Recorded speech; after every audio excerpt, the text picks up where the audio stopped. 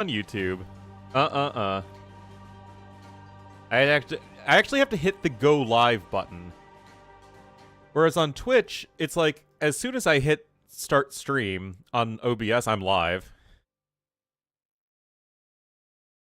Okay, well that's a learning process. Anyway, hello everybody. Renru, thank you so much for the 36 months. Appreciate it. Missed streaming yesterday, is dealing with cars.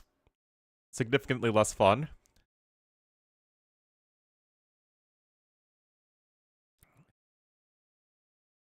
And I am going to be gone all weekend. I'm taking my quarterly break to visit friends. Okay, live, and then TaToH versus Sitaux is apparently neither live nor X.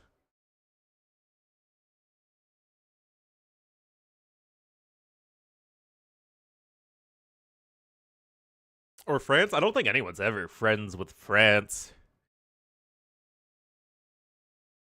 Alright, let's get the drafts going.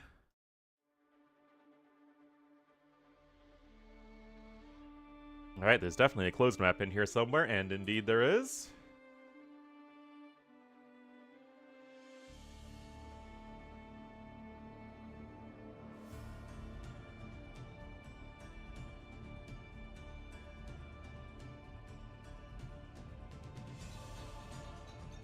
Go Gadget Live. Hello, yeah, okay, homie. It is going just fine here. I'm glad to be back streaming. I'm going to miss it this weekend.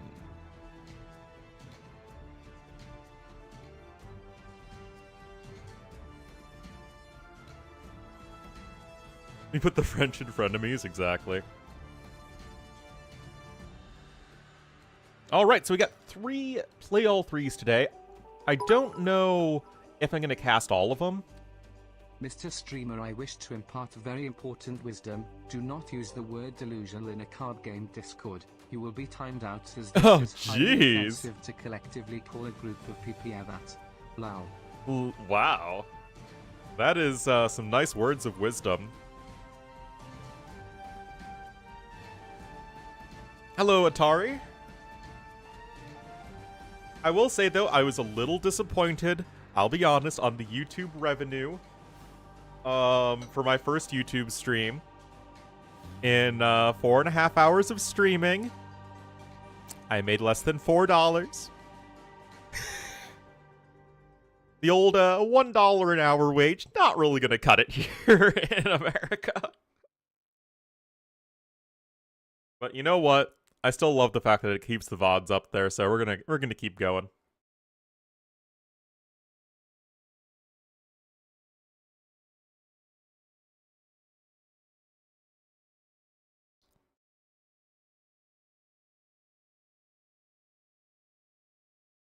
I don't really know how much I make per stream on Twitch.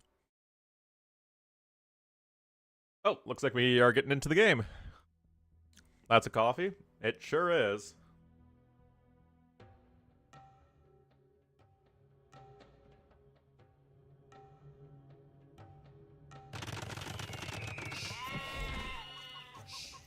Alrighty, let me set up the scoreboard and we will be getting into this.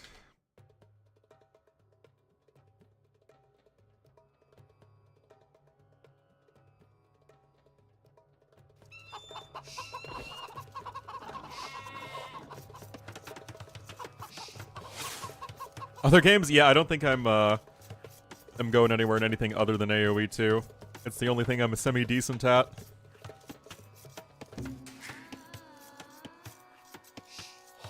All right.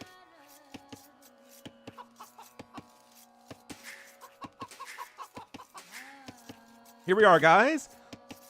Barles winning his first set very decisively. He'll be in the purple to the west of the map as the Malay here for Arabia, and to the east in the green as the Hindustanis. It will be Mr. Yo, who, remember, he lost his first round set. If I remember who.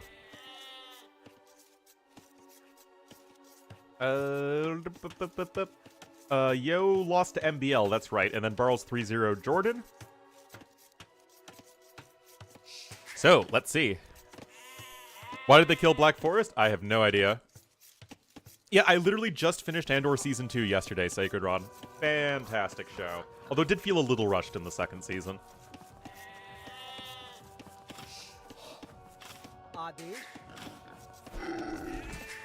Namaste. It felt like it could have been a 3-season show instead of a 2-season show. Swasti.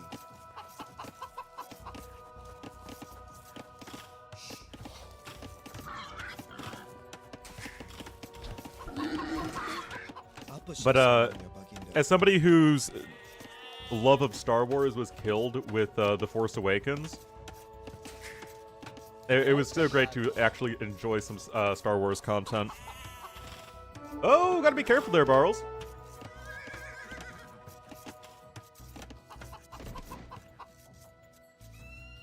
A wolf cosplay? I don't cosplay. I'm not T-West.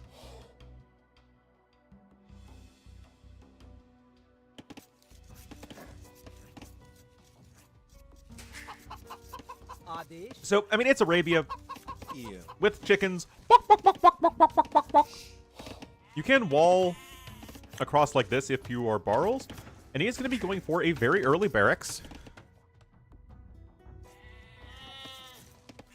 That film, yeah, I didn't even see the other two of the later trilogy.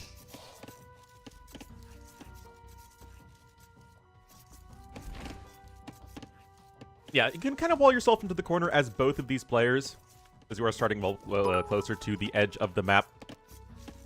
Well, thanks, Old Drunk Lord. The balance vids you put out. I appreciate it.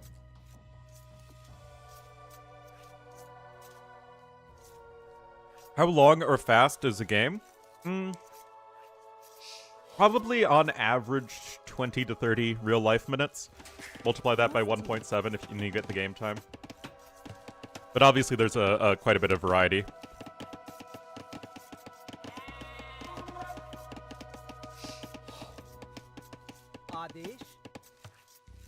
Alright, Rush is incoming, just the 2 militia here for Barles. This is something I'm always a fan of with Melee. Even before they had the free infantry armor, is you get out on the map, you get yourself walled up, you tend to not use very mobile armies with the Melee, as obviously your cavalry is quite poor. So it just gives you that chance to wall up, be able to deal with the likely better mobility of your opponent, which of course Hindustanis themselves have. And clicking up it with Melee is just fine, of course, because you have the faster uptime.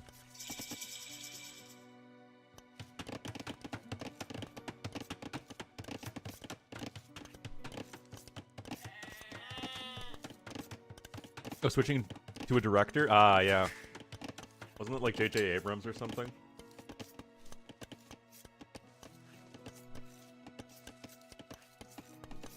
Okay, so the reason for AoE 2 time being different than regular time is because when they initially designed the game, it was at 1.0 speed. But then the devs realized that that was way too slow to get a good game. So they sped that up to 1.5 as the normal speed. However, when they initially launched Age of Empires multiplayer, I actually talk about this in one of my most recent videos, but I don't think that one's on YouTube yet.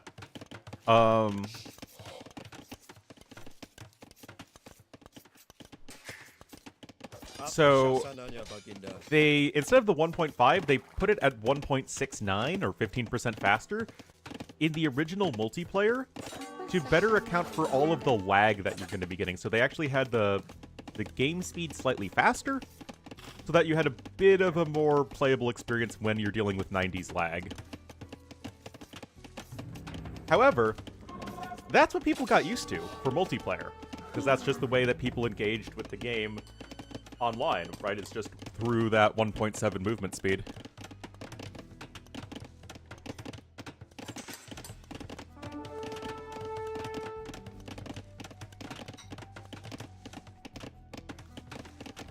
In HD, they brought it back to 1.5, But all the old school players really didn't like that, so they brought it back up to 1.7 being the default for DE. And that was something I personally fought for.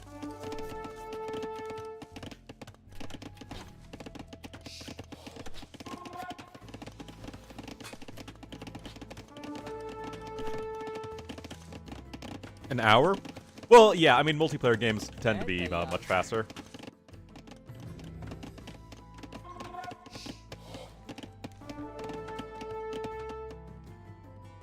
With lagged RFK Jr. Oh no. Well, it's what they had. Yeah, 1.5 does not feel good, and it's why HD felt so freaking slow.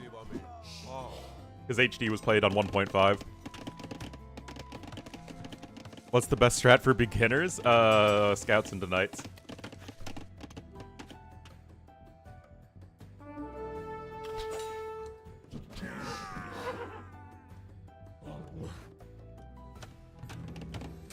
Anyway, it's just some good old squamishers here. Nothing too crazy happening so far. Barles with a couple kills.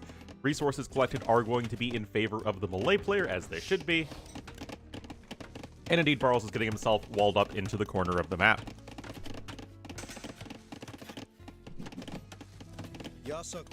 Yeah, beginners should always go Fast Castle, Monk Siege all in. Every single game on every single map.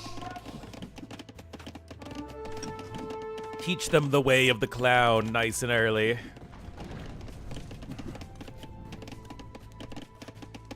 High ping? Maybe back in the day that was the case, but you know, he's just a slower player.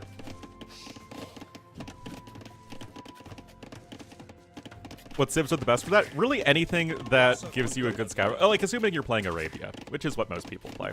Yep.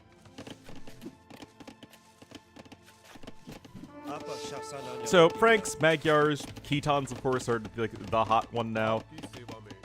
Oh, get that in time.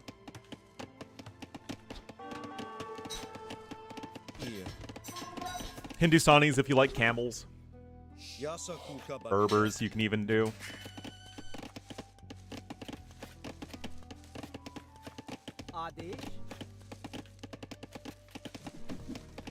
Well, like Mecca, probably, yeah. Not the militia, no! Tragic demise. Why not Tarkin spam? Unfortunately, going for Tarkins is a very slow process, and Tarkins are countered by a lot of different things.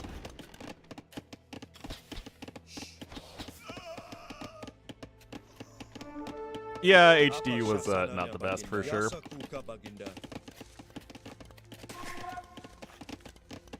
Now, you can see here, Barles able to stretch that eco advantage thus far. Yes, around 250 resources at this point in the game is actually still quite significant. And that can lead you to a very much nice and faster castle age time. It's just how melee are so deadly, is just being able to leverage all of those timings.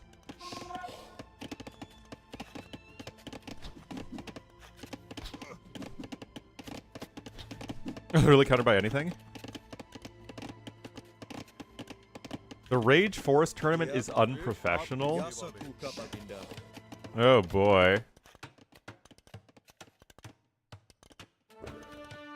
Any cab sip with a Dark Age bonus? Yeah, basically anything with a Dark Age bonus or early Feudal Age bonus. Persians are also another good one.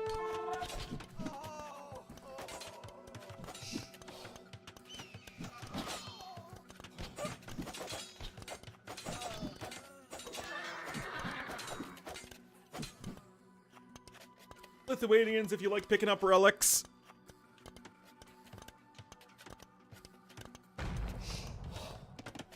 Nearly out of touch. Yeah, I think that it has to do with not having that organizer that can be relied on to host a professional tournament. Don't Hindustanis die to full longswordsmen? It is actually something you should consider against Hindustanis. I mean, Hindustanis, they have crossbowmen with full upgrades and cav archers with full upgrades. It's not like they actually die to swordsmen. But you're often in a situation as Hindustanis where you're kind of stuck not really with the best answer, especially if you're on skirmishers or if you're on camels. Obviously, swordsmen are good against both of those. What makes a tournament professional? Very cohesive organization. Great communication with the players. Of course, consistent broadcasting. Minimal drama.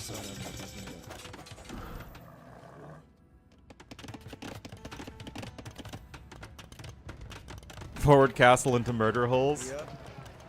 Oh no! A single ram! What will we do?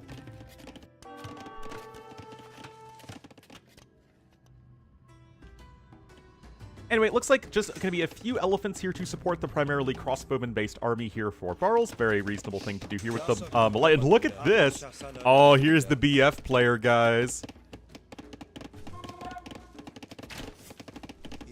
Oh, man. This is going full BF player. Yes, you need a dedicated caster and host for any tournament.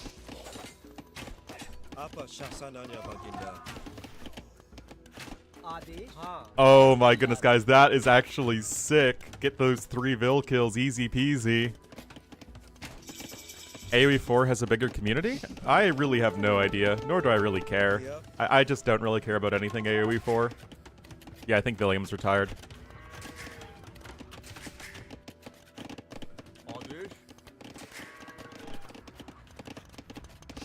Yeah, that was very well done. And now we're looking at an 8 villager advantage for Barles. I mean, this eco is going to get out of control very fast.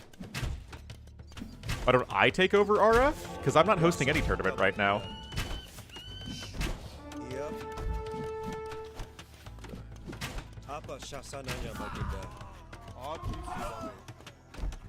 Because I'm trying to get a job, man.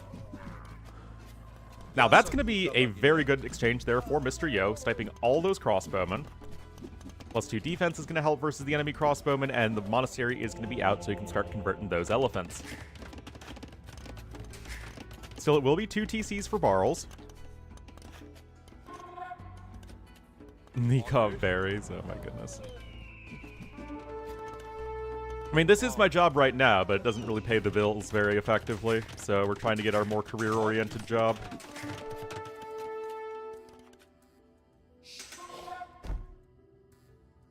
The podcast?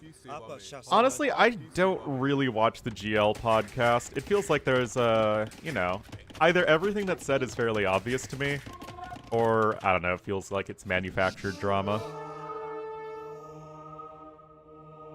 In 2026? I don't think so. Never get invited back on? Nah, man. Masmora still uses me as a fact checker for his AoE questions.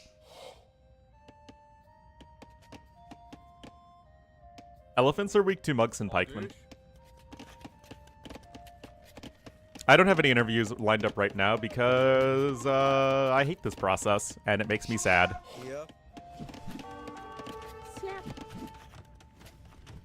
Do I pay taxes? I absolutely pay taxes on the income I make from streaming. Am I in engineering computer science? Despite what most people online are, no. My degree is in international affairs with a concentration in Asia. I don't science and math at all. See, the thing with camels against elephants is that they don't get any additional anti-elephant damage. Because remember, elephants have both the cavalry and elephant armor classes. And units that get bonus damage versus elephants pretty much double up, right? They get double their bonus damage against cav that they do against elephants. Camels only get their anti-cav damage, which is usually not enough. Checking my background. Uh-oh. Uh-oh. Planning about the job market? Oh, yeah. Alright, so Relic's gonna start to come in here for Yo. Still 9 bills behind or thereabouts. No wheelbarrow either. Scoot. Trying to get the snipe. Very effectively done there by Barles. +1 defense is gonna be in. Going to IT. I don't know, my friend is on IT and he is having a horrible time getting a job.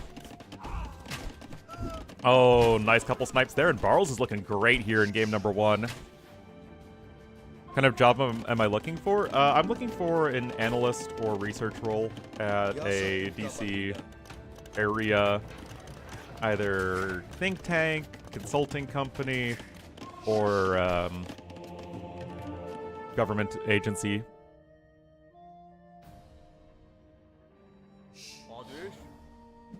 Tricky spot? Yeah. Walling with buildings? Oh yeah, I mean, why pay extra for walls when you can double up your duty with your own buildings? Yeah, Chonks and Crossbow is a great mid-game melee army composition. The elephants require very few upgrades to be effective, so you can focus primarily on your archer upgrades and getting your eco rolling. Listing that last. Well, I mean, I have applied to the CIA, I've applied to the Navy. I graduated in, well, technically I graduated in 2024.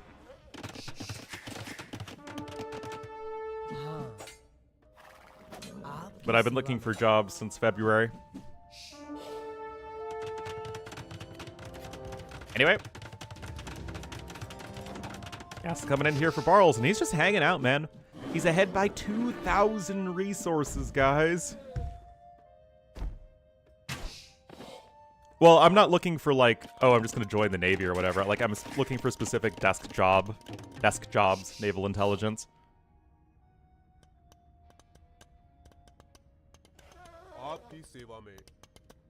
Malay and Wonder Guns? Well, yeah, I mean, it's just with Malay, they're so cheap. You could mix in some Karambits here.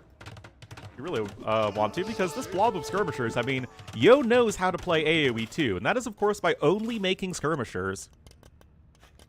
One chatter, that chatter's name would probably be rhyming with, Boulder. I had to say something. Alright, castle coming in here from Yo as well. And indeed, the Karambit production has started. You have enough stone here for castle number 2. Here is Barles.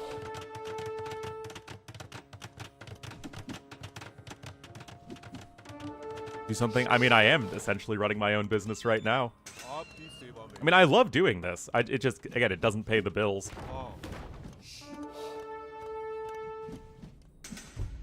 CIA gets, oh, that's a good use of government funds right there. Of course, Elephant's gonna need to scooch back with the bunk there. And the crossbowman numbers have been heavily dented. There are only 10 left.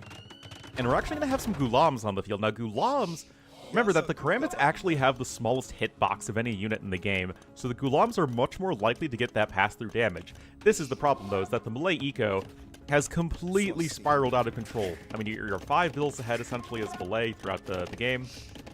And you got the 3 villager snipes on top of it. That is enough to get what is essentially an insurmountable advantage. Yo is actually only just now getting his first relic. Barles has done a really good job of denying that here in the mid-game. Anyway, forward castle here. This is probably going to be game. Going to be very difficult to be able to withstand trebuchets. I mean, Yo's going to click up fairly soon, but he's going to be over 3 minutes slower to Imperial Age. Yeah, the Ghulam should do quite well versus the Karambits, actually, because, again, of these very small hitbox of Karambits. So they stack up. Stack them on up. Barles went for militia into range units. He went for an actual drush, a 2 militia drush. Yo has never really crossed the map this entire game. He's been defending. Of course, trebuchets are on the Trebuet. More ranges coming in. What's the advantage of the Karambit Warrior? I mean, they're very, very cheap and fast, and actually have very good stats for their cost. It's about speed. It's like, what advantage does Walmart have over a traditional supermarket store?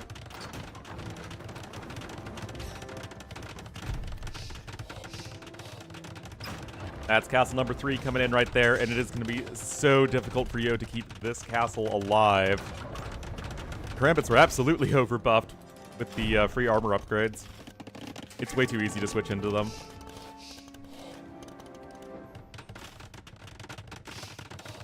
The Khmer treatment? I mean, it's possible. There are worse buffs you could, worse nerfs you could do. I mean, the base stats are very good, but... Oh no, yo! Oh, guys, I don't know if the CA is gonna be enough here.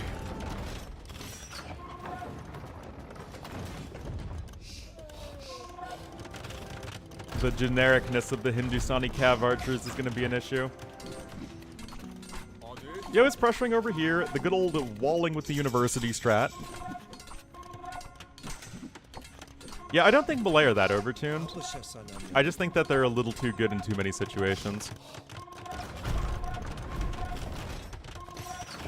Walmart of unique hits? I mean, in AoE terms, that's not an insult whatsoever.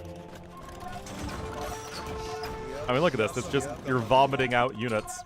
How is your opponent supposed to keep up with this? That said, this is probably like one of the worst possible engagements you could take with them. I mean, we're at 5 trebuchets, guys. What are you supposed to even do here as Yo?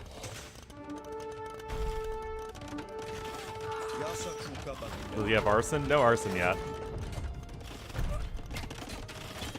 Point of Malay? Oh, you did. You bet it is. Yes, Malay very much have a good identity. Like, I really like Malay design-wise. It's just they're overtuned. Got 9 Cav Archers with 11 in the queue.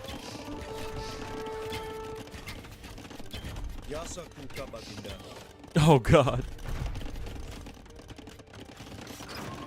Is there upside? But, like, that's what makes the Civ so memorable, right? It's their most identifiable bonus. So if there's a way that we could touch other parts of the Civ before having to nerf the age-up bonus, then I would prefer doing that. What do Malay make? I don't know if you've ever heard about this unit in AoE. It's called the Skirmisher. Trains Trebs? Yeah, I mean, that's why so many games are decided by Imperial Age uptime, is because you can just park your Trebs underneath the castles, and then what's your opponent supposed to do to stop that?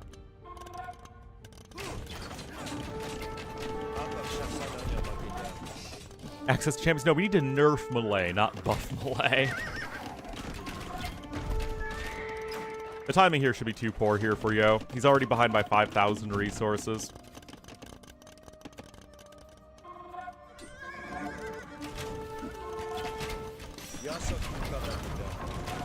But yeah, Yo is just never able to apply pressure all game long, and Barles, he still hasn't lost, by the way, guys, in this tournament.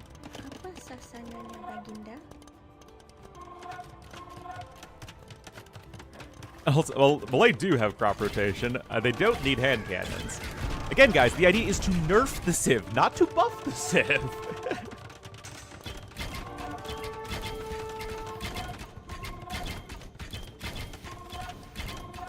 Well, yeah, I mean, it's attached to the Civ that's supposed to have cheap and weak units. And then you're giving the Malay army quality, which is, like, bizarre. Anyway, first game of the day, Yo typically plays on quite long. That's exactly what he's doing here. Want to buff them? But why? They're insanely good. They're at, like, a top 10 Civ on Arabia, a top 5 Civ on Water, and a top 5 Civ on Arena.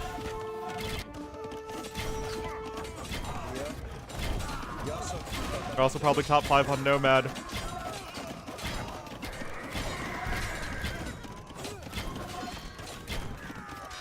Like Indians and Chinese. I mean, you can always divide Civs. You can always make the argument X people group is distinct enough that they are deserving of their own civilization. Because the argument of saying, oh, they're not distinct or historically important enough, it ends up looking like a very racist counter-argument very quickly. It's more of, okay, if we can only have X more Civs in AoE 2, and we have to really pick and choose which Civs are going to be Civs X, Y, and Z, and which Civs should be prioritized. And in this case, there are very few Civs, in my opinion, that actually need to be added to the game. I'd prefer to focus on Africa and America before I really even look at switching up more civs. Especially because the Chinese DLC was not very good in my opinion.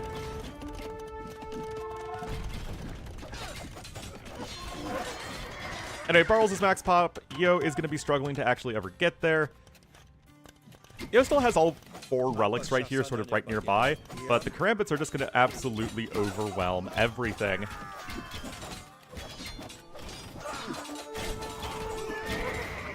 Two-handed swordsmen are underwhelming? No, the two-handed swordsmen are great. They're a trash unit.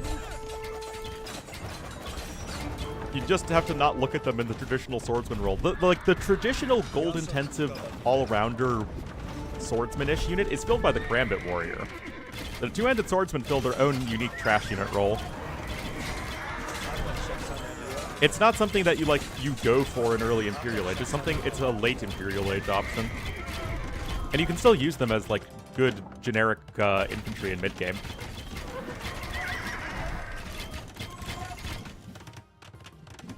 Do I not like the Chinese DLC? Because I don't like the Three Kingdom civs.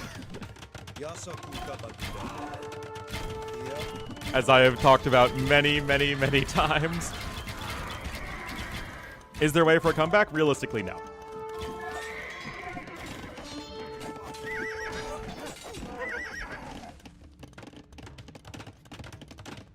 Castile and Navarra. Well, I mean, you could just call the civ Moors. I don't know. How are the two-handed swordsmen a trash unit? Because forced levy makes them not cost gold? Anyway, Yo taps out. That game was lost a long time ago. Guys, that was a game that was actually lost in the Castle Age transition. Everything else was just noise at that point. Almost double the units made here for Barles. Absurdly far ahead in eco. And guys, Yo is going to get eliminated from this tournament, I think, if he loses this set.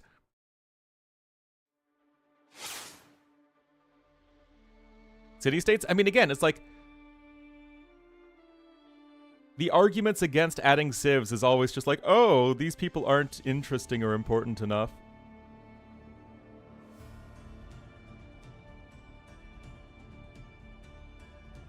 Barles is winning. He played very well. That is Arabia, and that is the Malay over the Hindustani's. Third pick for each player. And not in the lobby quite yet, guys. I'm going to go get some more coffee. Boom, boom, boom. Arena's there. Oh, boy. We'll see, we'll see.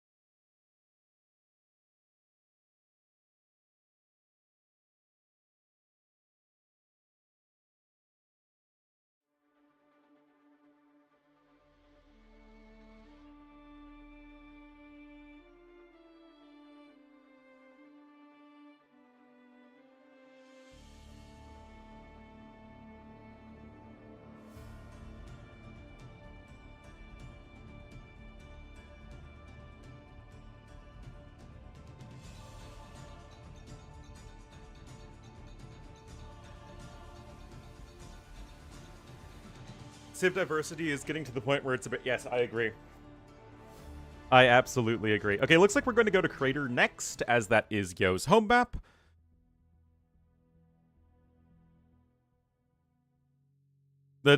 Yeah, I think that AoE is getting... It's really feeling bloated at this point. Abuse the woo? I don't know, it's what people like talking about.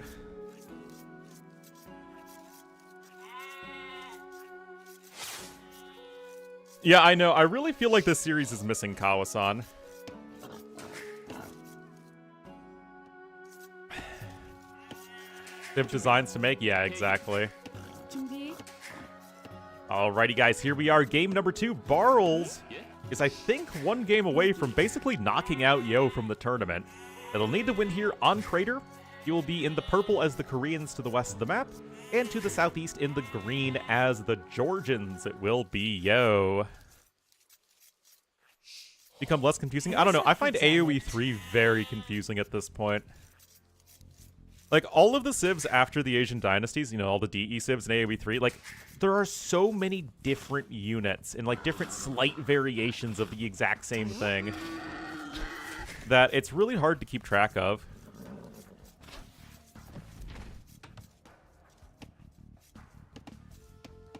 The game, I just lost it. Lol. Game alive? It keeps the core player base around, that's for sure. The game isn't growing, though. Not that the game necessarily needs to grow. Right, just a little bit of a scuffle over there.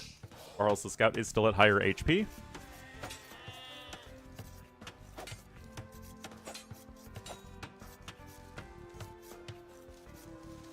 Yeah, I mean, Civ diversity is already, like, super, super high. Fire Lancers are fine. Fire Lancers actually do something fairly unique in the game, which is, like, I'm fine with. Like, the charge attack mechanic I'm much more okay with if it's actually something that's fundamentally different.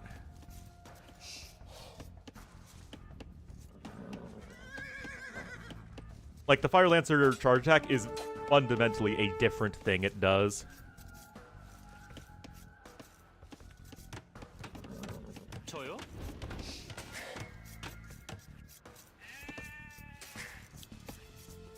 So, the mule cart, very nice here for Georgians, actually. Now that I think about it, that's why Yo is going forward, so that his scout cavalry can try and harass his opponent, prevent him from luring in the ibex, while his mule cart allows the villagers to take the ibex that are right here next to the forest. That said, when it comes to which civ is better between Koreans and Georgians, I do prefer Georgians, because apparently, you know, no matter what Spirit of the Law says, I'm still standing by Georgians are a silly civ.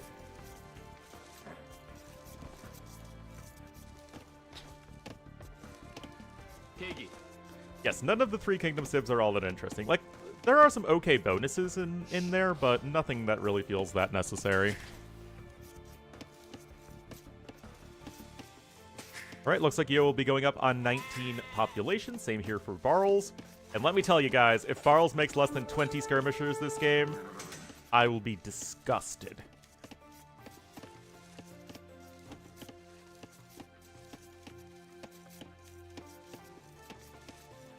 And still fine? Well, I mean, the Three Kingdom civs are at the very least, the Three Kingdom civs are very distinct from one another. They did nail that aspect of the design. You do have the infantry and naval civ, the cavalry and cav archer civ, and then the archer and siege civ.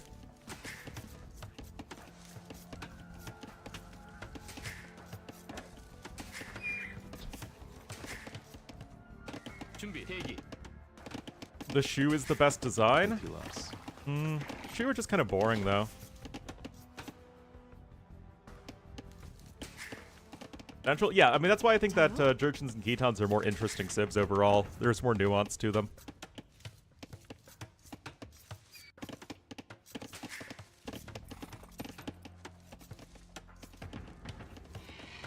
Well, that was a thing? Yeah, I mean, the heroes don't really matter.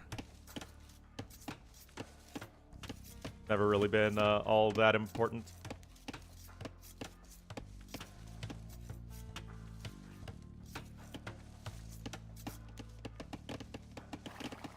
Traction trebs? Who has the trap? Oh, I mean, all three of them have tracking traps, yeah. I think people are going to accept Ketons a lot more now that they're nerfed.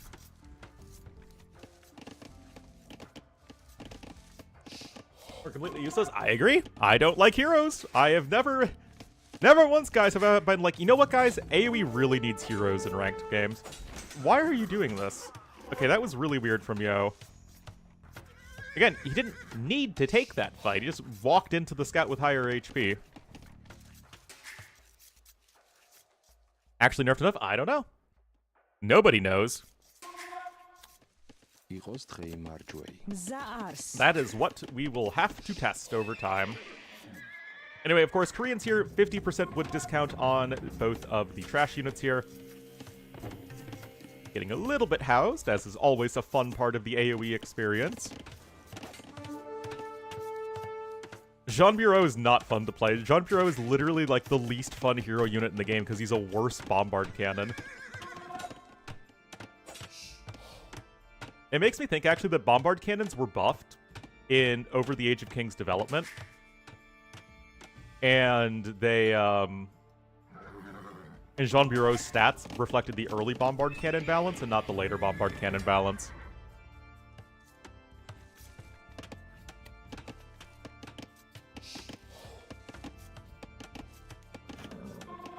Woo are interesting. Woo are the most interesting of the Sips. I love the infantry HP bonus, HP regeneration bonus. I do like the get food when you build the military buildings and dock bonus, although I do think it is overtuned.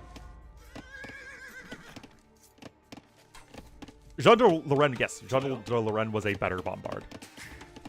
But there's weird stuff like that in game development, of course, where it's like one thing is changed, reflecting a patch, and something else isn't.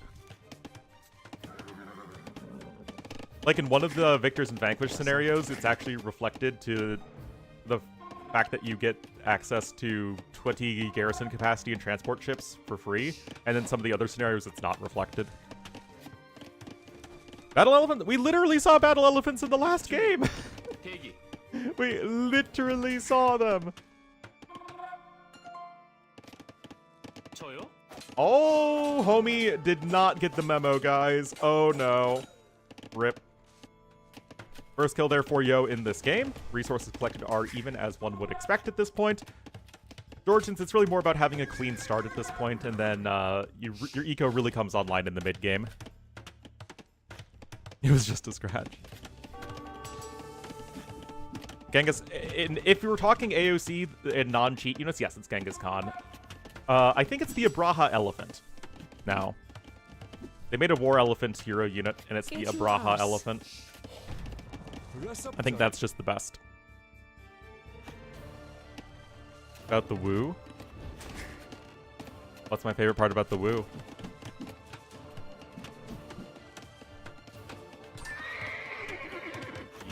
No, I think elephants are actually pretty decent now. I think that if we gave Chimera a reason to make them more... Oh, yes. The I Love Jian Swordsman song. Who doesn't love the I Love Jian Swordsman song? A core part of the stream lore now. Alright, looks like Barles wants to go over to Stone. Of course, Barles is one of the most tower-happy players out there. Yo, not making anything militarily right now is a little concerning. Tunbi. The Abraha Elephant? I have no idea what CBA ends with now.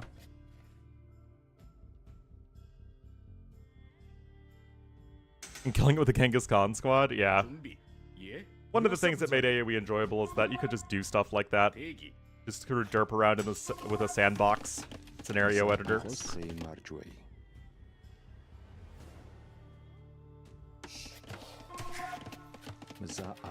I mean, I loved making stupid scenarios as a kid with, like, what I'd do is, like, I'd draw fictional maps, and then I'd implement them in AoE and make up stories about them. I honestly wish I still had them. I did some in AOC, I did some in the Forgotten Empires mod, I did some in HD. Well, yeah, I mean, mobility is, of course, very important. It's one of the reasons that Koreans are not generally considered a very good open map civ. And this Despite being in the chaotic category, it's still an open and aggressive map.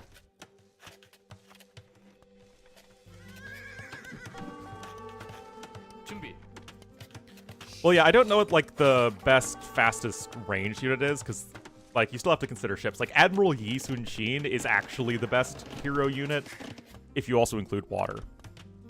Is there a tower somewhere? Yes, right there. You could also build a tower up on the wood line as needed. In the scenario editor? Yeah, I mean, there's a lot of us that did stuff like that. Anyway, wheelbarrow in there for Yo, of course, before horse collar, just to make me cry. That's going to be great for the food income. Oh, guys, I don't know if you knew this. With the box formation, you can protect the weak units, such as a monk. All right, Yo is on his way up. Pursue a job in the music industry? Well, good news for you is I don't intend on pursuing a job in the music industry.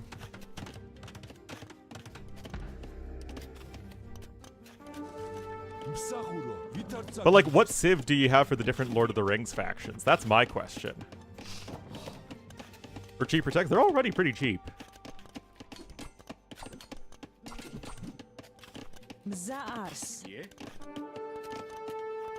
Goths for orcs? See, like, Goths for, like, goblin orcs. You know, like the Misty Mountain goblins. I'm using Celts for Mordor with the elite orcs for, like, Woad Raiders, and then the Great Siege, which feels important for Mordor. Gondor and Arnor would have to be, like, Italians, Byzantines. No, Teutons for dwarves, come on. And then you edit in, instead of an archery range, you get throwing axemen. I think Magyars would be Rohirrim. Sort of that post-nomadic lifestyle. Poles? Yeah, Poles could work as well.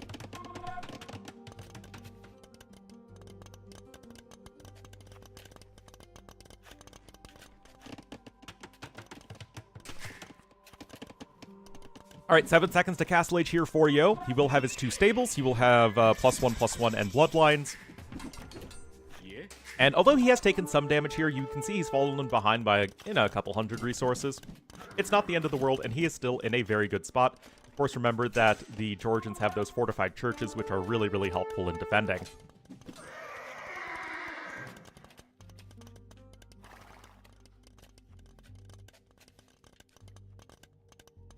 Lithuanian? Yeah, Lithuanians would be a good one as well, for sure.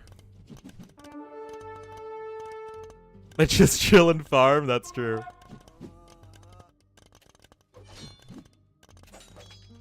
Yeah, I mean, Britain's Elves is, like, the most obvious one, and that was definitely used a ton in all of the AOC scenarios growing up, is Britons for Elves, and then Teutons for Dwarves.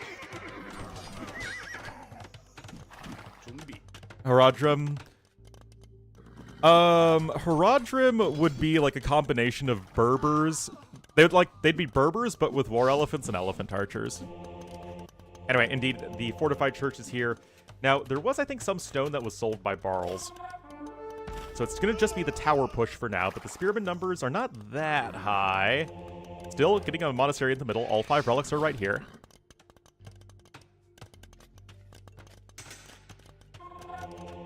With Gondor Teutons, Mordor Celts, Rohan Huns, Elves Britons, Harad Persians, Rune Viz, Isengard Goths, and Dwarves. Interesting. I don't really call Isengard Goths. Isengard is, like, way better, quality of unit than did, most of the orc factions.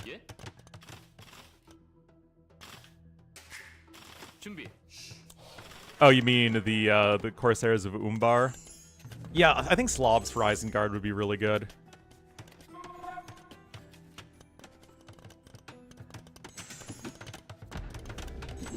You even have the good monks for Saruman. Anyway, the tower push is incoming. It's going to help secure all of those relics. And Yo is still on the back foot. Both players on the 1 TC for now. Hire me for something? Man, if I was in charge of making a Lord of the Rings AoE spin-off, oh man. Oh man. It'd be Battle for Middle-earth, but, like, actually good with having good units to control.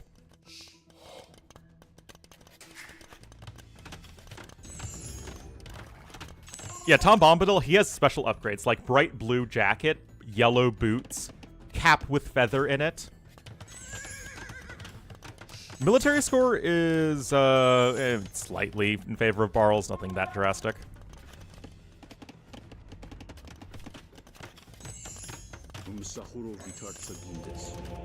Alright, tower getting walled in right there. Remember, multiple Mangonels can take down guard towers. Especially if there are some bills there to repair. No, he has been taking some okay fights. It's still just about spamming those trash units here as Barles. Remember that the pikemen number are still fairly low, and the skirmishers do very little at this point. Hobbits? Yeah, hobbits can be melee. But they get slingers, because hobbits, they like to throw in those rocks, man. The Bohemians, since they delve too greedily and too deep. Bohemians wouldn't be bad. Dwarves with, like, a bunch of siege weapons, like fanciful siege weapons and gunpowder, that feels pretty reasonable. Anyway, what Yo's gonna say right now is, I don't want to deal with this, so let's not deal with this. Oh, getting a conversion on Knight's huge, because that's gonna be really helpful in sniping those Mangonels. Gonna try and string out Barles. I mean, this kind of is a must-win game for Yo. No gunpowder at all? I mean, there's Saruman blowing up stuff, but I mean, you obviously have to take some significant creative liberties to put Lord of the Rings stuff into AoE too. Knights counter pikemen confirmed, as everybody knows.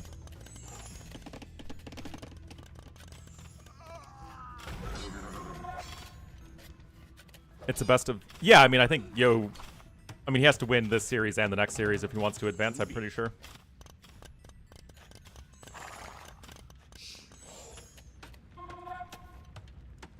Isn't that their job here? I would say yes. Especially since... But I think he's just focusing on the pikemen. But I do think Fire Lancers would be maybe a bit more useful. But Fire Lancers also aren't as hard of a cav counter as the pikemen are. Of course, that knight is going to be converted right back. And Barles, I mean, he's dropping vills, guys. 10 vills down. Yo is pretty successfully stringing him out right now.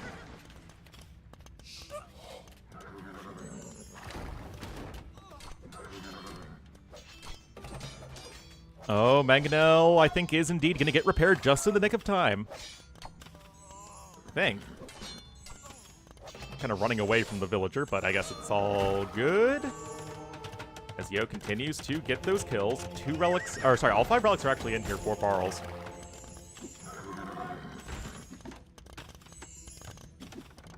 Provided fireworks for the hobbits. Yeah, Gandalf gives you those rocket carts.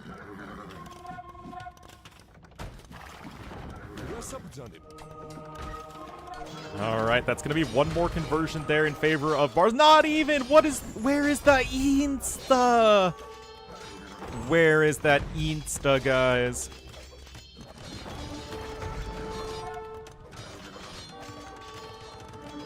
Alright, here comes the defensive castle. War wagons, of course, would be nice to have here.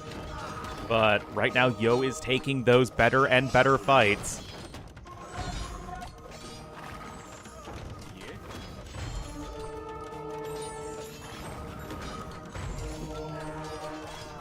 Getting those kills there. Sanctity coming in for the monks at the very least. Another monk down, but Yo is at 13 knights and counting. Still no +2 defense just yet, though.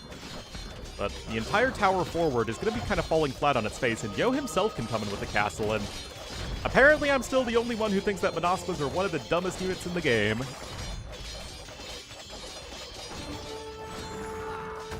Will never be redacted, something like that. Alright, where is Yo going to drop this castle, actually? Is he going to maybe try and drop it over here and get his own forward castle positioning?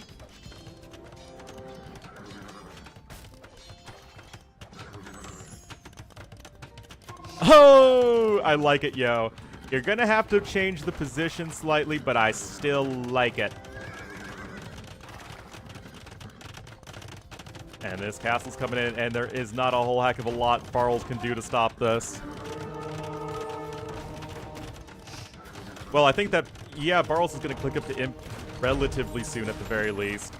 but the issue for him is going to be that I don't know how you get to Imperial Age safely.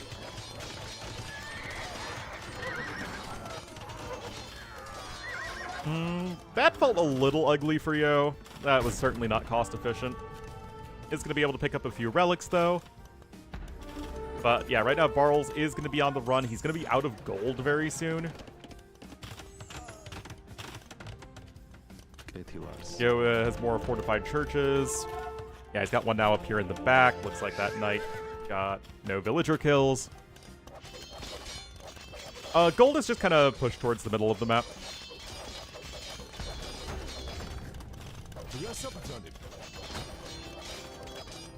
Oh, now we're going Fire Lancers. Huh. Also, that's a 1-vil TC. That feels a little excessive.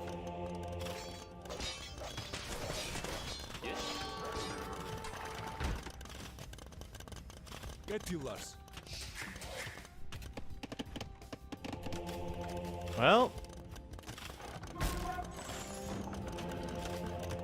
And yet, Barles is hanging in there. He's gonna be out of gold. He still has 2 relics.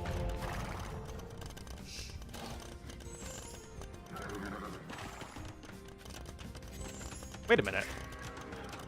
I thought Barles clicked up. Oh, no, this is awful for Barles. Yo clicks up now. Oh, my goodness, this game is now just going to be over.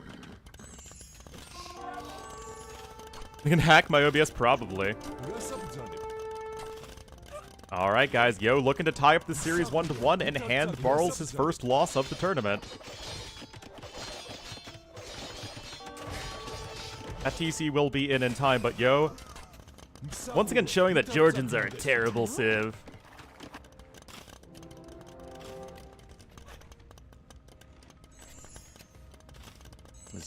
Anyway, another castle could come in here any moment. And indeed it is.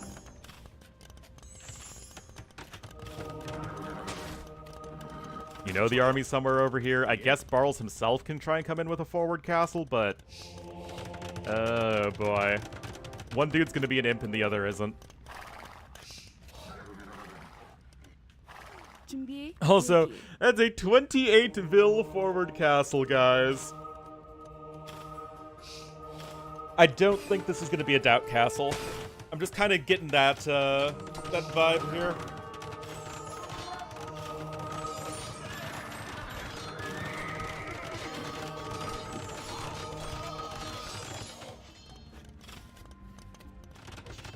All right, 35 seconds to imp.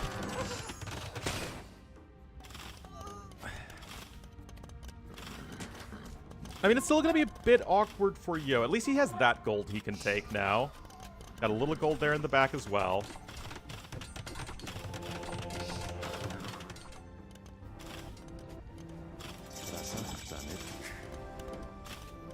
Indeed, it's Trebin time.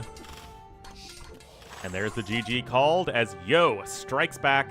6% more efficient in economy is pretty darn nice. KD, naturally going to be very good. I mean, resources destroyed is actually still also in favor of Yo by a lot. Well done.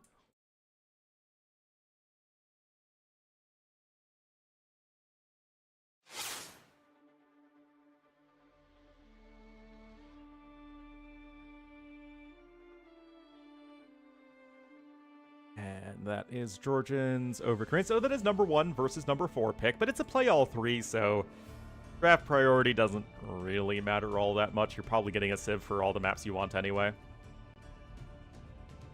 You're losing to Georgians? I know, man. Oh my goodness, guys. Are you ready for a Cubans game on Arena? Are you ready to have fun?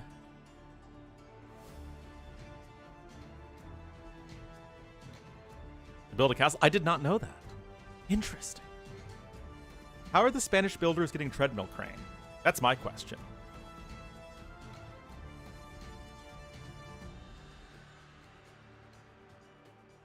We'll be back soon. Next series is somehow going to be Kawasan and Four Lakes. Somehow. And then also, I don't know, Nomad. I don't play AoE2. I don't either, man. I don't know anything about this game.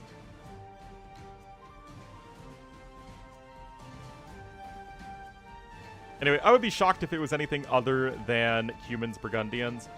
Unless Barles wanted to go wild and be like, I'm gonna go Mayans Castle Drop. Yeah. I don't know about that one, guys.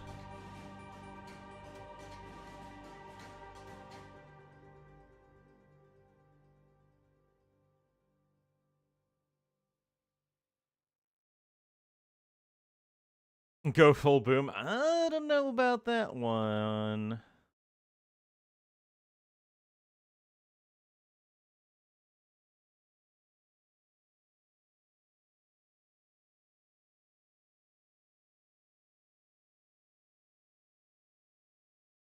All right, we are in the lobby, guys.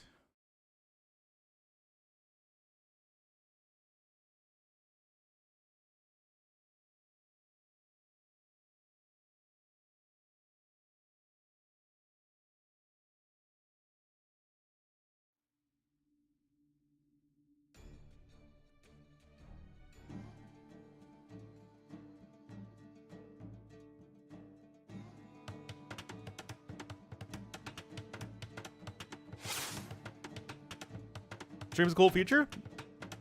Yeah, although it seems like we still have way fewer people than last stream on the YouTube stream, which is, you know, unfortunate, but what can you do? Humans were OP on release because the TCs built at the same time as regular TCs, Kipchaks were broken, and so were Step Lancers. So it's those three things together that made humans OP. Like, the human eco was, like, even more insane. On YouTube instead of 7, we got up to 80 with the first YouTube stream, which was nice. But now it's like 30.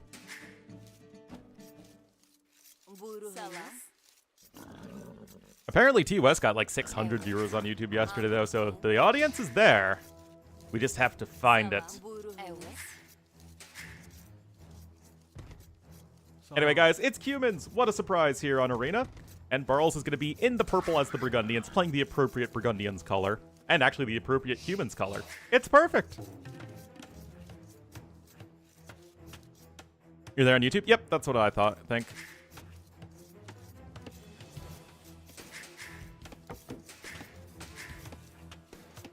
That's what I think. Which is why we will keep on plugging away at it. Well, guys, it's going to be a humans game. Is Yo going to overwhelm his opponent economically, or is that not going to be the case? We will have to see. Find out next time on another exciting episode of Dragon Ball Z. Vidax coming in at 11 pop. Perfect time there for Barles. Good thing to... Yeah, it's something I'd like to do next week, is look into that. If you build a second TC in Feudal, the game would be a lot more boomy. Also, Cubans would be the worst civ in the game.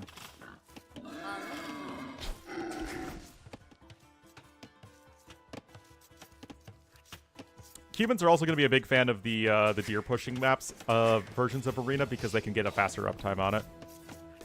Yeah, I'd have to look into how merging chats could work, but it's something I'd certainly want to do. Because looking at two chats at the same time and talking to two different groups of people at the same time is, it's taxing, man. But yeah, that's going to be a next week thing. The Dragon Ball Z boys? Yeah. Gonna be...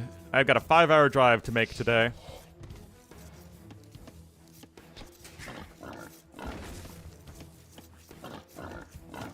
That campaign fun? Oh yeah, the Kotan campaign's great. It's a very unique storyline one where you get weaker over time. Did I watch Dragon Ball Z when I was a kid? Yeah. I'm going to St. Louis to visit my my friends. Yeah, fun fact, St. Louis is the second closest city to Chicago, or like major city to Chicago. And it's a 5-hour drive. OG Dragon Ball? I was too young to watch the OG Dragon Ball.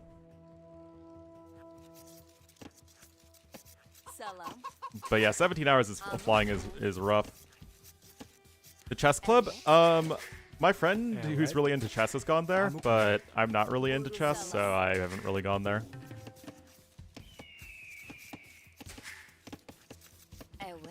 What's the first? First what? Oh, the closest? Milwaukee.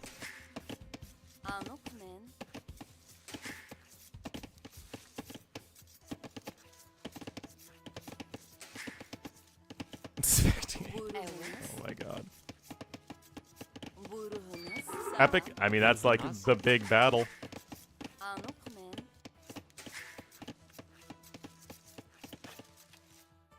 Well, 19 pop-up, no loom here for Yo. 1 second idle time, very good early game from him. TC can come down right there and be in a great spot.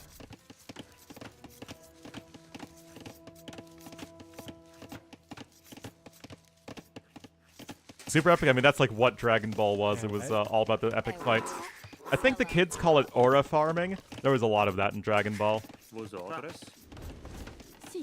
If I'm using that term correctly. Taipei, Seoul, New York. Oh yeah, I've done Chicago to Seoul, all in one go. Seoul to New York it would be brutal. Actually, not really. I mean, it's 2 more hours, right? So it's a small percentage increase. Asia, yeah, lots of flights are going through there.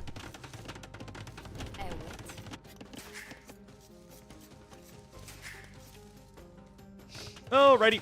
TC is going to be on the stone. Yo's going to do the, human 2TC castle fast temp. Yeah, I think it's like a 2-hour flight from Chicago to New York. Maybe a little less.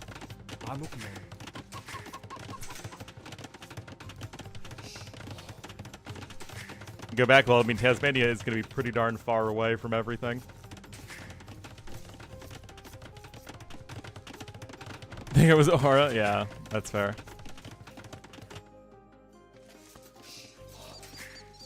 Vancouver to Bali, 19 hours. Yeah, that makes sense. Yeah, Chicago to Seoul was 18 hours.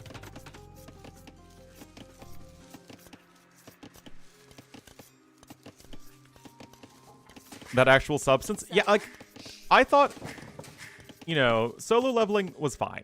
It was a fun little romp. But I just don't get the... I mean, it's like... It feels like it's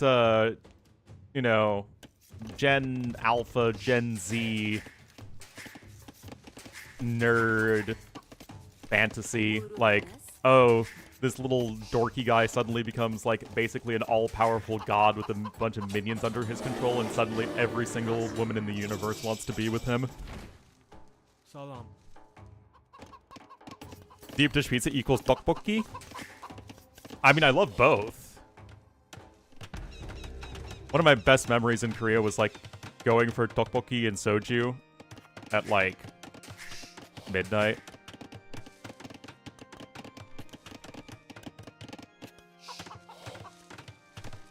Solo Leveling is an anime based off of a Korean manhwa. It's, like, very, very, very, very popular with, I think, teenage boys especially. Deep dish? It could. Be a good hangover food.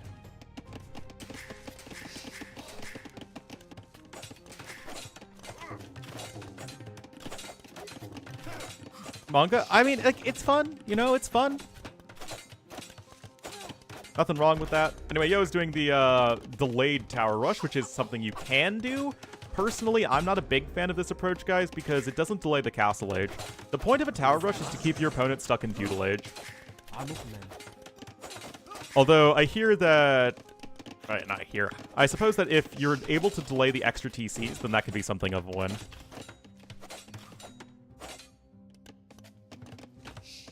Vinland Saga? Yes, I've heard Vinland Saga is good. Dealing with an arena charge? Don't panic is honestly the biggest biggest thing.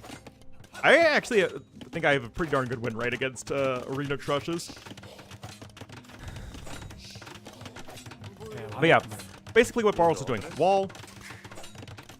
Make sure you're going to get to Castle Age if it's a delayed trush like this. If it's a super, super fast trush, you don't need to worry about Castle Age. Their eco is going to be shot anyway. Get your eco upgrades and just defend.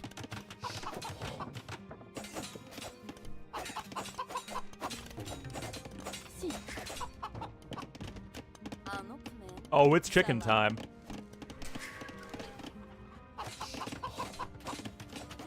Is the up? Oh, is it?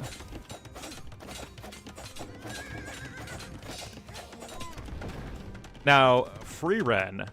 Let me tell you guys, Free Ren is one of my favorite animes of all time. And that one just came out. That's why I have the derpy face Free Ren plushie. Because this is about as much of a vibe as it gets.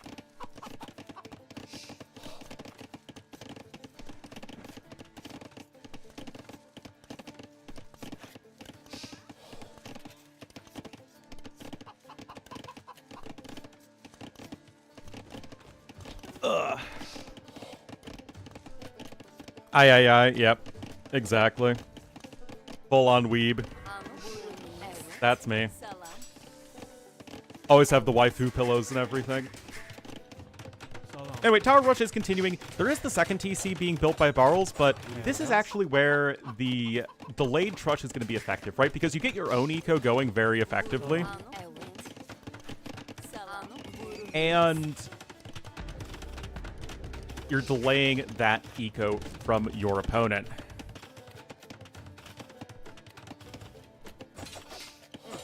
Free runs Yuji. I mean, Jujutsu Kaisen is fun as well, but it's not like that deep. Oh, the AI generated ones and AoE insights. Yeah, that's Oh, gotta be careful, yo. Oh, yo. Oh, I was about to say the S word, guys. And it would have been applicable, let me tell ya.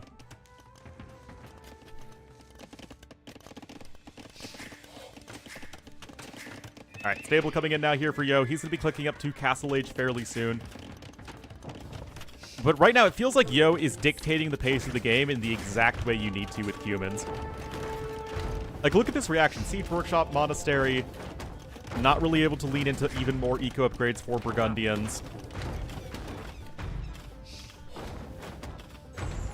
More to the bottom. I mean, I am a big fan of Jujutsu Kaisen, for sure.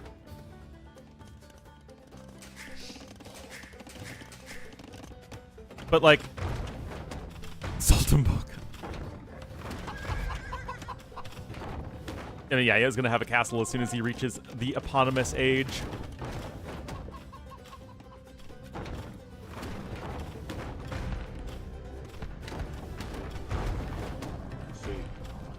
But yeah, I think anime is so popular because you have an entire generation of people like myself and people who are younger who grew up watching like Pokemon and Yu-Gi-Oh! And Dragon Ball.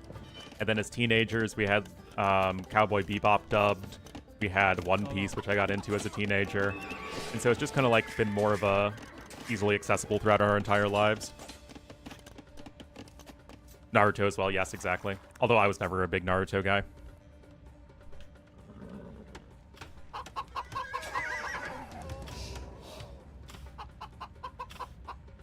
Ren and Stimpy. That's not anime.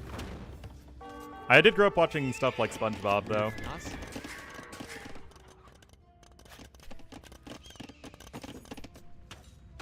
American anime? That's just cartoons. But yeah, lots of Nickelodeon and Cartoon Network when I was a kid. University coming in here, and the question is Yo... Well, you do want a forward castle, generally speaking, here. American anime? Sure, why not? Bonjour. Anime only to have... Yeah, no, Free Run's got everything, man. It's so good.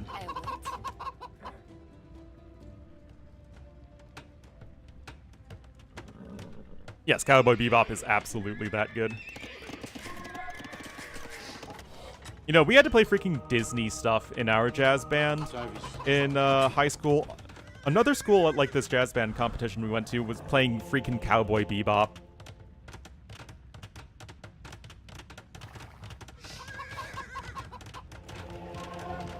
Alright, Lycab is going to be in here, and I still think as Yo, you're going to be able to find a pretty good angle to try and apply pressure, because remember, Purple has the forward stone. Like, this should be, Barles is pretty sag.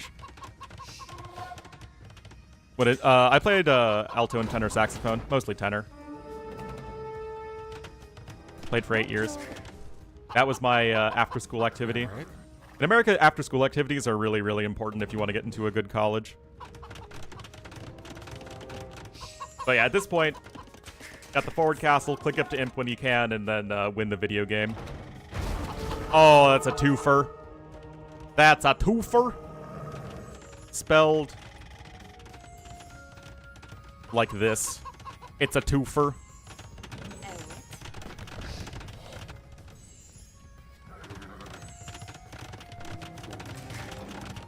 Oh boy, guys. I heckin' love humans.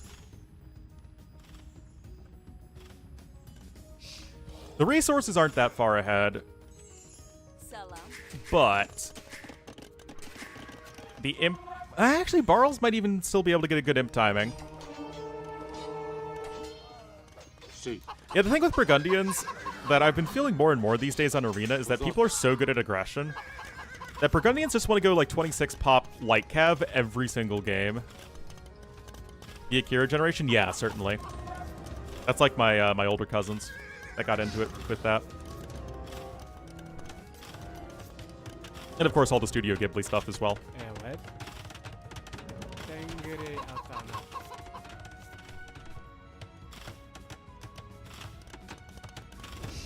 But yeah, I mean, to be fair, both Yo and TaToH are people who are absolutely known for their humans gameplay. Do I prefer the Captram play here to the imp play? No, I don't think so. But Yo has invested a lot here into mid-game.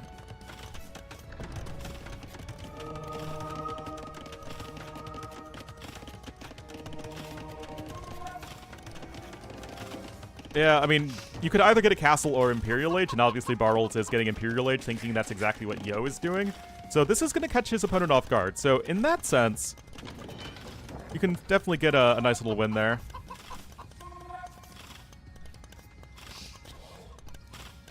Here, oh yeah, I wasn't watching yesterday. I got to go to the Toyota dealership in scenic Fox Lake, Illinois. That's like even more fun than casting.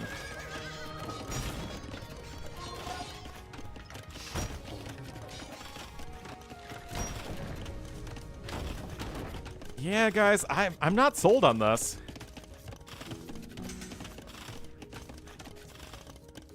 No, it's my parents' car. But we needed to take both cars in, so my mom needed a second person to drive back and forth as we dropped each car off.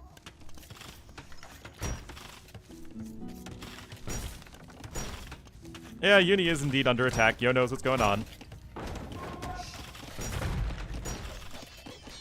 Alright, another castle coming in. But Barles is going to have his own defensive castle. The main gold is going to be denied. The secondary gold doesn't have that much left.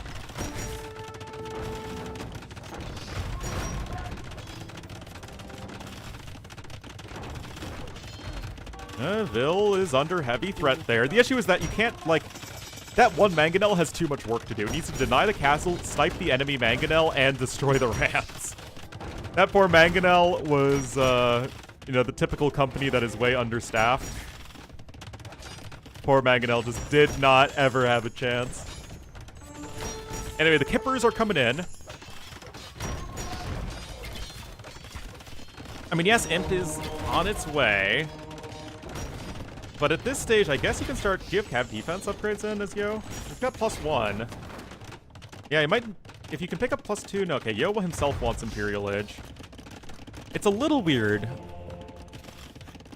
Is me 6 months from now? Exactly. Okay, Yo clicks up.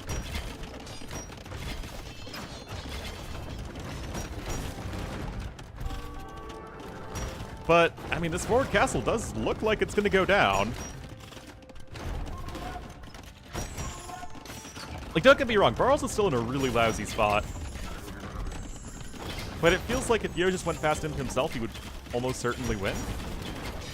So I'd be curious to know the rationale behind what he's doing, because, I mean, I trust Yo's judgment, generally speaking. So maybe there's some aspect of this that I'm not getting. More heavy on the boom? Yeah, that's possible. Yeah, it's like Yo and MBL are guys who typically don't like playing closed maps, but are very good at them. But Yo has gotten a lot better at Arena. I think, like, there was a time where his chat made him force pick Arena on his stream. For, like, a while.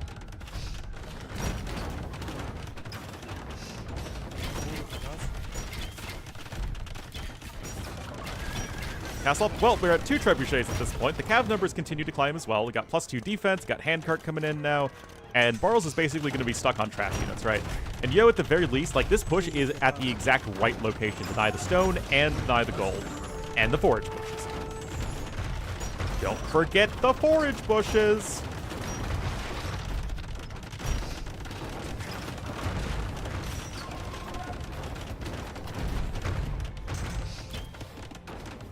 Yeah, being in Castle Age is usually a pretty good reason to not go for trebuchets.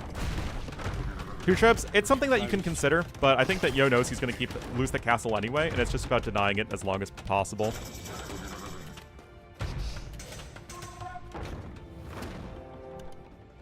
Anyway, Imp is in. Yo can go ahead and get a trebuchet here in just a moment. At least I think he wants a trebuchet. I'd get a trebuchet if I were him. Okay, there we go. Yeah, I mean, Barles is making it very tough to engage, right?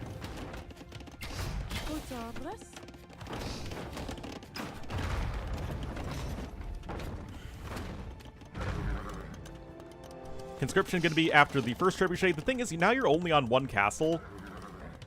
And it feels like you're half invested into Kipchaks, you're half invested into cavalry. Barles has a workshop, yeah. And he has chemistry.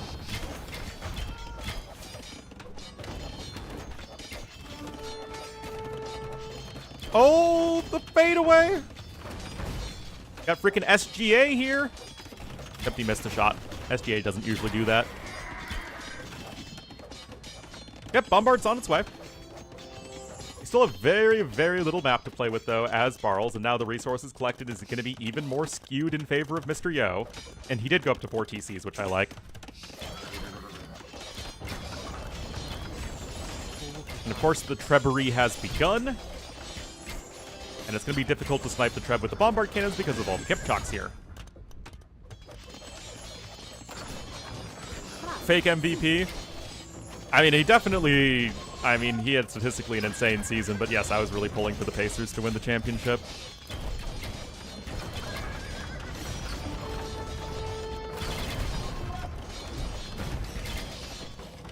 The thing is, the push-up, the push-off thing he does that draws all the fouls, like, it's the biggest case of technically it's a foul, and I feel like it's it's a flaw in the basketball rules.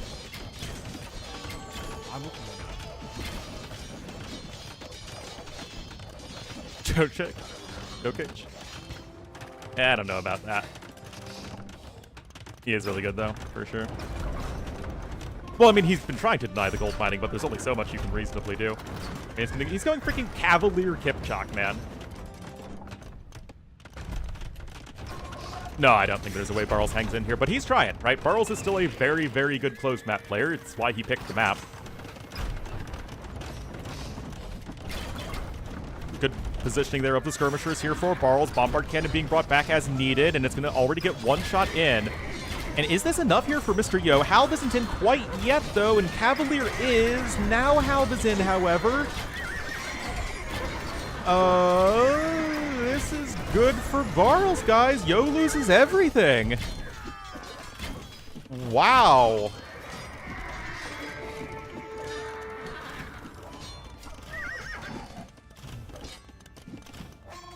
If you push off and to get fake fouls, there is more legal contact you're allowed as a trade-off. Yeah, that's also reasonable. Yeah, humans also are really not that fun, let me tell you. Yeah, Yo is still very far ahead, and it's a credit to how good Yo did to get himself into this position, but obviously, like, it's pretty bad. He's going to be on Paladin pretty soon. The Helms don't even have Blacksmith upgrades, man, and the Cavalier at the start of the engagement had +1 attack and +4 defense, and as well as Bloodlines.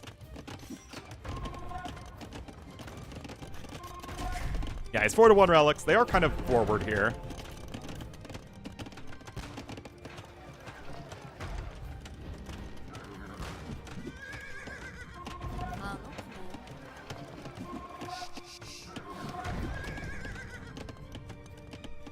like Europeans play football. No, both basketball and American football are starting to get plagued by flopping. It's actually really annoying.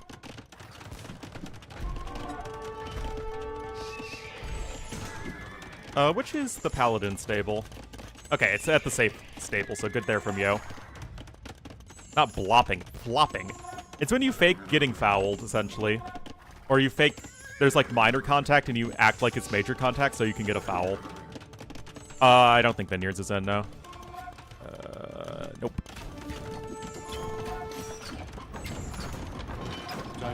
They do that in football, but also in basketball and American football.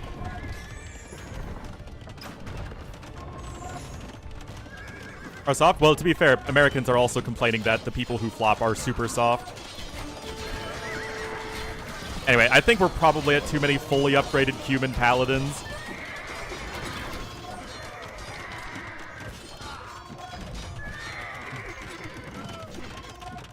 Well, I mean, most sports don't require you to have a minimum threshold of blood alcohol level to play in it, whereas Australian football, of course, does have that base requirement that you need to have at least a .08 or whatever BAC to play. Yeah, mocking people in American football for faking injuries is extremely common. Anyway, it's, you know, a good attempt from Barles, but ultimately not going to be quite enough.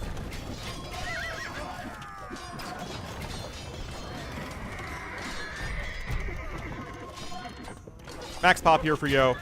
So, Yo lost game number 1, but was able to pull it back in games 2 and 3, and is going to be keeping his hopes and dreams alive to get out of the group stage. It's kind of silly. It really is.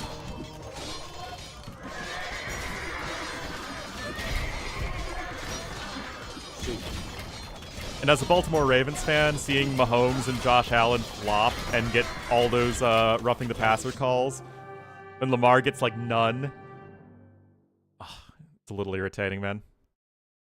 Yeah, my dad went to Ole Miss, and let me tell you, he has a lot of opinions on Lane Kiffin. Fake injuries to force rules change? Yep. My dad freaking hates Lane Kiffin.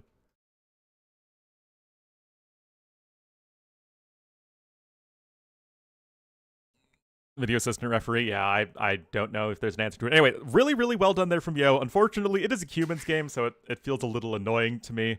But very well played from him in the mid game. It was at least interesting that Yo went for like the capped ram push and like a mix of Kipchaks and cavalry. But that was at least very interesting. Lane Kiffin is the head coach of the Ole Miss Rebels college football team.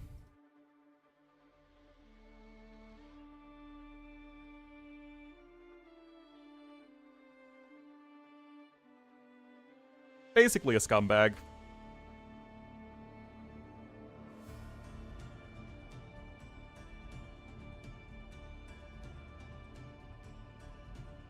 And I kid you not, guys, Ole Miss is basically short for the University of Mississippi. He helped perpetuate the slogan, hip hip for the sip, as in Mississippi.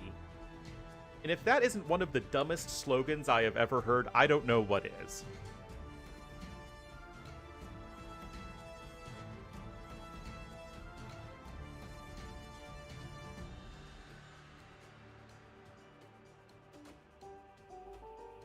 Alright, so Yo indeed does keep his hopes and dreams alive. Sebastian versus Dogao will be the next set.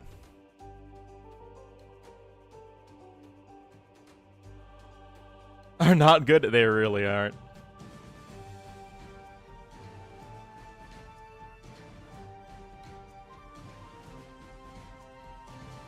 Well, it feels so astroturfed, right? It's like done by marketing companies.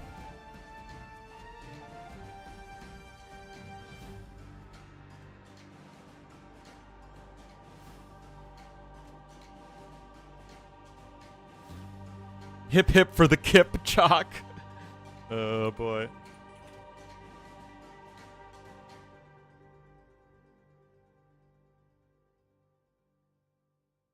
All right, now we need to update both stream titles.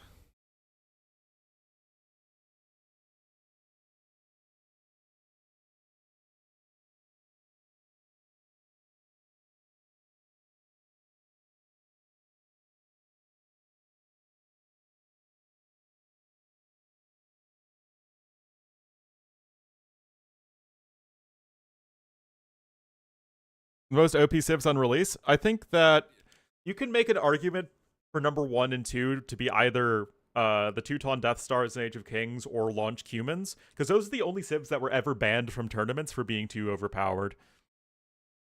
And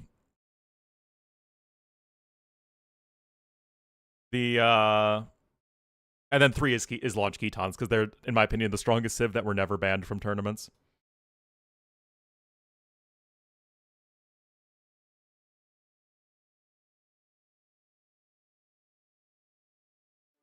Because there were actually situations where you didn't pick or ban Ketons in Warlords, and that's if you didn't have an open map, or if it was all water or enclosed maps. I think Korean Trush meta is probably like 4.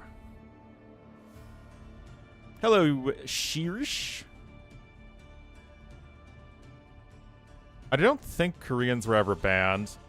The Inca Trush was toxic, but not as ubiquitously OP. But there's definitely some good ones throughout Age of Empires history, for sure.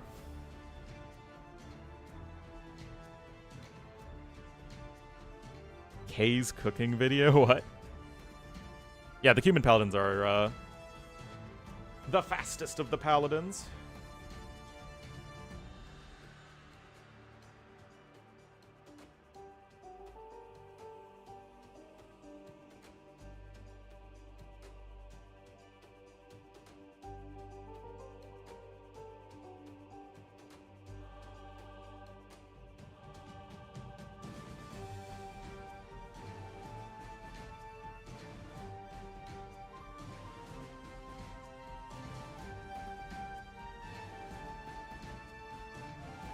All right. Yes, Yo won. I mean, it was the power of the Cumans, man. They will not be gainsaid.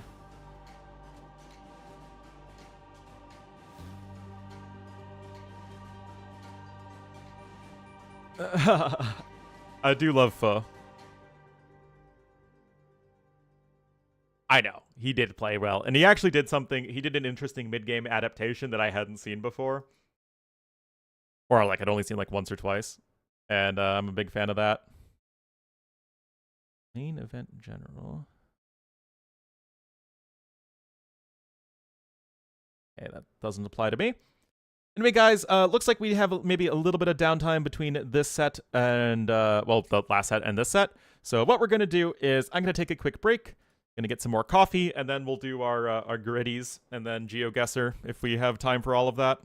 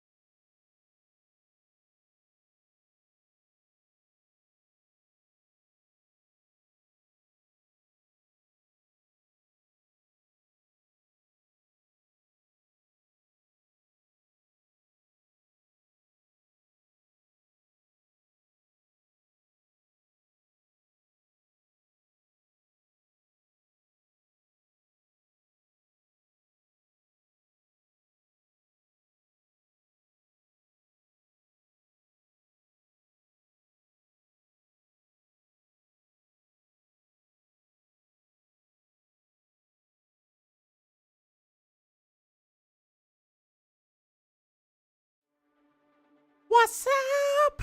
It's your boy Ornlu.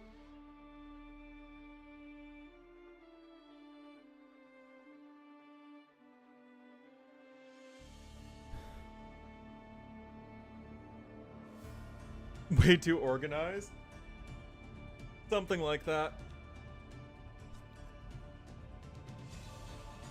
Also, I kind of feel like I need to leave by 3 my time to feel especially good about making it to St. Louis by dinner time, because it's a 5-hour drive, so I want to get there by 8.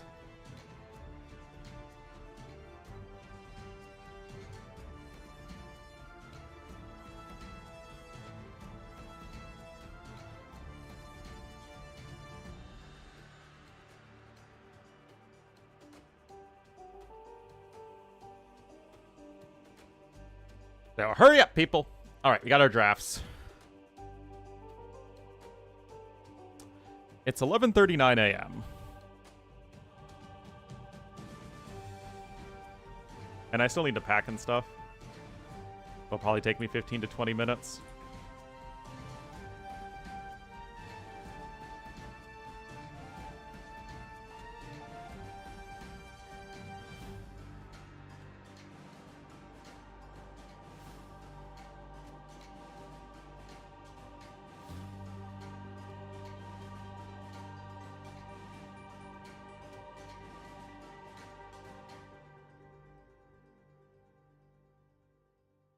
All right, so we have tons of time because they literally just started the map draft.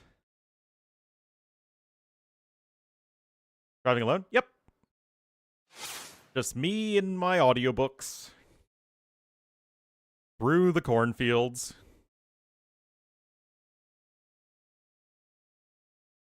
Okay, has access to a regional ship.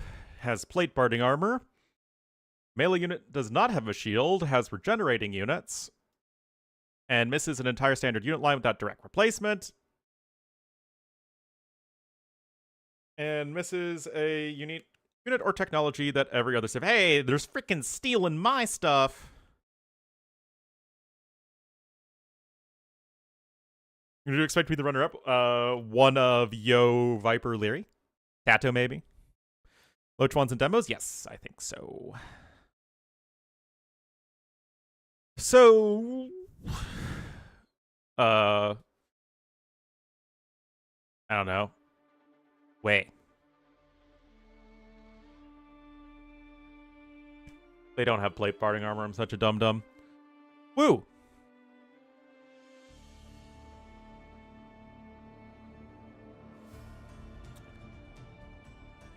Yeah, Viper's not playing. That's right. So, one of Leary, Oreo, or TaToH. Regional ship and regenerating units.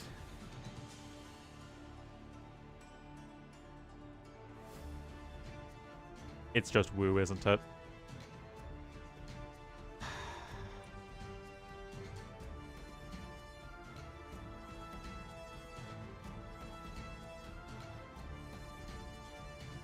This is an entire standard unit line without direct replacement.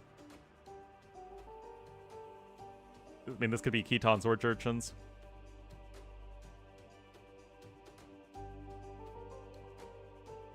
Well, the longboat's a unique ship. It's not a regional ship.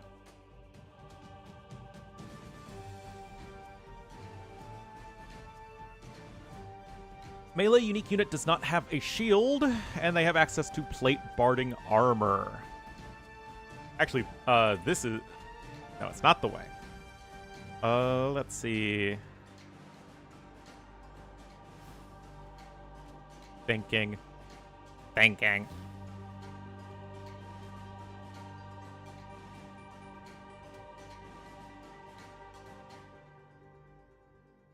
Samurai don't have a shield, but they also don't have plate barding armor.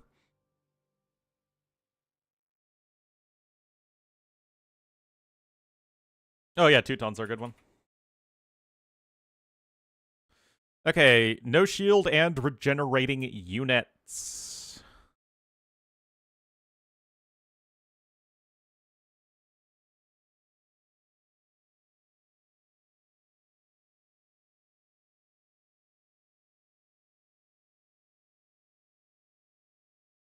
Pulls. And this is an entire standard unit line without direct replacement.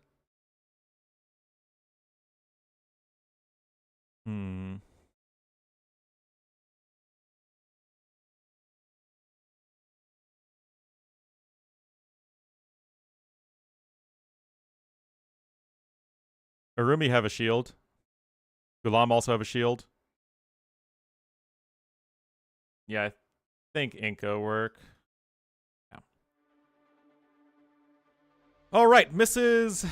A unit or upgrade that every other civ has and has access to plate barding armor.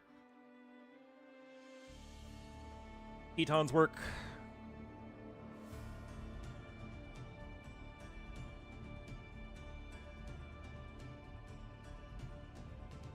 Night line and longswordsman indeed. Okay, regenerating units.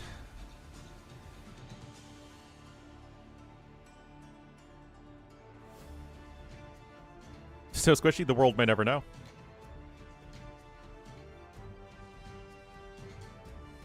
Yes. Vikings work. What?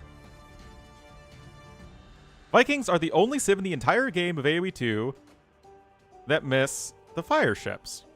Or fire galleys and fire ships.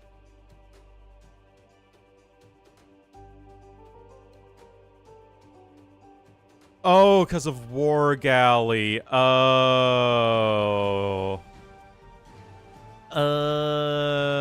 No, Romans have don't have demos. They have fire ships. Ah, yes, I saw that wrong.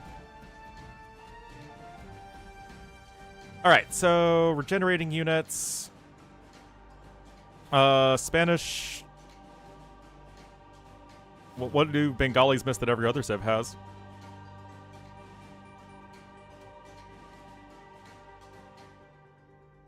What do Dravidians not have that every other... That plenty of civs don't have knights. Ooh, Dravidians I think should work because no elite battle elephant. They're the only civ that have battle elephants, but no elite battle elephants.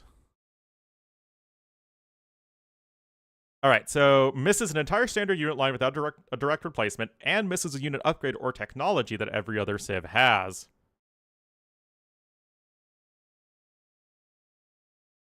No, for Dravidians it's battle elephant, but no elite battle elephant.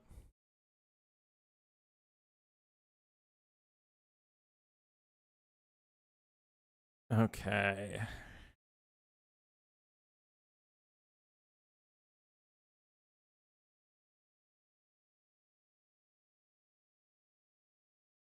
Jew work, I think. No, I guess they consider the... Well, we did Jurchens already.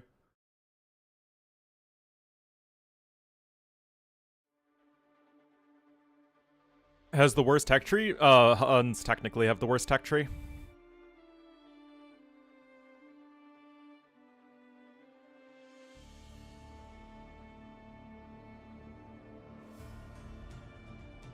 I feel like this might have to be Jurchens.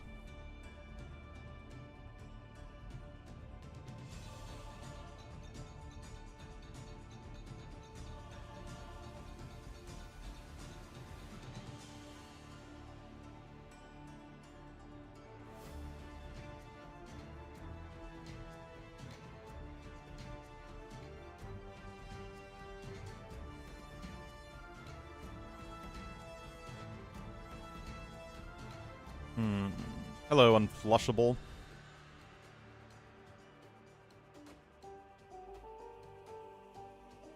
Or, wait a minute.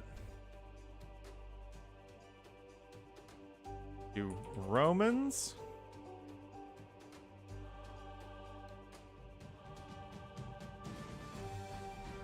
Huns. Urchins. There we go. That was definitely a trickier one. Yeah, we'd already done Dravidians and Jurchens and Ketons, so we had to switch it up a little bit.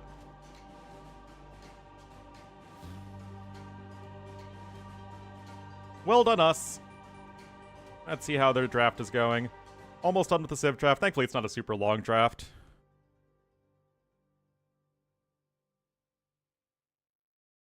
What do Romans miss? What do you mean? Did I do yesterday's? No, I didn't do yesterday's. We'll switch it up. I have no idea.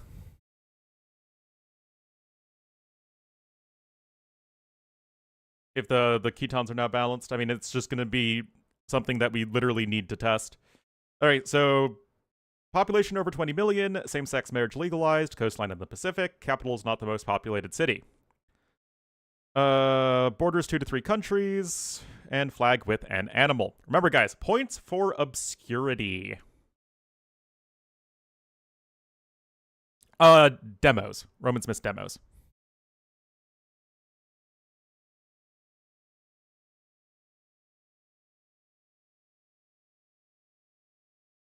I wonder if Taiwan would work. Yes, it does. Oh, could we do Philippines here for, like, mega troll mode? Oh, we can. Because although Manila is the capital, it's technically not the most populated city. I forget what the name of it. It's, like, basically a district of Manila that is... Again, it's, like, very technically different. Okay, so big country, coastline on the Pacific Ocean. What is going to be the least known? Oh, are you ready, guys? Are you ready?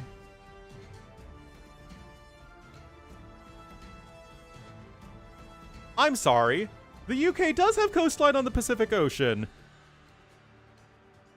Oh, legendary? I have no idea.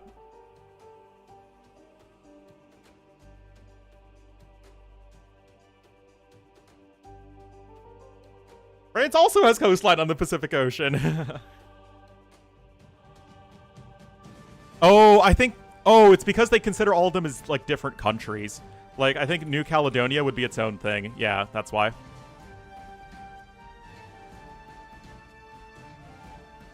Argentina does not have a Pacific coast. The Netherlands does not have a coast on the Pacific Ocean.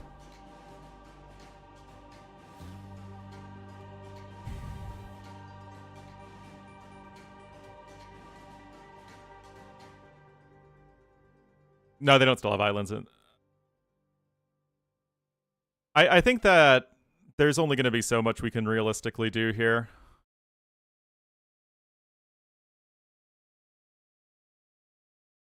So let's just go Colombia, yeah. No, we're trying to find the rarest answer possible that we can think of at least. All right, they're in the lobby. Borders 2 to 3 countries, and same-sex marriage is legalized. Binary Hood, thank you so much for the sub with Twitch Prime. Welcome to the Wolf Pack, and enjoy the beauty, glory, and majesty of Ornlu, Wolf, and Friends. Luxembourg? Yeah, I think Luxembourg would be a good one. Yep. Coastline on the Pacific Ocean, and borders 2 to 3 countries.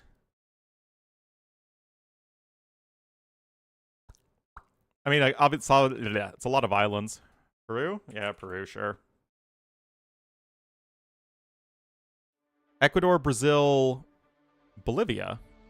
Oh, it does border Chile a little bit, so it's more than 3. Chile, Peru, Bolivia, Argentina.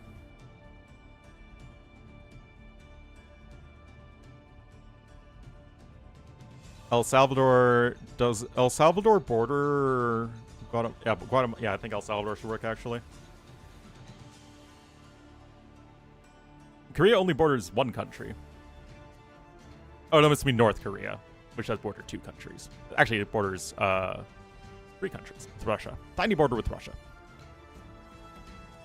All right, capital is not the most populated city, and it borders 2 to 3 countries.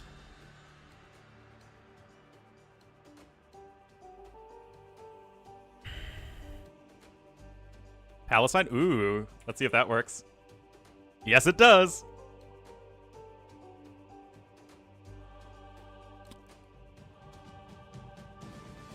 Because what's the biggest city in Palestine? Is it Hebron?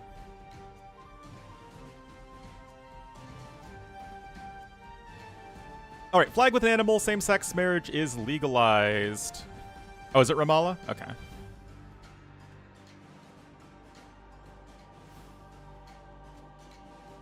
Does Sri Lanka have same-sex marriage? Nope.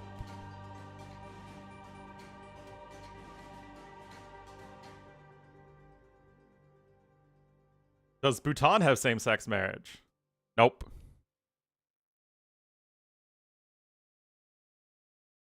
California, the country of California.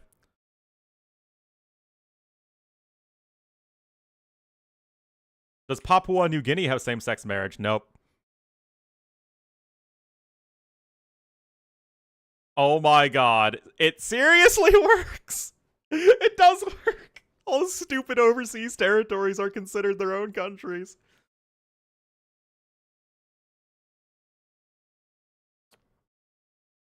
All right, coastline on the Pacific Ocean, flag with an animal. Do the Galapagos Islands have their own flag? Darn.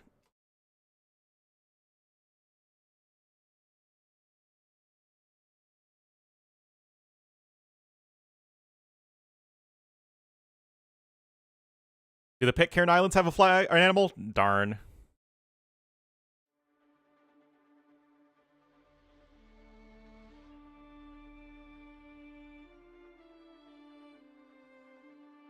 I feel like we can get pretty obscure, though. Fiji, I think, just has, like, a Union Jack on Cyan or something like that.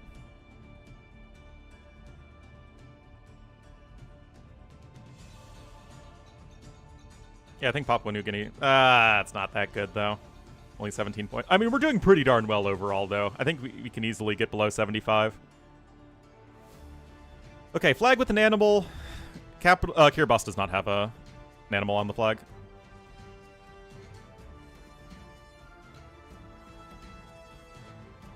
Oh, Fiji has a dove? Oh. I think Christmas Island might count, guys. Darn.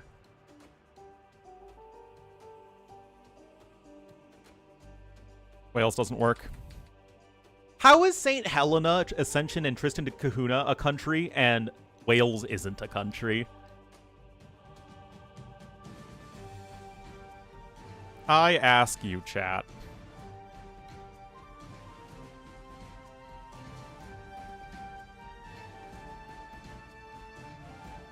Not far enough away from British folks.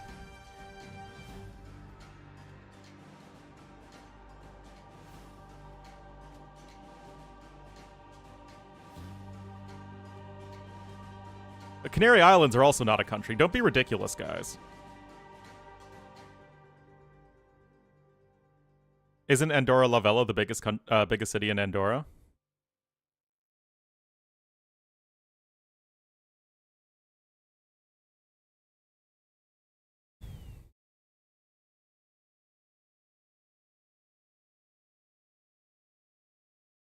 Malta? Isn't Valletta the biggest city in Malta?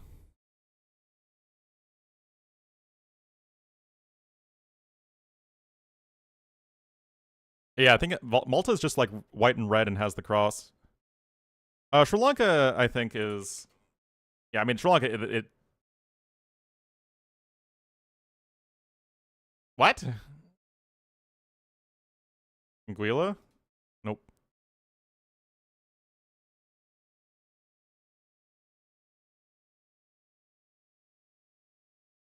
All right.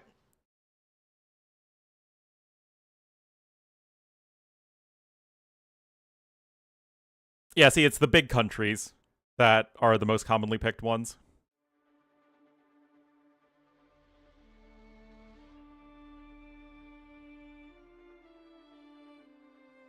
Oh, we actually got the least popular answer here.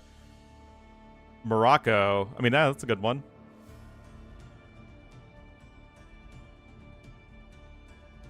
French Guiana is its own country now?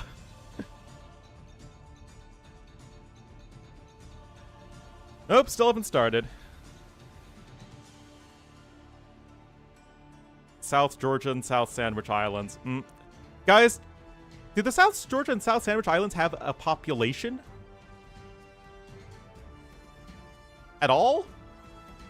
Yeah, these ones, there were only so many correct answers that we were ever going to get. South Georgia and South Sandwich population. They have no population.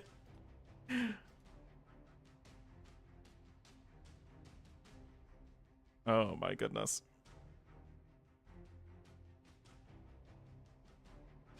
All right, guys, they have finally started the game. We'll be on Arabia. We'll get into this in a moment. So I don't feel comfortable casting Age of Empires without Kawasan, guys.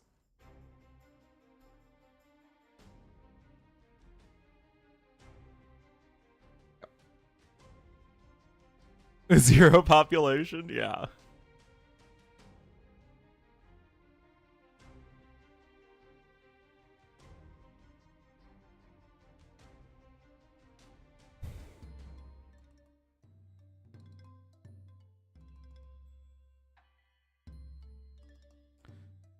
Alrighty, guys. Let me just set up the scoreboard here.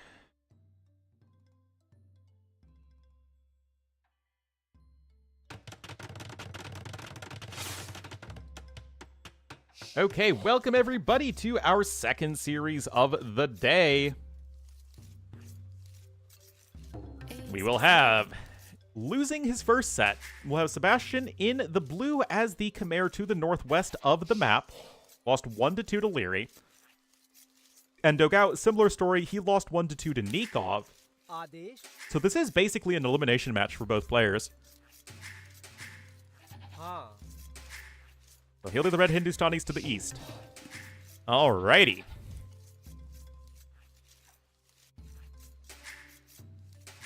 So, let's see here. I mean, it's Arabia. It's a pretty wallable map. This one here for Sebastian. You don't really get Arabia maps these days that are either too good or too bad.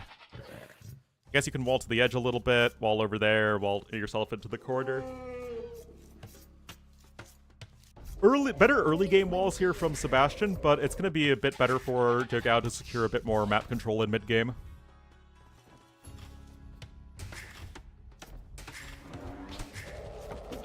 That said, Hindustanis and Khmer are two very well-rounded Arabia civs. It's not like Hindustanis are the best Arabia civ, but they don't really have any bad matchups, so they're going to get picked a lot. And they're not really so good as they'd ever get banned. Because remember, there are still 5 bans for each player, so you know, you got Khitans that are still banned. Georgians were banned by both sides, even though apparently they're not that good. Malay were banned by both, actually. Persians were banned by both. The only difference in banning being Mongols and Chinese. Otherwise, they banned to the exact same subs. Ugly Hill? Wow, are you shaming this hill? This hill is beautiful, Amonts. Come on. Come on, come on. No, it actually is a pretty bad hill at the front. But if you build all of your buildings and your wall up on top of the hill, it's actually going to be kind of okay. Buffed wood lines? What do you mean they buffed wood lines?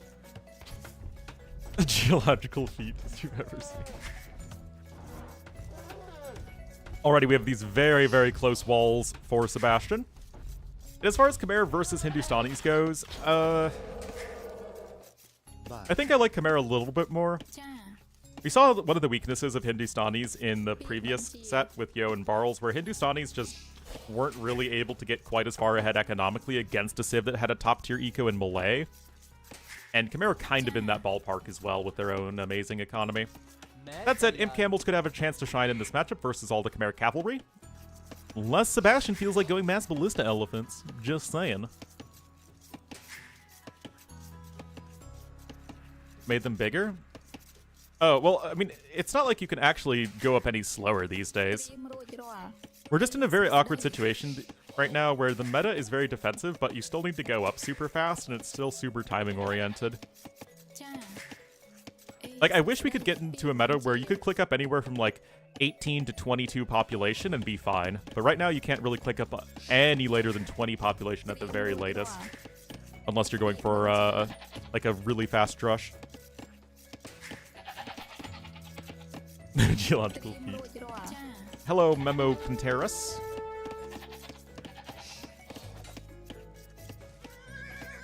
No. Yes. Well, Hindustanis are the next best thing to a Civ win against Mayans. And they're fine versus both Aztecs and Incas. I don't know why you'd be unhappy with them in either of those matchups. I mean, Hindustanis don't really have any bad matchups. They're just, you know, fine in basically all settings.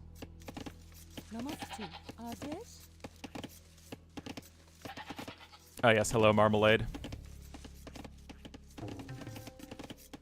Alright, both players clicking up at the same exact time. The only difference, though, is that Sebastian did skip Loom, much like the Pokemon, and DoGao did not. Yes, the Gulams, you know, they're basically like the Flex Tape. Territory? Yeah, exactly. I wish there was a little bit more variety in the builds we could see. Because a lot of the reason that we see the skirmisher-based openings is that everyone's clicking up super fast and playing defensively. And, like, that's the best way to do that style, is to go for, like, one-range skirm. That said, these are two civs that would certainly be happy to open scouts. They're very strong early game. Uptimes are identical, stable coming in, and the timing's a little bit off here for DoGao, but the stable, it's a little bit off. Hard to counter? Yep.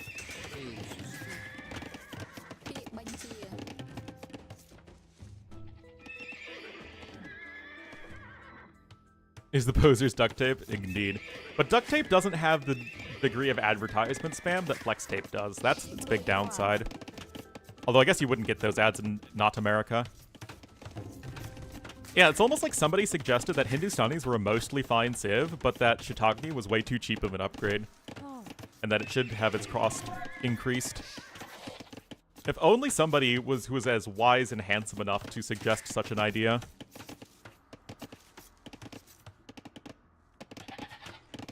Yeah, early game Sebastian's base is very good, although he is going to need to expand out of it, and that could be a little bit awkward because of all the hills. Whereas DoGao's base is much more awkward to defend in the early game, but like a TC over here can be very good, and a TC over here can be very good, and he can kind of expand away from his opponent a little bit better. Improving serial kills, that's true. Yeah, I don't care if this is still perfectly efficient for Khmer, I don't like it.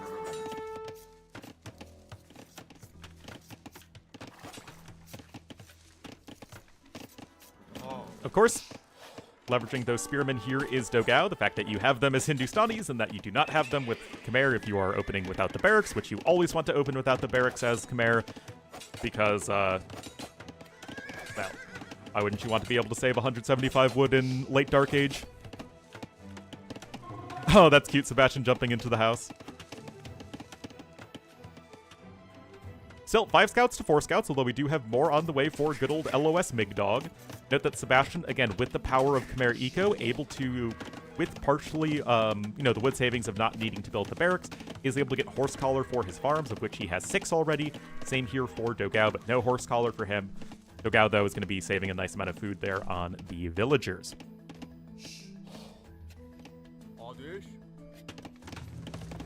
Meanwhile, range is in here for Sebastian. Of course, it's almost impossible to not go for an archery range these days. Like, I can't think of maybe more than 10% of games on Arabia these days having somebody not go for an archery range in Feudal Age.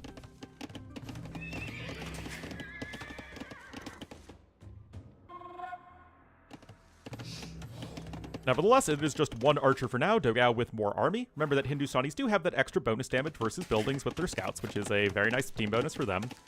You have a nice little Beyblade-shaped farm structure for DoGao. That's what it's called, guys. That's the technical term. Meanwhile, more scouts and archers on the way for Sebastian, so we could be looking to do a little bit of more Feudal Age-based aggression. Let it rip!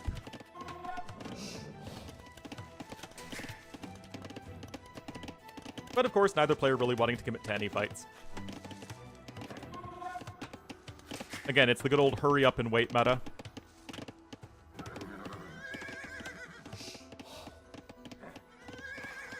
Yeah, like with high ground, just do some damage there. Metal series? Oh, I think I remember those. I wasn't a technical person. I can be whatever I want to be, puppy saturation. I can be technical when I feel like it. Still, 10 scouts here for TaToH, and I don't see an archery range from him. So, you know, I was saying that we almost never see players skip the archery range these days. That's exactly what TaToH is doing, but look at this, guys. Looks like TaToH has lost track of his opponent's army, and this could result in a dead villager or more, as the scouts are going to be running right back in over here, and hello, hello, hello, hello, hello, hello. Dead Bill. With players being so late to wall these days in many games, you see this often where it's the person to get an advantage first is the guy who's able to slip away from their opponent without them noticing. And meanwhile, Sebastian with the power of Khmer and that amazing early eco. Look at this. Sebastian is 300 resources collected ahead. The food is actually quite even, but that's because Sebastian has likely had fewer villagers on the resource. Unearned confidence of a technical person. Feels bad, man. You know, do people make fun of T West like they make fun of me? I don't think so. I feel like T West is able to command a much greater degree of respect from the AoE community than I've ever been able to.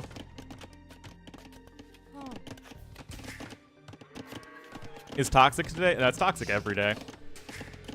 Anyway, TaToH is going to be so much slower up to Castle Age, guys. It's going to be a big problem from him. Because Sebastian's like, he's just cruising right now.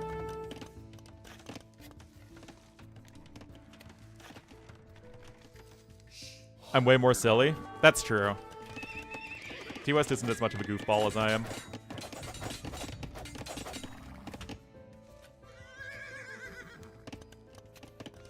Call it out as toxic? That's true. Guys, they call me the TM06 of casters.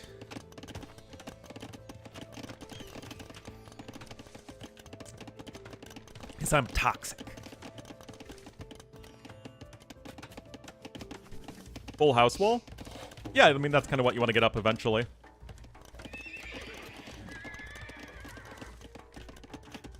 Is the budget version of the other? I don't know. In some ways, we're very similar. In some ways, we're quite different.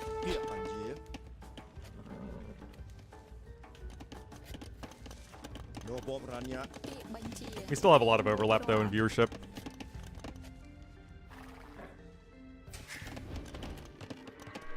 I feel like our casting styles are quite different, though.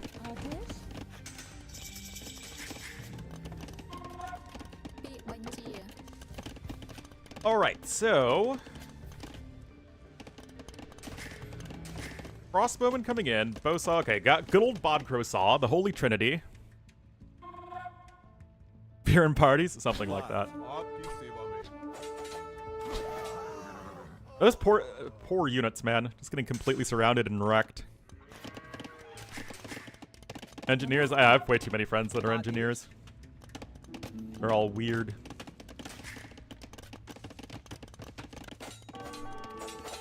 Anyway, crossbow. Gonna be applying pressure here. I like it a lot here from Sebastian, right? I mean, really, he's made no mistakes this game whatsoever. You don't want to go for the knight.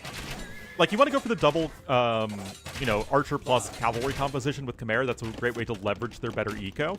But you don't want the pressure, or the focus, rather, to be on knights. You want the focus to be on the ranged units, so that you're forcing your opponent to go skirmishers and not camels.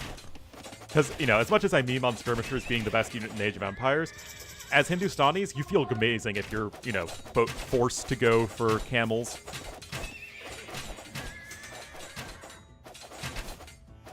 But TOS isn't really like a stats nerd for AoE, other than map scripting, which of course he is like the biggest nerd for. Like, I'm much more like the quantitative analysis side of AoE too.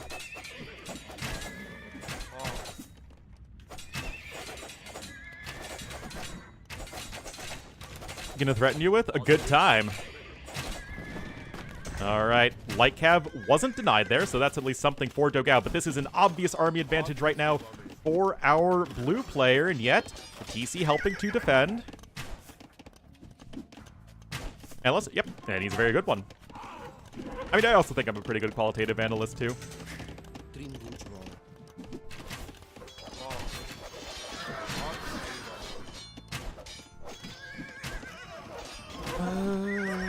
Well, Ballistics is in, guys. And again, Light Cav plus Crossbowman is going to be a lot better than Light Cav plus Skirmisher, especially with Ballistics being involved here.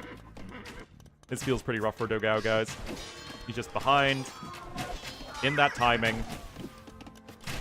And it was only one bill that was killed, by the way, in early game. It's just a matter of Khmer being a better civ economically. We've seen that twice now. That's Arabia these days. All about the timing. The Hypecaster style? Kind of depends on what he's doing. If he's casting with Dave, he's more of a Hypecaster. And if he's... or if he's casting solo, and depending on who he's casting with, he'll be a bit more analytical. He can do it all. Anyway, very, very clean win from Sebastian. Like I said, I can't really see any major mistakes he's made all game long. Not a whole lot to complain about, that's for sure.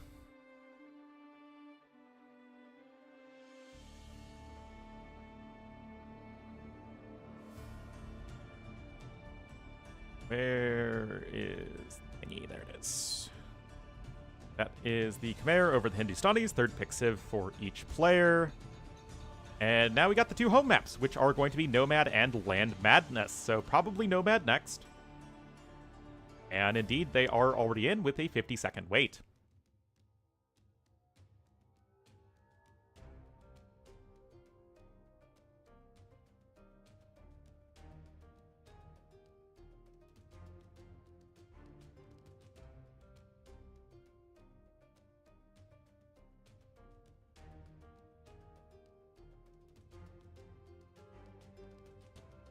Lobby title is MM.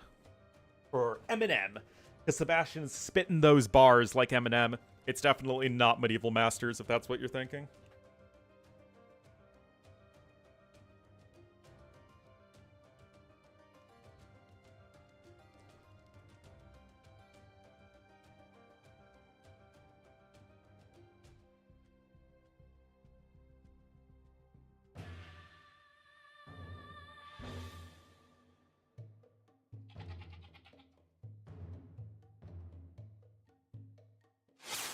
Alrighty, kiddos. Game numero dos. Chico. Inchi. Perfect routine? Yep, exactly. T90 is the entry point to AoE for a lot of people. Oh, we got the Mouflon. And all their Mouflonness. Even though they have... It looks like they have the Ibex portrait. But they look different, and they're obviously called the Mouflon. Anyway, Dogao gonna be here in the red down 0-1 to the west as the Malians here on Nomad, and to the south in the blue as the Koreans, it will be Sebastian. Uptimes are looking more or less even. Both very, very good Nomad civs for sure. And the dock positions are very close, actually. That's actually going to be good for Malians, most likely, who are going to be the more likely ones to go for a fast uptime into aggression.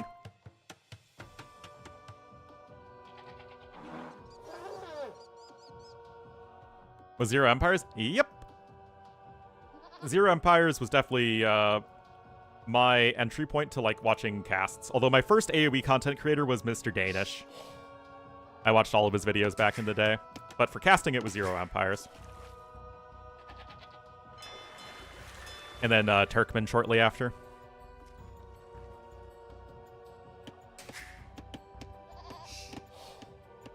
Such an Arabian nerd? Oh, well, that's your own fault.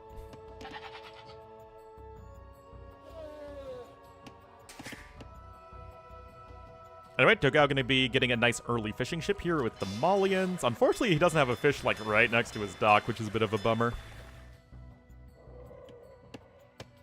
Voobly official? Oh, yeah.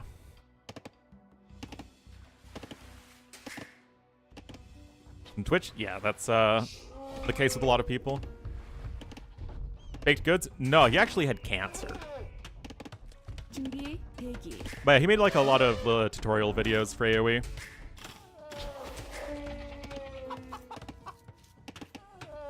One or two options or none at all? Yeah, exactly.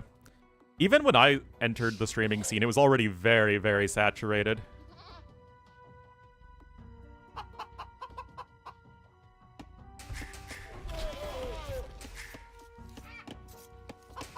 And I started in 2018. Alright, Loom coming in.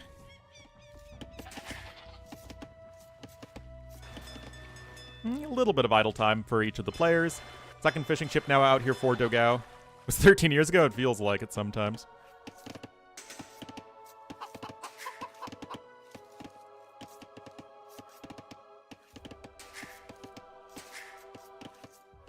A little bit more idle time for Sebastian. 19 seconds isn't really what you're looking for.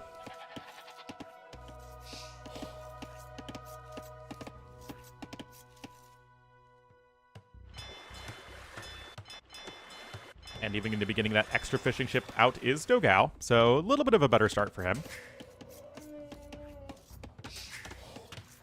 And we'll have to see what they want to be doing. Generally speaking, Malians are going to want to go for feudal pressure. Koreans, you can go for feudal age fire ships or galleys, but of course you want to get to castle age, you want to get to war wagons and towers and rocket carts and all that good stuff.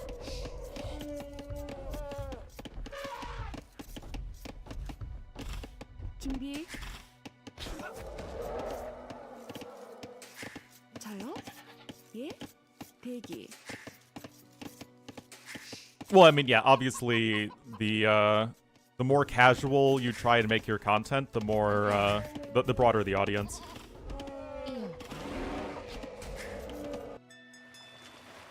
I mean, isn't that just the case for everything?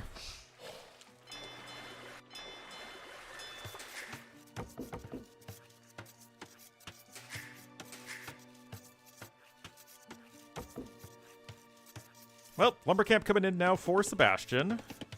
Remember, you do need that second building to click up to feudal age. Don't see one yet here for TaToH. Maggie Verza with the 11 months. Thank you so much, Maggie. Appreciate it. 준비. 대기. Yes, Unity is very good at what he does. 저요? 준비. To say stupid? Nah, man. I'm trying to say casual.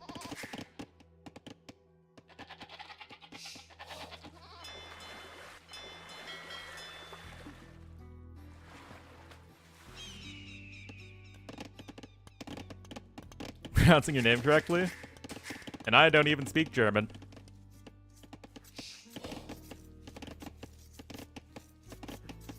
Postgraduate AoE 2 viewers? Yeah. Or do you wear them? I wash them.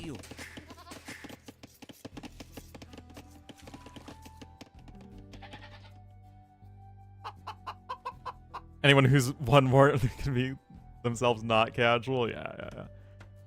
It's funny, because, like, my viewers are either very, very casual campaign-only players, or they're hardcore multiplayer guys. Works his audience not? I mean, again, everyone has a different style. Hashtag what's my elo? I don't know, I'm like 1860 right now.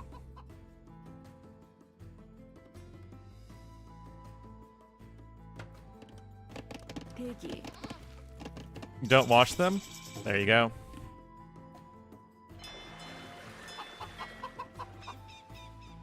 But I haven't been able to play much these days. Anyway, Sebastian's going to be going for some galleys, and it's kind of weird, because Korean's player is up faster than the Malians player.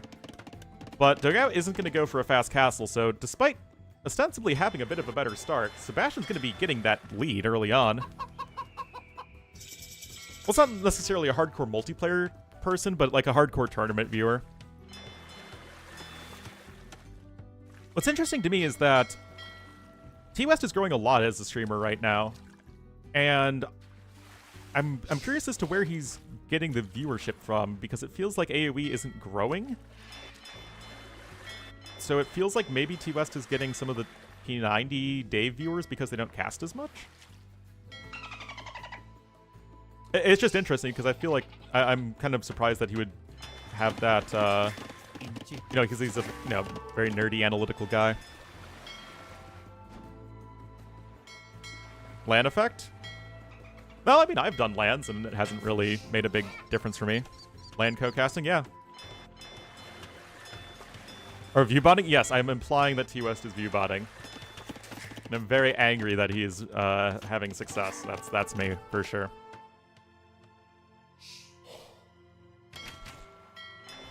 But yeah, I don't know, maybe it was lands at the right time or something.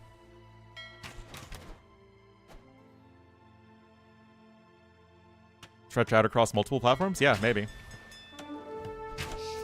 Bump my viewers? But if it was an increase, it wasn't any sustained increase. I mean, my viewership has been very steady for the past several years. Yeah, me ruining casting again.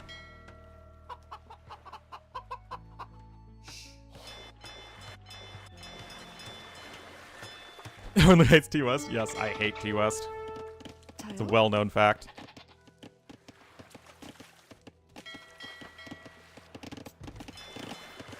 Some co-cast recently? Yeah, I guess so.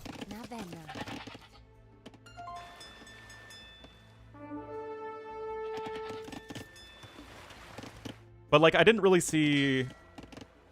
I guess I did see some sustained growth from the Red Bull stuff, but it seems to have just petered out. Ornlu the Envious? Oh yes. If I was a Full Metal Alchemist homunculus, I would be Envy.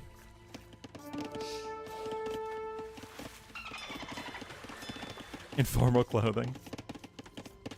No, Malians have a terrible navy, but that doesn't really matter on a hybrid map like this because it's all about early game water where you have the wood discount on your buildings and you have the faster, or I guess more efficient gold miners. Anyway, Galilee's just hanging around chasing each other. Dogao is a couple of villagers ahead.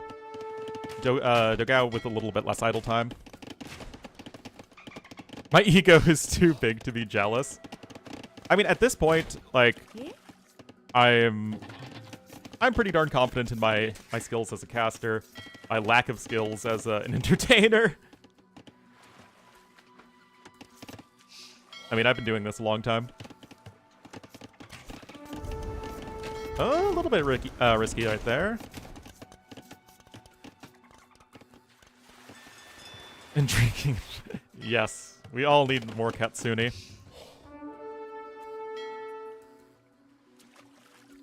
You're not entertained? Exactly.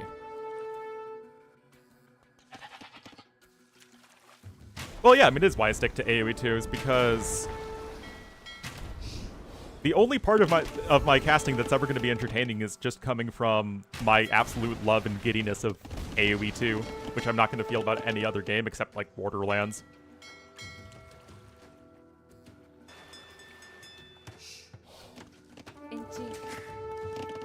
And obviously that's not even still to the degree that I love AoE 2. That is true, people did enjoy the Pokemon stuff. Yeah, Katsune's Romanian. StarCraft games?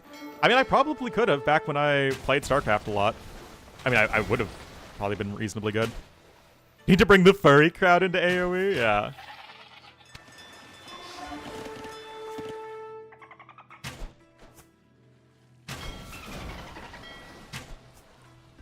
You stream up again?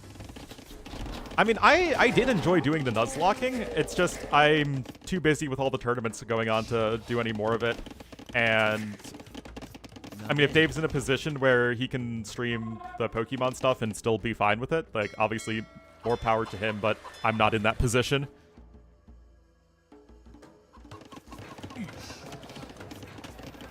Archer's coming on in. Now the market's pretty nice, and Dogao's gonna click up to Castle Age, and this could easily be a game-winning advantage. I mean, he's sniping the fishing ships, getting a couple villager kills. I mean, this is pretty darn bad for Sebastian.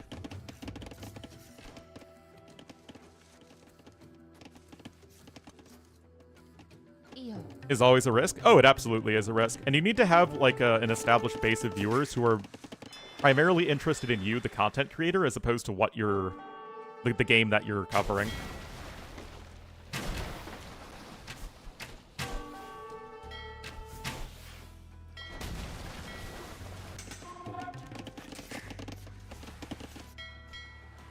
Well, Sebastian's doing well here on the water, and he'll be able to fish boom behind it, but I'm kind of concerned for him that he's just going to be too slow to castle edge.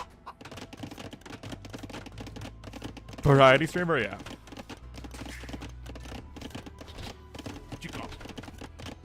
Not me. I also don't like many games all that much, which would definitely hurt myself as a variety streamer.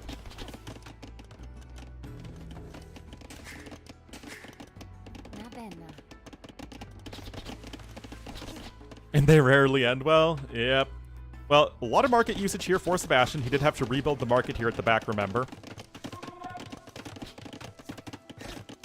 And as for coffee preference, we get Lavazza, which is, like, not that expensive, but still good quality coffee. Elden Ring? I've never played Elden Ring. What kind of game is it? I mean, I've heard about it, and I heard it's very good, but I've never played it. Anyway, should be a Siege Workshop here from Dogao and maybe one extra TC. I think that's pretty reasonable, and there's the Siege Workshop very far forward. A Souls game? See, like, I've never played Dark Souls either, though.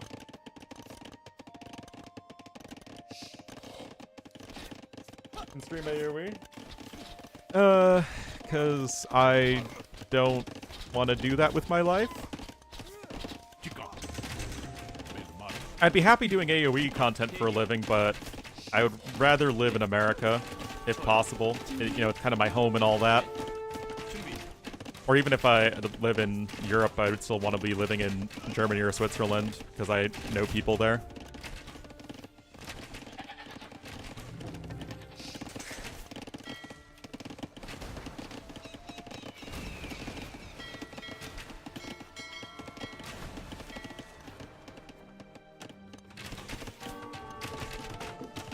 Quite expensive? Well, yes, of course it is. Oh, we got a Dunkirk moment, guys. Sebastian is going hard. Oh, that's interesting. I mean, he is getting surrounded by Dogao, so cool play. Not something we see very often on Nomad. No stone here, remember. Where is he going? I think he's going to go around to the side where he can gather some stone.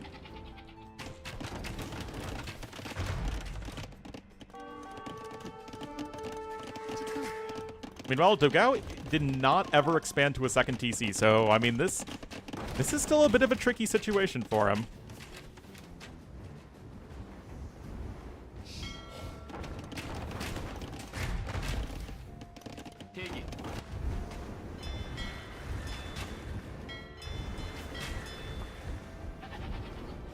Power of Scurum? I mean, the power of Scurum is very compelling. Free defense upgrade is nice, of course. Rocket carts on their way. Where is he going? Guys, where is Sebastian going? He knows about the stone right there. I guess he doesn't want to be too close to the enemy. And he doesn't want to gather stone right where his opponent's going to see him, but the house is. Very well developed. I mean, I probably could, but I don't know how to obtain a work visa to live in Japan. But, I don't know. It's like, I spent all this time getting my degree. I kind of want to use it.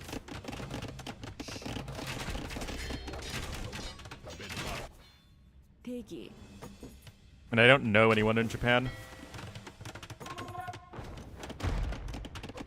Even though I'm sure I could do fine there. A Korean job? I've looked into it, but I haven't gotten any job offers so far.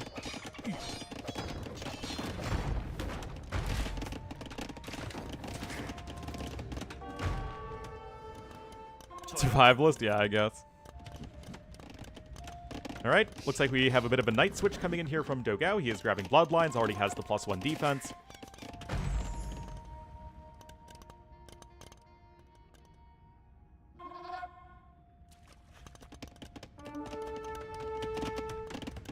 Another monastery incoming, this time for Sebastian. No big hit so far.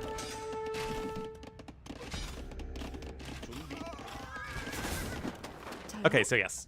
He is trying to sneakily mine stone, a clandestine stone mine, as Killer B would say.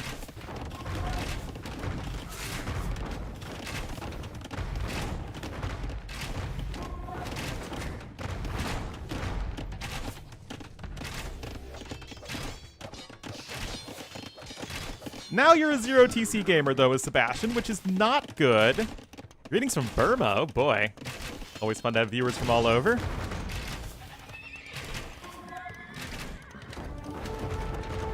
He is a 0 TC gamer, alright. Okay, gonna be building one over there. I mean, the build numbers aren't that bad for Sebastian, but obviously Dogao is slowly constricting his opponent. Dogao himself is gonna have a second TC. From Australia.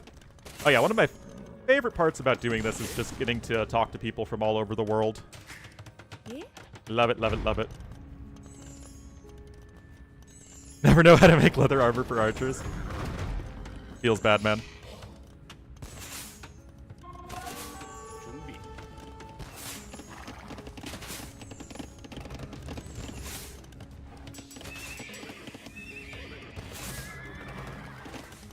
I don't know, Germany seemed pretty expensive to me, and I've spent most of my time in Eastern Germany, where prices should be lower. My intellectual horizons, something like that. Got some Fire Lancers on the way here for Sebastian. Dogao gonna get another TC up over here. He'll probably find his opponent's clandestine TC at this point.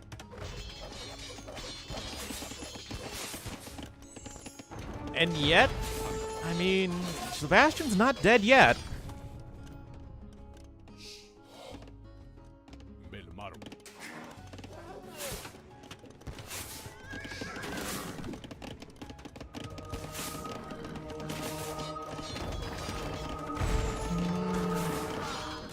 I mean, it's the difference between is he too far behind to come back versus is he dead? Where he's definitely not dead, but he still might be too far behind to come back. Oh, it was discovered. Uh-oh. Uh-oh, it's like Solid Snake at the cardboard box. Uh-oh. Danger, danger. 8 Vil kills with that crossbowman group. And yet, you're kind of pushing out over here.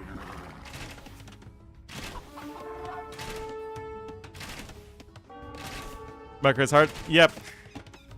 Malamadre, that's not terribly dissimilar from what I'm doing.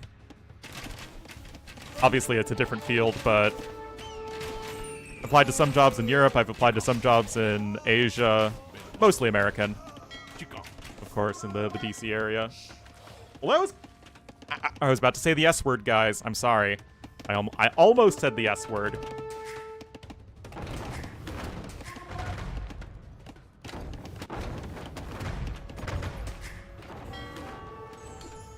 But I would never say the S word on this stream.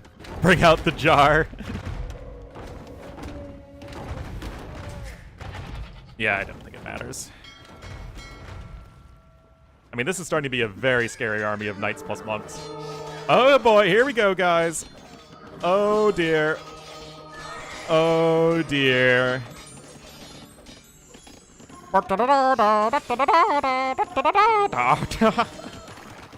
Oh no! Guys. Guys. Guys. Something tells me Sebastian's gonna be winning this, not gonna be winning this game.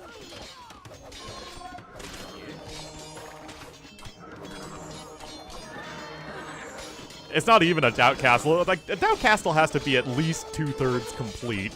I mean, this is at 24%.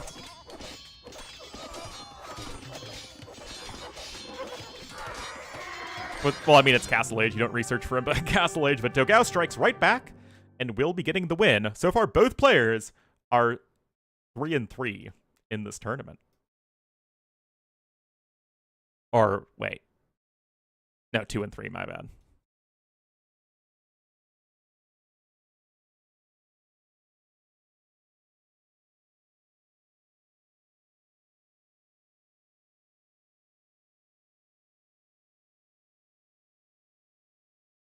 Nikov would be happy? Yeah, I think so.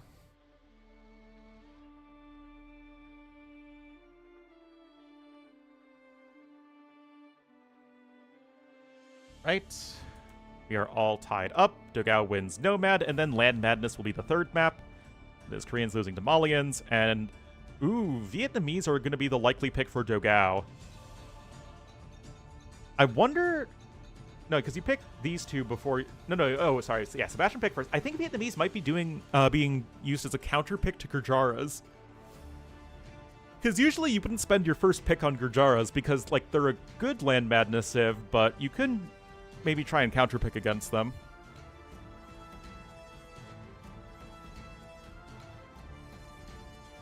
So we'll have to see. Well, Sebastian did a great job winning water, but it was just too late. It was too big of an investment too late in the game. Anyway, guys, I'm going to take a quick break. Be right back, and then we'll get into game numero tres.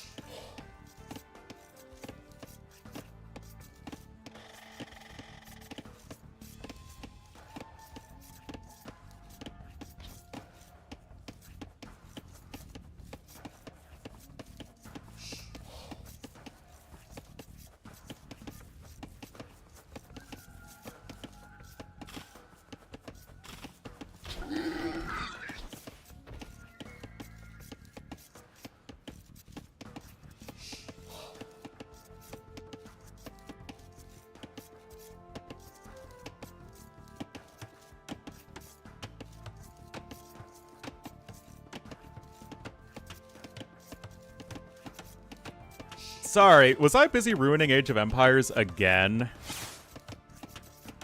Oh, wow, they're actually 4 minutes into this game. Jeez, sorry.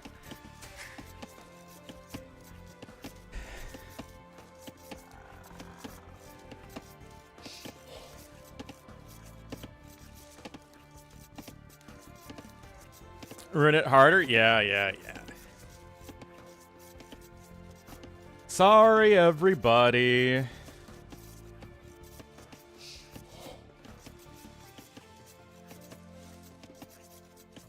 Best country in the world because I live in it.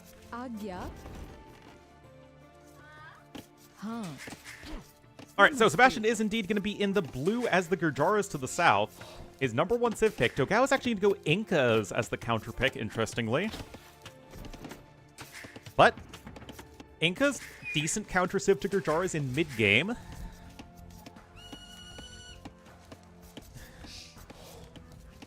All the campaigns? Well, good. आज्ञा It's a fun experience.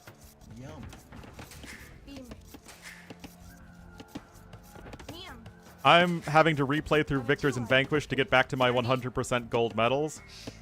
And let me tell you, it feels like a bit of a slog. I just played through Caminos yesterday. And it's like, it's annoying when you have no way to improve your legitimacy because you have no tasks from the eunuch to complete. And like you end up losing buildings because you're spread out all over the map. Vortigern, I actually loved Vortigern. I think that's probably the best Victors and Vanquish scenario. It's like, you know, you're still playing regular AoE 2, but with that bit of a twist with the Saxons stuff.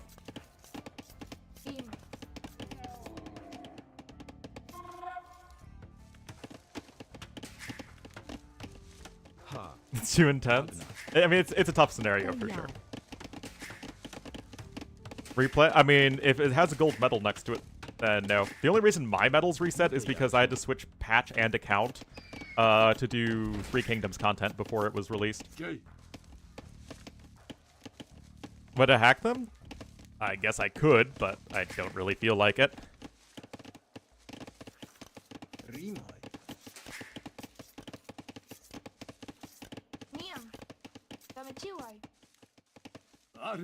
आज्ञा Well, yeah, then I would see if that's a bug. Alright, Men at Arms upgrade incoming. That's going to be a fast stable here for Sebastian. TaToH up just as quick, though. Is like that's the thing these days. Is you can't just go like 22 pop Men at Arm. Oh no! Sebastian doesn't know. Scotty doesn't know, guys. Oh no, the rush distance is very close, which is, to be fair, is good for Incas. तैयार Uh-oh. Uh-oh, Spaghetti Mr. Yo.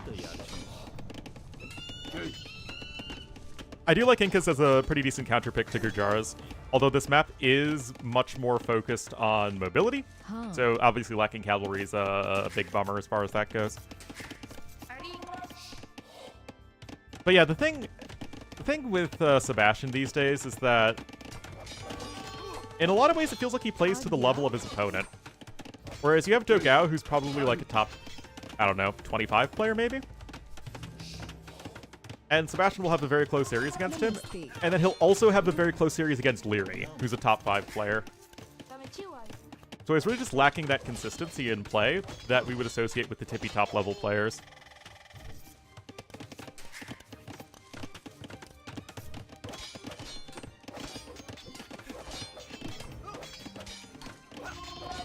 Insights?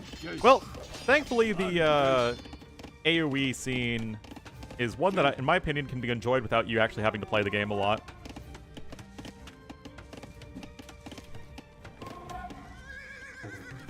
It's still something that can just be enjoyed as a spectator sport, just like regular sports. One of the reasons... you have a shot against him? Yes. Sebastian will actually play all the way down to a 1200 elo level. Also, McNeely used the word zeitgeist. Uh-oh, danger, danger! Not allowed to use the word zeitgeist around here.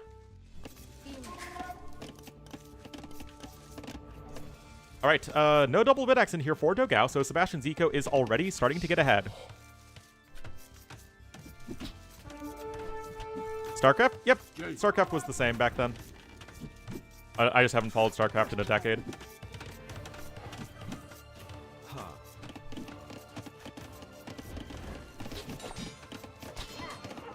Alright, getting a little bit of a kill there.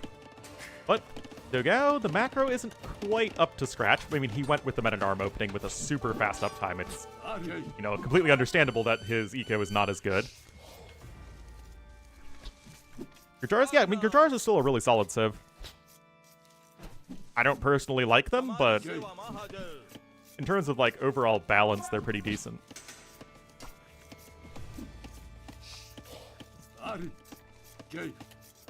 Okay, there's DBA coming in for Dogao, so, I mean, I guess better late than never. But Sebastian's doing a good job of defending so far. Remember, the person who loses this game is almost certainly out of the group. That's true, I do love Gurjara monks. I don't just like Gurjara monks. The Gurjara monks are my spirit animal, despite me not doing drugs.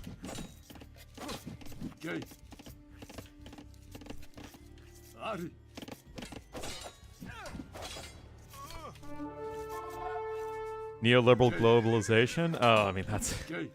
It's a very, very complicated subject. I mean, I think it's, you know, there's a lot of nuance to it, although I don't think that is generally incorrect, Cassis.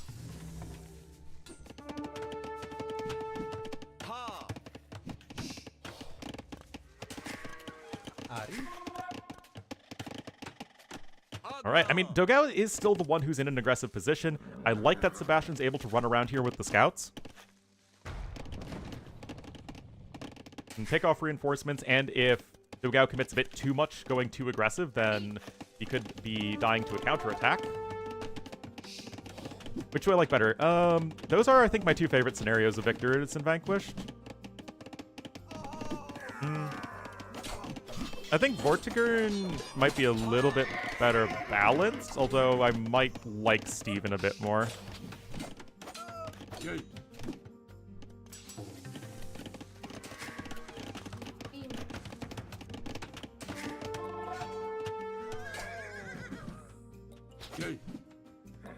Because Vortigern's a challenge throughout the entire thing, whereas Steven's like really hard early on, and then it's very easy. Anyway, now the good fight's happening. Eventually, you just don't have that ability to retreat with Incas. It's the big downside of the American civs.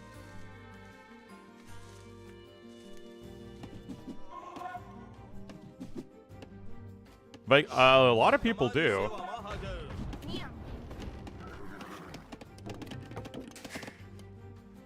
Unfortunately, I think that you only needed to have Ragnar. Like, have Ragnar be the only Viking scenario, then just have that be the big epic adventure. But the issue with Ragnar is that I never really want to finish it, or, like, do all the objectives or whatever because of the stupid, you know, the Viking raiders coming in and taking your different holds. Cheese? I mean, you can probably cheese a ton of scenarios.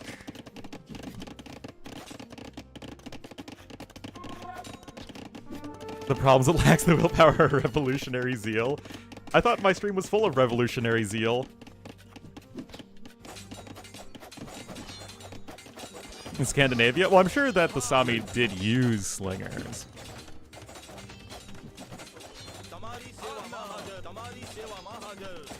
No, I think Cuomo might run as an independent, which is pretty funny. Anyway, Bloodline's now going to be in here as well. You got Scout plus Skirmisher, which is going to be better than Eagle plus Skirmisher. The second barracks is pretty late. And of course, the KD really does speak for it itself.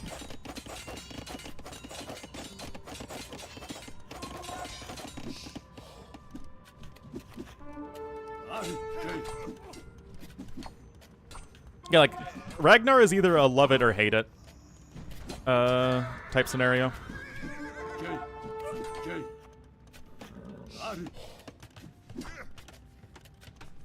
Yes, Kissinger, easily. Best one, did the most good in the world by far. Kappa. Yeah, Camel Scouts, well, now it died. To Hendis, you really had to jinx it, didn't you? Bloodlines is in, but no blacksmith upgrades. Eagles, might, meanwhile, have both of their blacksmith upgrades.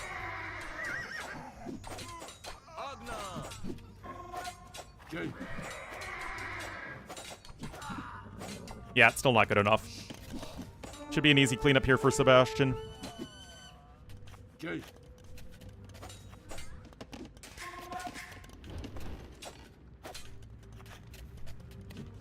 Showing their age? I mean, they're very old, and in a lot of ways they don't, their gameplay isn't especially balanced, but I still am having so much fun. I finished the entirety of Genghis Khan yesterday, so that I had videos to upload all weekend. But I'm having fun with those. Although I'm a little worried that it's hurting my algorithm or something doing these YouTube live streams. Yeah, because viewership of Into China is like super, super low. Alright, there's GG. So I'm kind of worried that the YouTube streams are like taking up people's feed or whatever, and they're not getting recommended my videos. Oh, did you just say G? Oh, straight up G. But yeah, obviously that was just sort of the one big fight there from Sebastian, that TaToH just didn't get enough damage done before he was forced to take an engagement by the more mobile army. Hours? Yes, but it's doing worse in that time frame than the other videos. Apparently not. Oh yeah, maybe.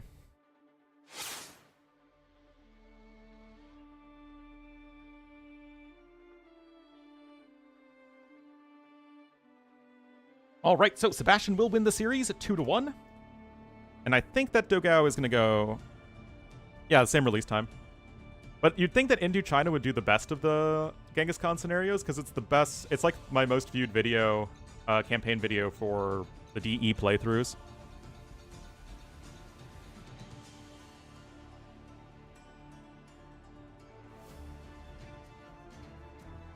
Yeah, Into China's out. All right, TaToH versus Sitaux is going to be the next series. Last one of the day. I can type, which I cannot.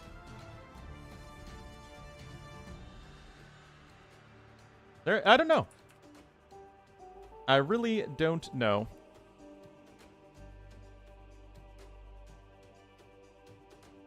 Showing up. Okay. I was just wondering because the YouTube viewers are really low today. And, the YouTube video was low, so I was wondering if there was a correlation.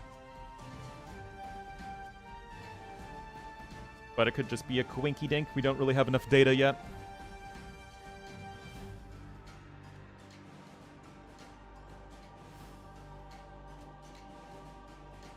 Yeah, but the video's doing worse in 5 hours than most of my other videos. Like, it's doing much worse than the first two.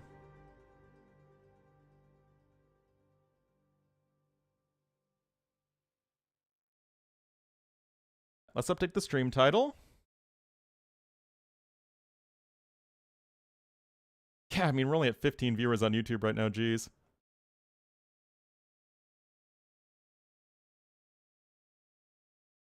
We had at least like 4 times that.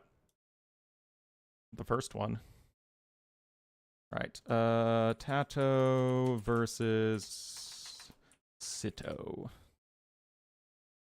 Update that bad boy, and update the Twitch one.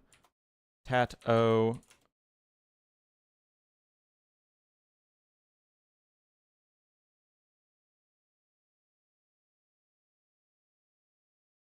YouTube, I have no idea.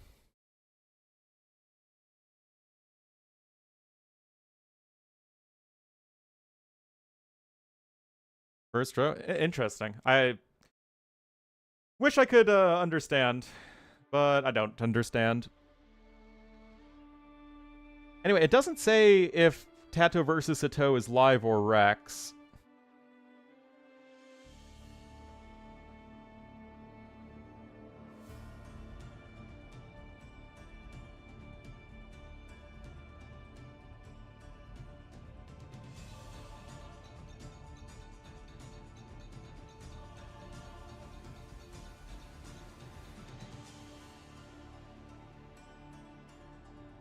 get from the channels I started following recently? Huh.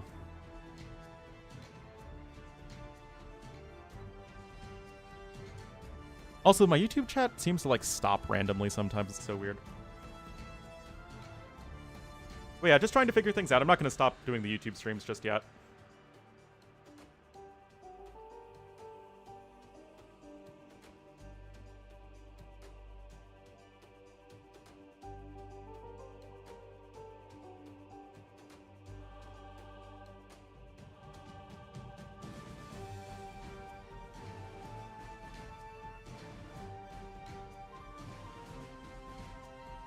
Okay, so it doesn't really say anything. I don't know if this is live or Rex. I asked, but there was no response. And we don't have any drafts yet, so no idea.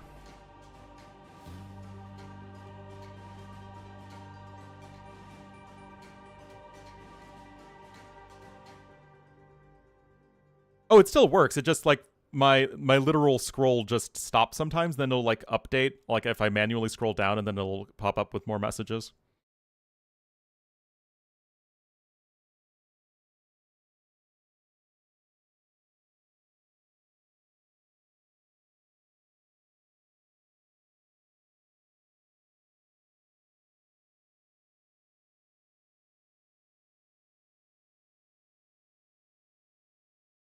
Yeah, it still works, for sure.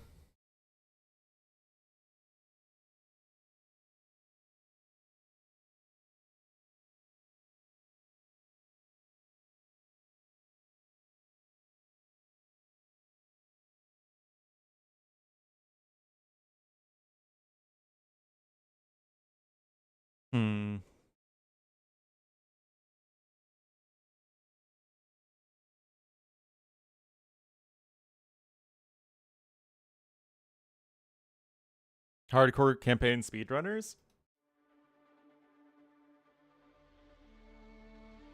I enjoy doing the speedrun stuff, it's just, it's not worth it for me to do. It's a lot of work to try and do the speedruns, and they don't really get that many views.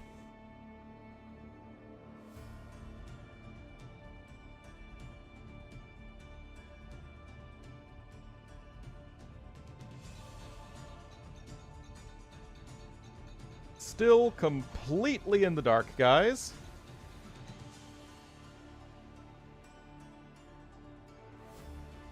Slow grip? Oh, absolutely. AoE 3? Yeah, AoE, 30 War is definitely AoE 3.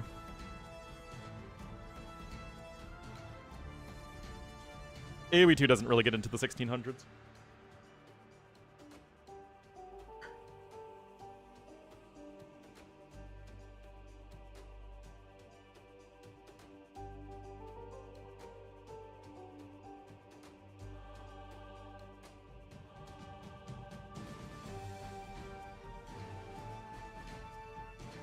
It's ultra niche? Yeah, exactly.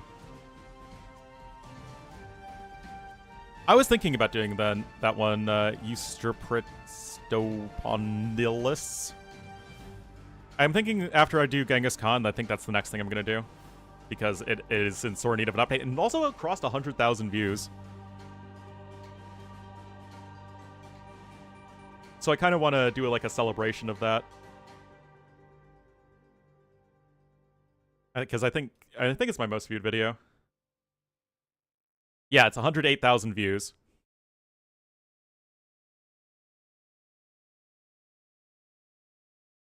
Best design scenarios is the second most, and then Into China. Yeah, like I was thinking Into China would be doing very well because of. Yeah, Into China has 75,000 views, which is a lot for me.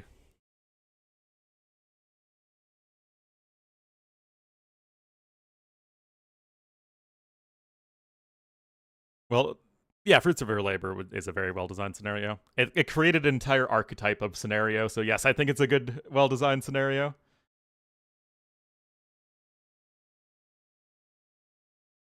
Lost Challenge? I've done that with Genghis Khan.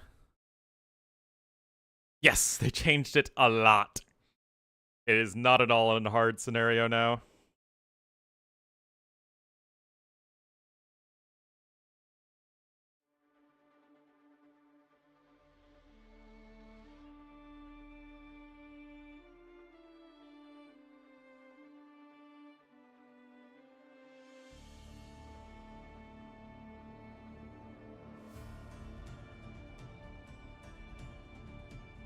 Both chats?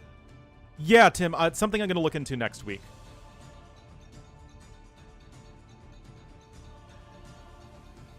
Repelling to Melis? Oh, yeah.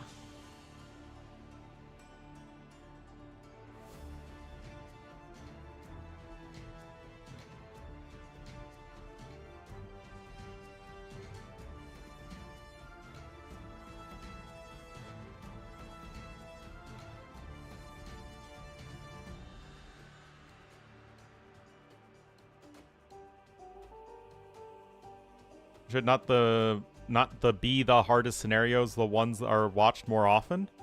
It's the more popular scenarios more than the most difficult scenarios. Rex? Okay, there we are with Rex. Yep, OG Huntflow, Glalosh, and Sports of 5 are up there for sure. Alright, don't worry guys. We're gonna get at least one hybrid map in our system today. Oh, do I still have the other draft up? That is not what I need. Get this for you guys.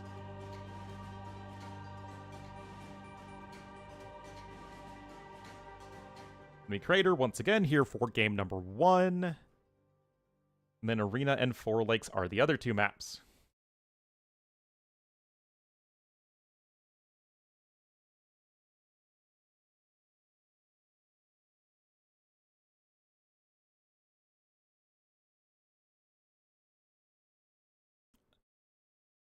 Yeah, Bainong's a solid campaign. It feels a little short, though. It feels like there's a lot of Bainong rising to power, and then it's like, you just have a really small A to B scenario is like his entire time in power, which is a little weird.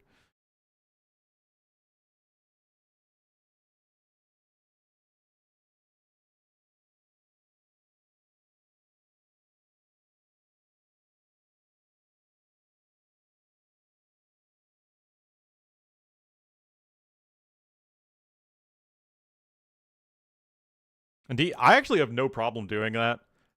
Maybe it's just because there's part of me that's always going to be used to just playing AOC stuff. But, I mean, I need to remember some of the quality of life changes that aren't in the game at that point, but I'm mostly fine. Yeah, look at this, guys. Ketons were not banned or picked.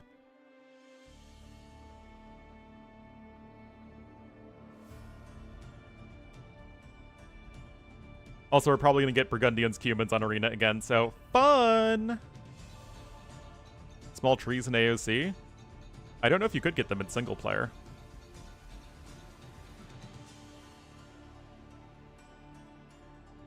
Mstislav? You mean Mr. Siege Onagers? Mr. Slav Siege Onagers?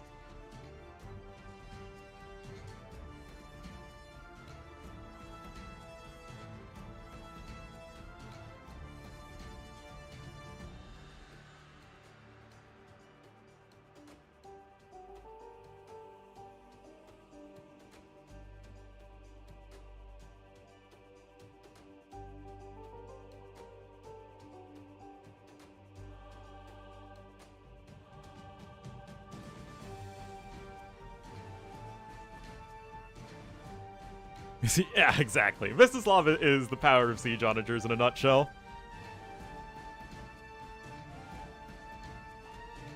Do the Fruits of Her Labor archetype? Oh yeah, kinda. But the Fruits of Her Labor wasn't very good. Or, no, the Fruits of Her Labor was great, but the final Tamerlane scenario is not very good, in my opinion.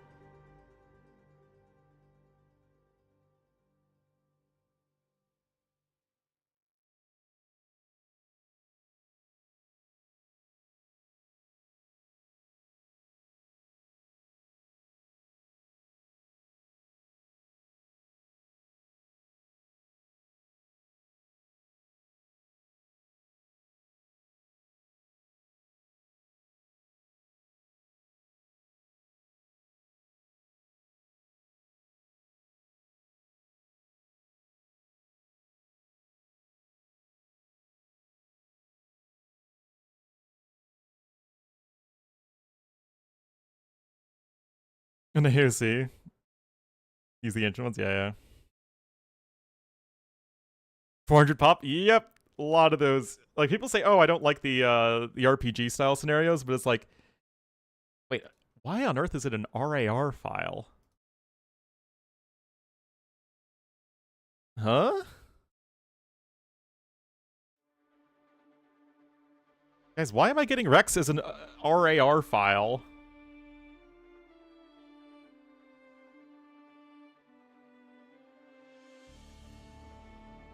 I mean, it's not that big a deal. I can, you know, just extract it. But... maybe it's...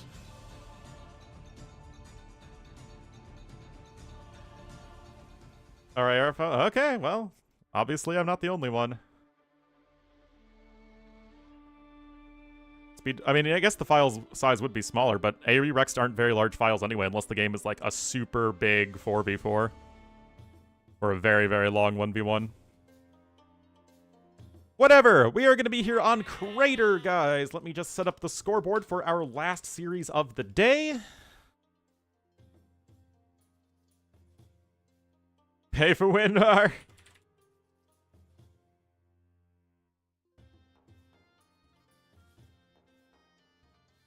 Time Guesser? I have played Time Guesser. I'm really, really, really bad at it, though.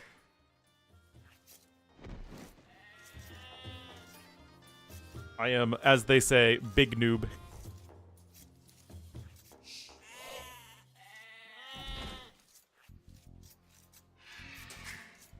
Like, what will happen is that tournament hosts will give you all of the Recs at once in one zip file, which makes sense, right? Because it would be all the Recs at once, so that would be like too big of a file to transfer on Discord. But this isn't that. We get them only one at a time. All right, so here we are, guys. TaToH in the blue as the Rootin' Tootin' Teutons here to the northeast. And Sitaux in the red as the Huns to the southwest. Oh, man, guys. Look at this. Classic balanced Age of Conquerors civs. I don't think I'm ready for this game, guys. I need to have my, like, Georgians, Vietnamese, Romans game. What do I think of the Return of Rome campaigns? They're fine. I just don't think AoE 1 is that great of a game. Relative to AoE 2. Obviously, it was the, you know, the first one. It started off the entire franchise, but AoE 2 is just kind of better than AoE 1 in every way.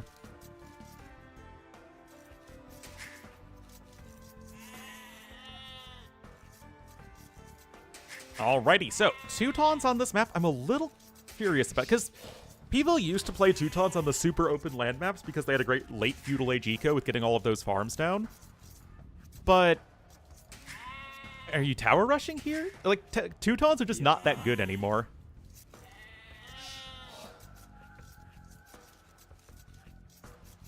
Like, why play Teutons when you can play Georgians or Ketons? Like, that's what I'm talking about with power creep in the game.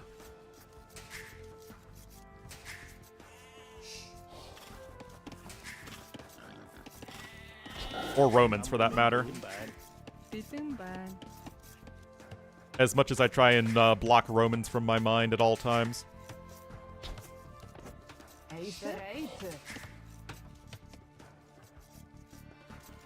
Huns with Ketons? I mean, the same exact thing, but Huns are stronger than Teutons are.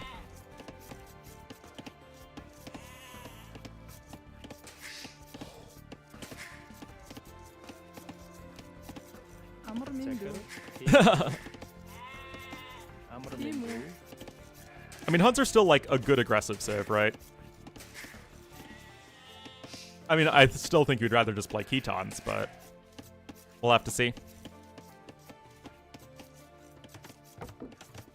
Alright, double bit. Yes, double bit X. No, the lumber camp is now on its way. You can see what TaToH did here was take from the Ibex, and then once the villagers had the 35-ish food, build the lumber camp, so you immediately get that, you know, whatever that is, 105 food.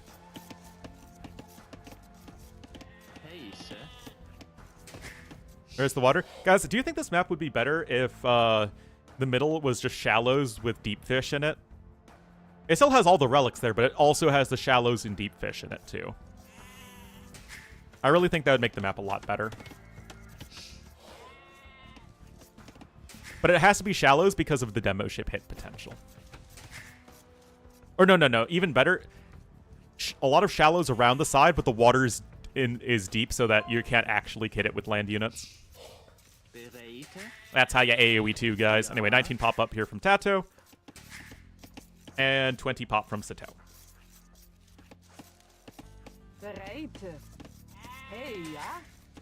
Yep. All good here. Rage Crater.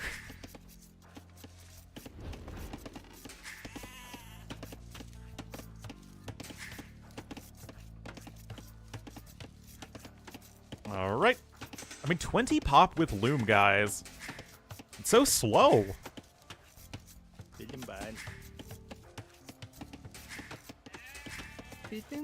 Feels so slow, man.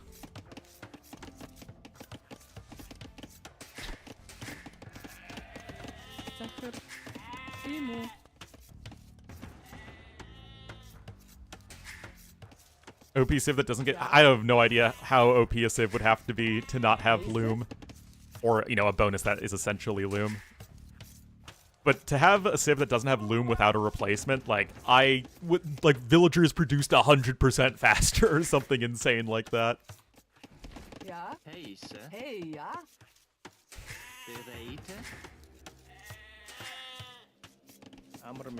Alrighty. Sitaux is going to go with a 1 militia drush.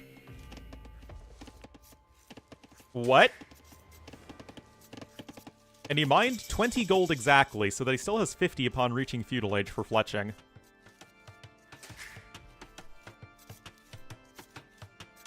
Bills, yeah, but that's what I'm talking about, like, a bonus that would literally replace Loom.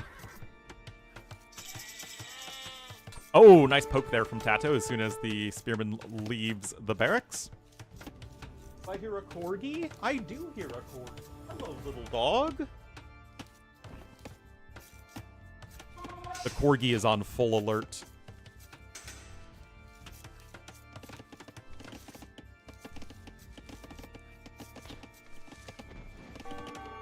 Up. Scout just going to be giving a few love taps here to the villager. Going to have to flee to the TC, but the spearman will be there in time. Of course, TaToH starting his scooting. But we do have Horse Collar in right now for our red player Sitaux. Of course, Huns do have those nice early savings, so you're able to get that upgrade. Here you are, guys. This is the value of the 1 militia drush, guys. I'm not even joking. He's going to get a Vill of TaToHs. Especially working the high ground there, you actually do have enough damage to snag a Vill kill. Devs will add campaign. Yeah, I'm sure that's something they at least want to do. I don't know if it will ever happen, but they've shown many times that just because a Civ doesn't have a campaign at launch doesn't mean they won't add one later on. Mid. Yeah, I still think it's a nice little pickup there for Sitaux. He's still basically keeping even in Vill numbers, or military numbers. Chinese, well, thankfully Chinese got a campaign with the Three Kingdoms DLC, right? I mean, it's a DLC literally about China, so Chinese would get their own campaign, right? Right, chat? Right? Well, Sitaux is still a Vill ahead and is subsequently very slightly ahead in resources. Oh, the 1 HP militia.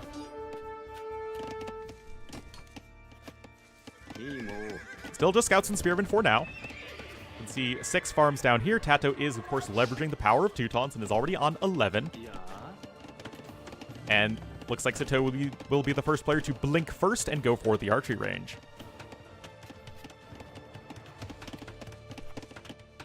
Fixed pathfinding, yeah. Prologue?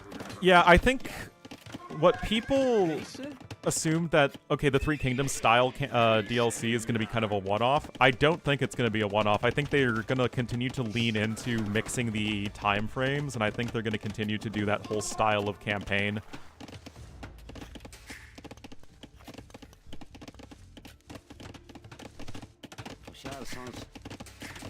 Unfortunate. But I am really concerned that it's less of a, an aberration and more of a glimpse into the future. Because for some reason, the devs absolutely love the ancient time period. Chronicles, again, I think that Chronicles did not sell as well at, like, whatever the positive reviews for it are, I think that Microsoft feels like it was too niche.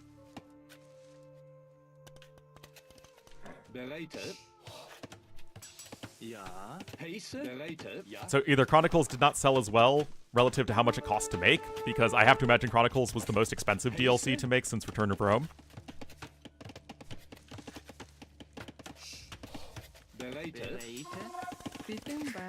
Alright, Archer numbers continue to climb here. I mean, guys, TaToH's on 10 Spearmen. He's gonna need to be pretty scared of the Archer switch.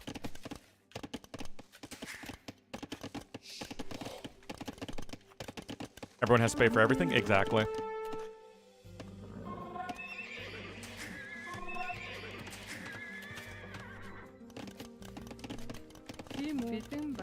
But the thing I don't get, though, is just why we can't make something... Like, why we have to do Chronicles and Three Kingdoms stuff. Like, why do we have to spend so much time doing AoE 1 stuff? We've had 3 expansions that have done AoE 1 content, essentially. Return of Rome, Chronicles, and Three Kingdoms. Like, it's a medieval game. It's not like the medieval era is lacking in stuff that you can make. And we know that we're almost certainly going to get an Alexander of Macedon DLC.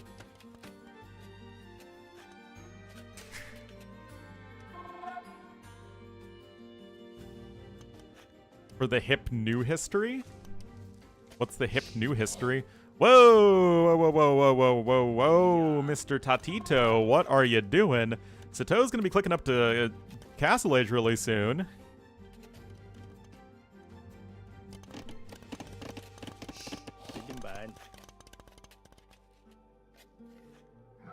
Gets Japanese mythology. Well, I mean, I think that, you know, in terms of making a DLC using Chinese and Japanese mythology isn't that bizarre. Though I do think Japan's kind of weird because they just did one in China, but I guess then they can reuse a ton of assets.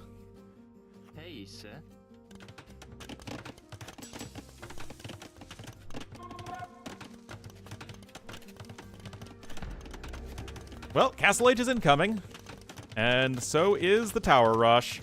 My god, Dirty Squirrel, using swear words like a rock.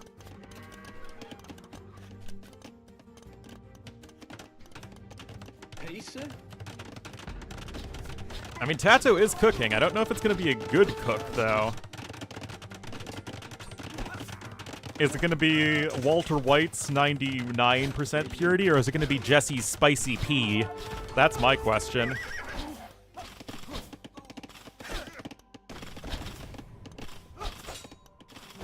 Scouts have full upgrades for TaToH. They have no upgrades for Sitaux. Is this very janky late feudal age crush going to work? I mean, that's a lot of arrows coming in here from TaToH, although he does not have fletching. But this should be a pretty darn good fight for him. I mean, it's a really, really narrow timing for him to hit, but it seems like Sitaux's doing a perfectly fine job here at defending. And he has fletching. I mean, yeah, you still have some scouts here, but Sitaux was just not skimping on the spearman numbers whatsoever. Spicy, no, it's spicy pepper, because Jesse put cayenne pepper in his freaking meth. Politically charged the further you go back. I think that matters a lot more for AoE 3 than it does AoE 2. I mean, it's medieval stuff. Medieval stuff is plenty far back, for there to not be many geopolitical qualms with it. Anyway, TaToH's gonna tap out, and the Teutons definitely not doing all that well. Like I said, guys, I'm not too sold on an aggressive map where you don't make an archery range. I think that it's just not that good.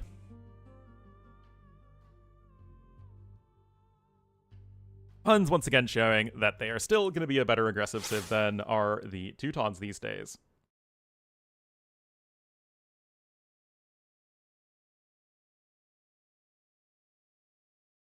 And Xi'an, one of the better scenarios in Victors and Vanquished, for sure. I liked it. It was a good scenario. All right, TaToH taking game number 1. Winning Huns over Teutons. So that was the first versus last pick, although, again, in a play all 3, it doesn't matter that much. But as far as positioning in the group, TaToH did lose 1-2 to Kapach, whereas TaToH won 2-1 against Hart. And we got game 2. as another RAR file. For some reason.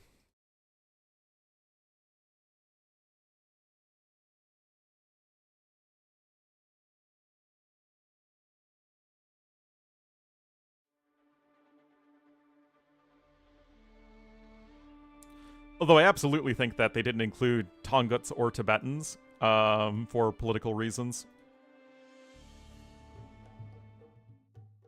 I honestly would not be surprised if Khitans were originally supposed to be Tongans. And then somebody at Microsoft learned that the Tongans were related to the Tibetans and then were like, nope. I think that is not at all unlikely. Anyway, it is Clown Town. We are getting another Cumans game, unfortunately. It could have been Malay versus Burgundians, which is... Or no, he had Malay and Burgundians. Okay, so I think that it's just a matter of TaToH thinking that Malay are a better anti-Cuman civ than Burgundians, which I absolutely agree with. China is a huge market for AoE2, in fact. And if you are a bean counter at Microsoft, if you're thinking, why have a DLC that's less or more controversial when you could have one that's less controversial?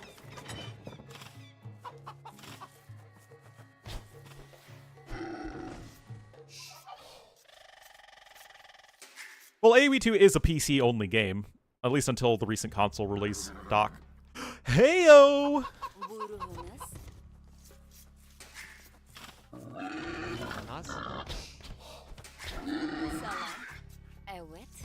Oh, he's doing the thing, guys! Oh, no.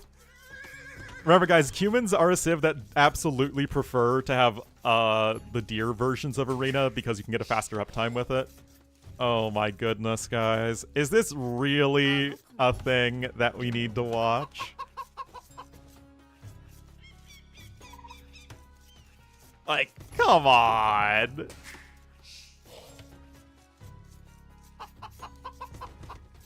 Oh my goodness. Just trush? I mean, that's what I would do, but trushing Malay is not that great. Yes, it works. At least in theory. It depends if Sitaux does it right.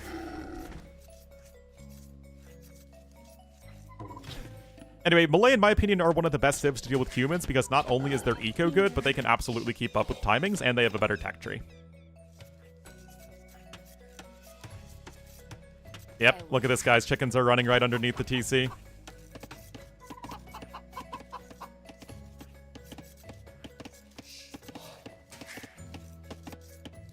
Oh my goodness.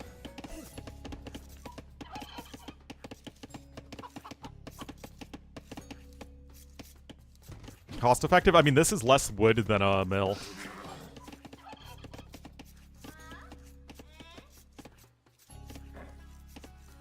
Favorite cheese? I never really did much cheesing of campaigns. I did the one where, like, speedrun strats, essentially, where in, like, Montezuma 4, you just walk up to the Wonder and kill it before ever building a base. Or the, El Cid 3, where you can just walk up to the TC and kill it.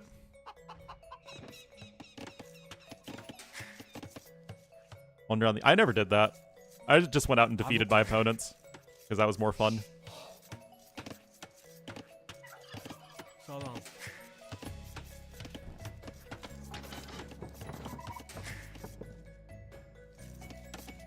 No idea how much that actually helped out Sitaux. Oh, it's a little off with the food income. So that is still worse than having the deer, right? Because the deer, you could easily do 19 pop without having 13 seconds idle time. Meanwhile, we'll have to see what TaToH wants to do here. Against humans, I wouldn't be surprised if he went for the fast feudal age. Even if the boom isn't quite as good as going for the, you know, the 30 population fast castle.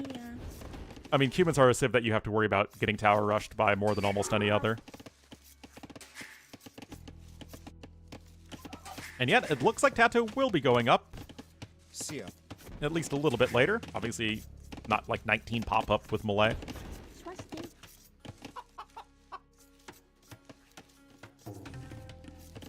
300. I mean, 300 is a lot for early game.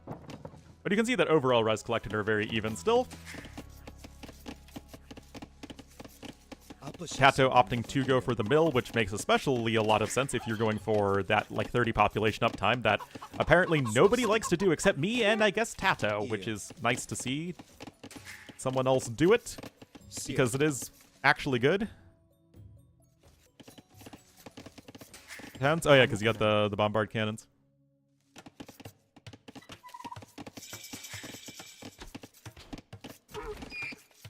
TaToH smartly having a scout inside, but it's not a tower rush, it's just going for the 2 TC boom.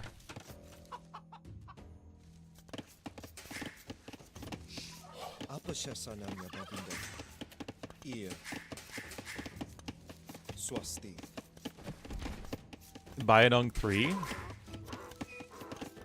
Which one's the, what do you cheese in Bayanong 3?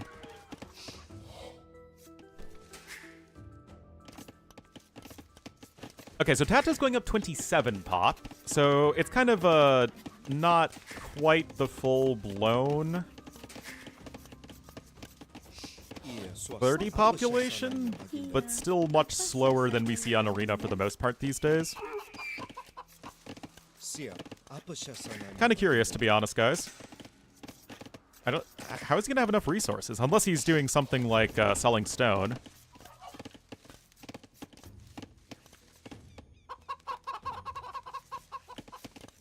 I mean, if this is like some super slick FC boom build from TaToH, I mean, hats off to him. And obviously, it's not something we would put past TaToH. Anyway, there's the market. There's the blacksmith. Okay, so he's gonna do 3 vills in Feudal Age. I guess he'll be fine.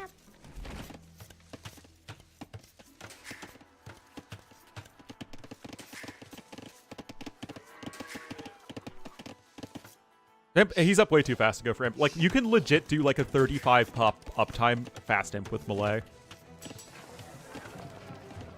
Or, I'm sorry, the melee!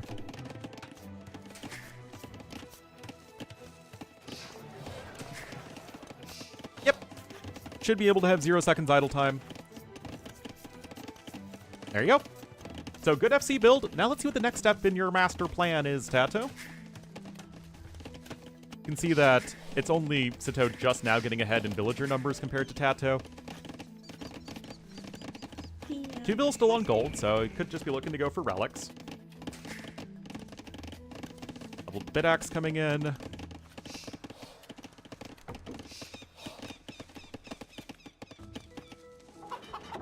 It's 35 plus 2 plus 3, but yes.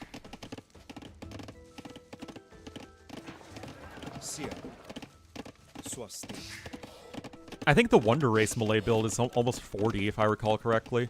But I think Chimera is still slightly faster than melee. Or Wonder Race.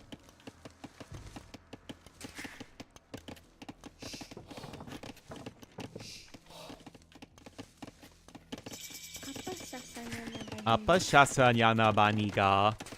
Alright, second TC immediately, and third TC for TaToH. Good build. It's like a speedrun thing.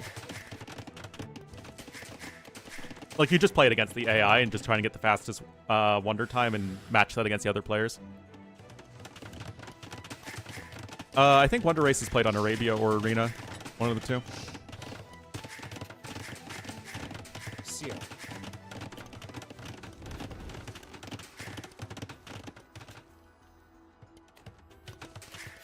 Meanwhile, Sitaux is doing the thing, you know, the humans thing.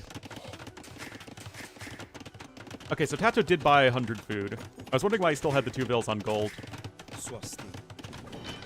You still need to be careful, though, because the human scout is faster.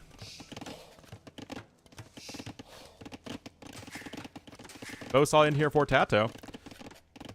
I mean, again, look at TaToH's eco, guys. He's going to be falling a little bit behind. Because right now it is 46 bills to 34. But Belay are, again, a top 5 eco civ. Yes, humans are number 1. But Malay are at least going to be less far behind than most other civs, and why I think that Malay are a great counter pick to humans on Arena. So you don't know. I wish they did. Because those are pretty cool, but there's so many hackers involved that they just don't do it anymore. Like, the thing with Barbarossa Brawl is it was just, like, completely filled with hackers. Which is just kind of a bummer.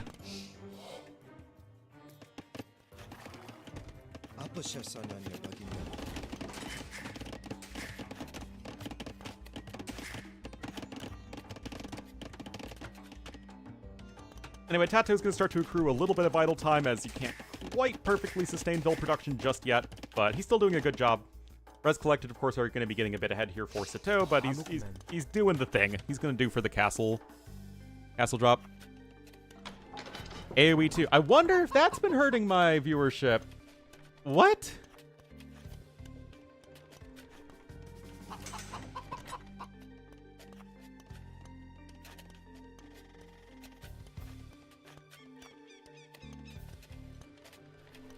Oh my goodness. We've never gotten more than 31 viewers on the YouTube stream, man.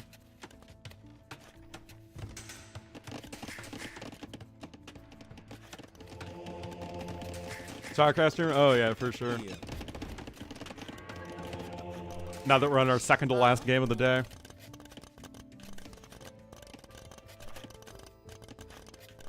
Alienate the 31 StarCraft viewers, indeed.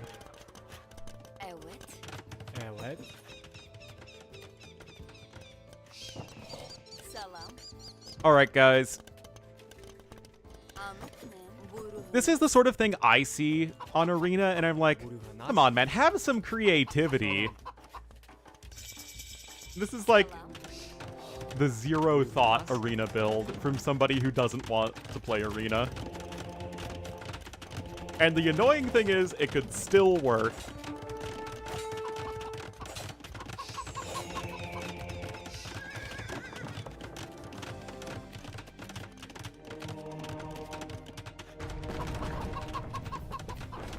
Well, we turned Conquest on for tournaments.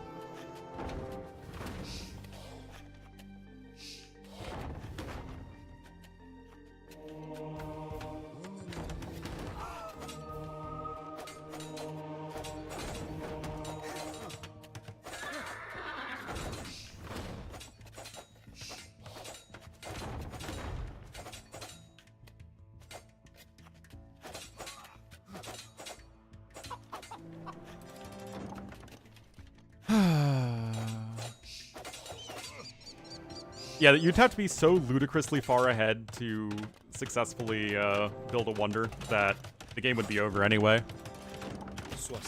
It would take an extremely campy game for you to win with a wonder that wasn't just already over by the stuff that came before building a wonder. Alright, Imp's gonna be on the way for Sitaux.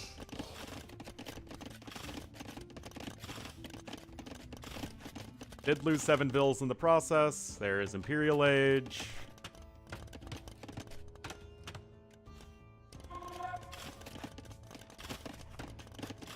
Gonna wonder? I don't remember. Anyway, TaToH's now gonna be very, very far ahead in resources, but still pretty far away from Imperial Age.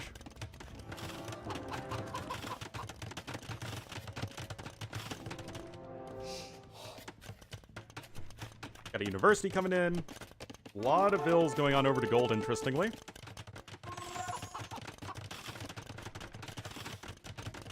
Yo, AOM wonders are very different now because you get the active bonus from them. But it's still like such a win more thing that I don't think it makes much of a difference.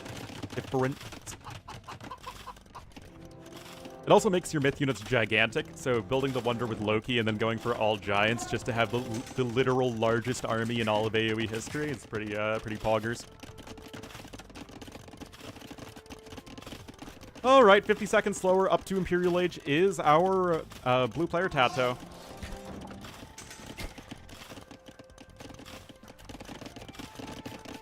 University coming in. Slightly less silly civ than humans, yeah. Alright, here comes another castle.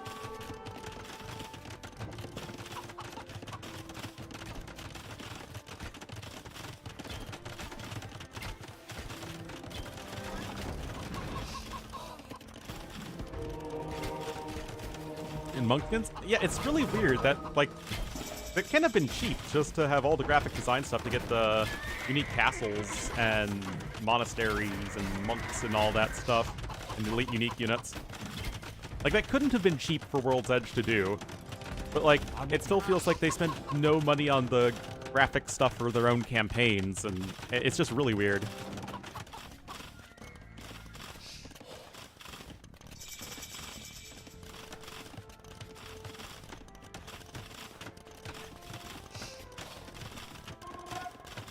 Well, it's the thingy. It's past him from humans, 2 castles. TaToH's gonna go for some monks and bombard cannons eventually. He's gonna try and keep his castle alive as long as he can. TaToH really has no army behind this.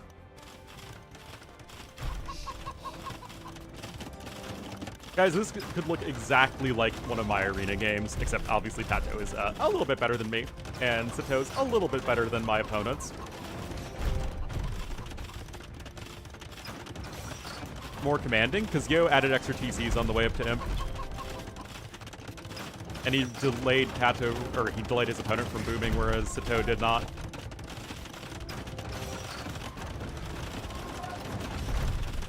And Yo only pushed out onto the map when he had army. So, I mean, it was still fairly different.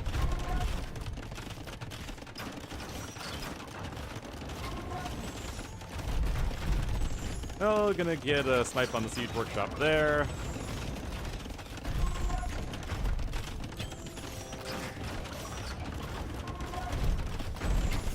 Do think it would be a good idea to try and go forward here with your trebuchets, and that's exactly what we have Sitaux doing.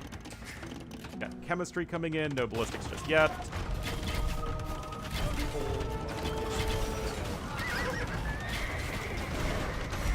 Oh, getting the Scorpion, actually, with a stray treb shot's pretty funny.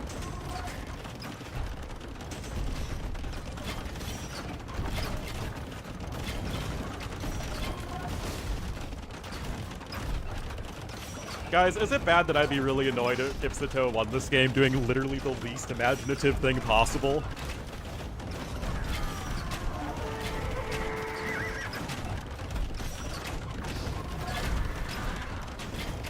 I mean, this is good micro, of course.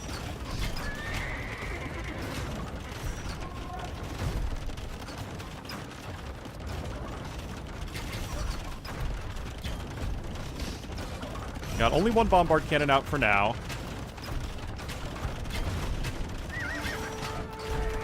Oh my goodness.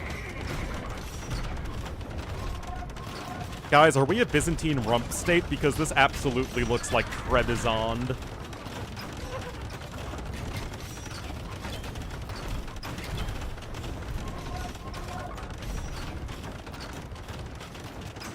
Favorite? Well, yeah, they only have 40 HP, remember? Same as an ARP. Or a hand cannon.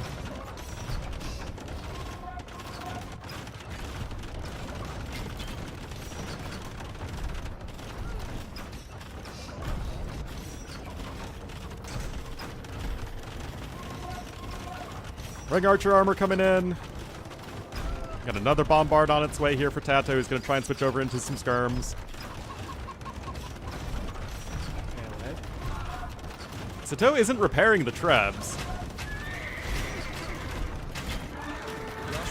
Oh, TaToH lost the thingy, the treb of his own.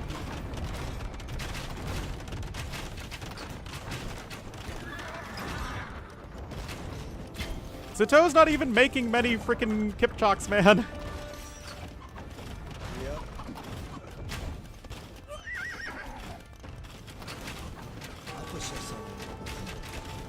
He's got 2 more bombards on the way.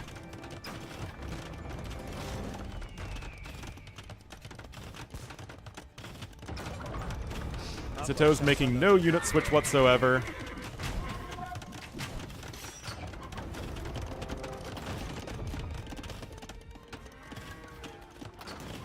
Yeah, losing all those trebs is a huge problem. It's much easier to micro against just the 1 trebuchet than a bunch of trebs essentially acting like mortars. This is just red taking bad fight after bad fight. Okay, that's... I almost said the S word again, guys. You don't like to say the S word around here.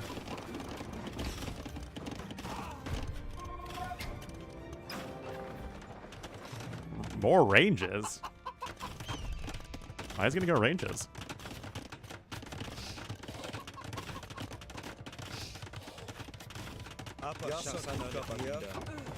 Yes, word sloppy. Oh my god, I just said it. Need to put it, go back to the swear jar, guys. Oh, TaToH's fine.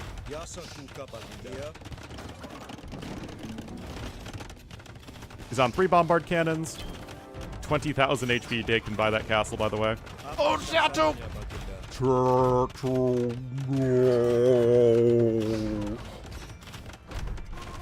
Now Sitaux's going for skirmishers because why not?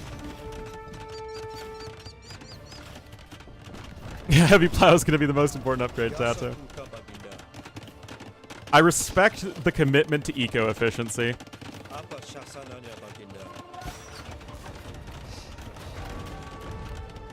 But yeah, now that you got some more trebs out, it's going to be a lot harder to bombard cannon down the castles. Siege engineers is going to be a nice one.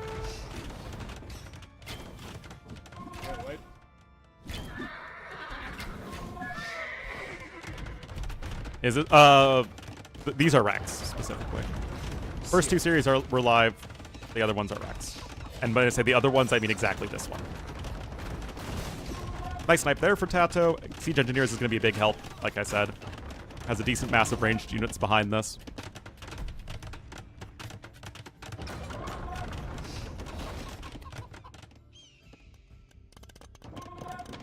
Wheelbarrow coming on in.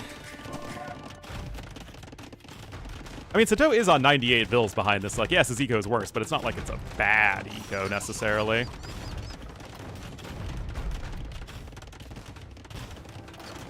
I don't think Sitaux ever got conscription. He did not.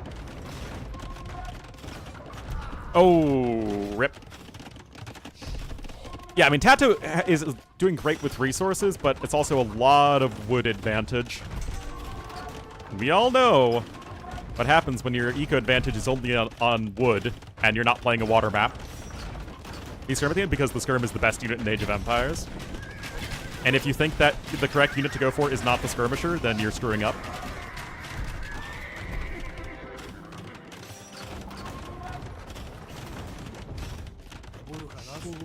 It's because it's much more expensive to tech into units that counter Skirmishers than it is to tech into units that counter anything else in an AoE, basically. Oh, no. I mean, TaToH could drop O2.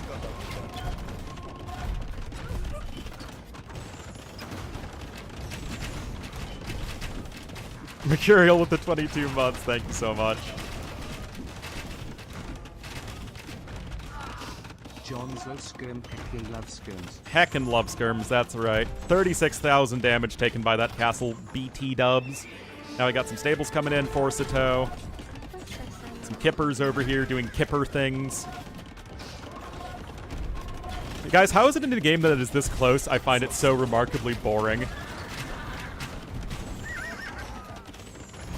Oh, nice snipe there from TaToH. Oh, nice attack round, too. If he'd get one more volley off, and he is.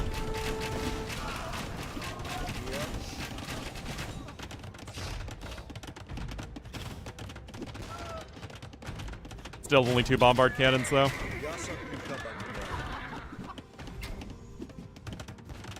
Cavalier coming in, jeez.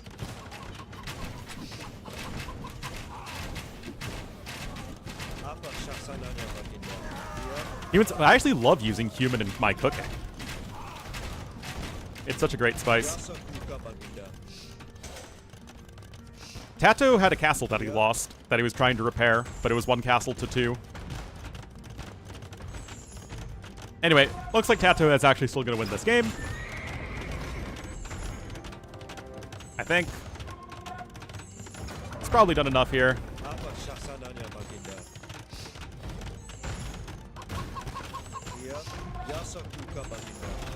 I mean, TaToH is reacting to this about as well as he reasonably can.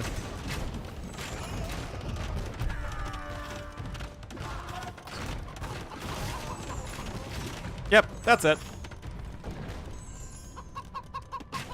TaToH now gonna secure some more gold on the outside of the map. And Sitaux never really got, like, that good of Nico. Remember, Yo got up to 4 TCs after his initial push.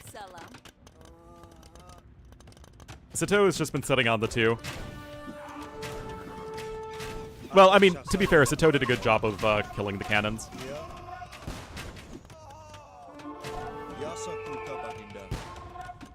TaToH's making the necessary switch over into the pikeman. He knows what his opponent can do at this point, and it's not a whole heck of a lot outside of Cavalier. Yes, it is 5 relics. The Barles? Yep. I mean, the Yo game was a Cuman's game, but it was much, much, much more interesting and I think innovative in what Yo was doing with the mid-game pressure. We don't see a delayed tower rush very often on Arena.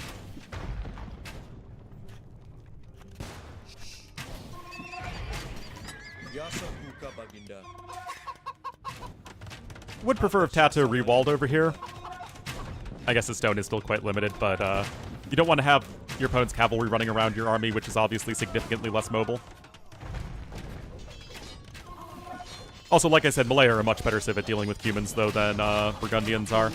But it was smart from TaToH, right? Because he knew that his opponent was going to go human, so he picked the better civ. He had Burgundians available. Yep. Well, it feels like Sitaux is just doing the most obvious thing in the world with humans, and then TaToH is doing everything he could to prepare against that most obvious thing that his opponent was doing, but it's so good that it still almost worked, with good execution, of course, from Sitaux. But TaToH, again, because he has a good civ and is preparing it, dealing with it about as well as possible, like, you know... There's very little adaptation to what Sitaux did.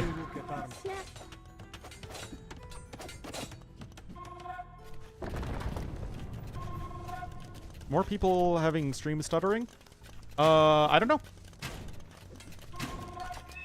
I don't really watch streams on YouTube. Better scrums, that's true.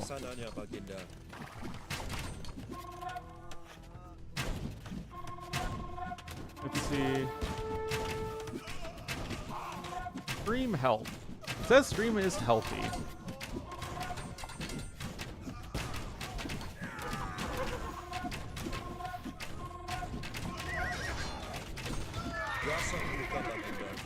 Goes to the edge. It used to be much less the case, and if you remember back to our Valhalla version of Arena, the Valhalla Arena had TCs much closer to the middle and more space in the back. It made the Monk Rush style aggression a lot better.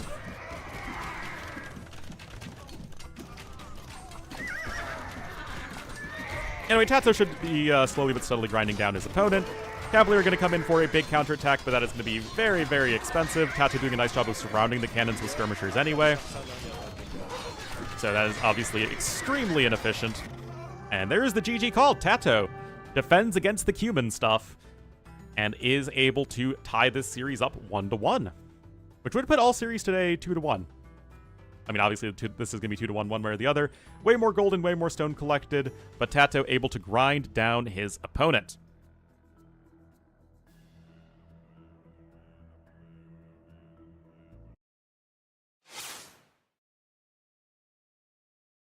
Versus TaToH's defense, that would be interesting, and of course they might end up meeting up later on in the tournament. TaToH winning his home map, and then winning with Malay over Cumans. And again, it was super obvious with these civs that Sitaux is going to go Cumans, especially because he's not much of an arena player. And so TaToH, I think, with a really good counter pick. And now you're going to have 4 lakes with Persians versus either Vietnamese or Wu. I imagine it'll be Wu.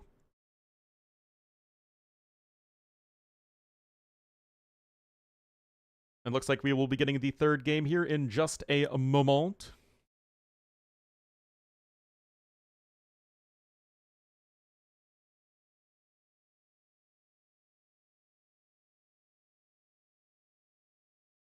Une minute.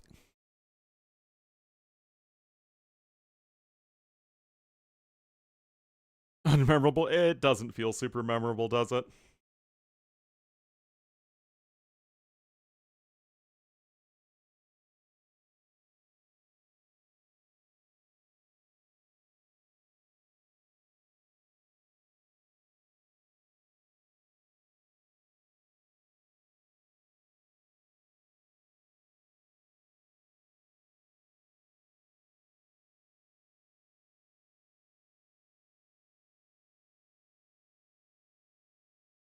You'd back TaToH? Yes. Because in an incredibly surprising turn of events, TaToH's draft I like more than his opponent's. Who would have seen that coming? Honestly, TaToH is, I think, probably just the best drafter of all time.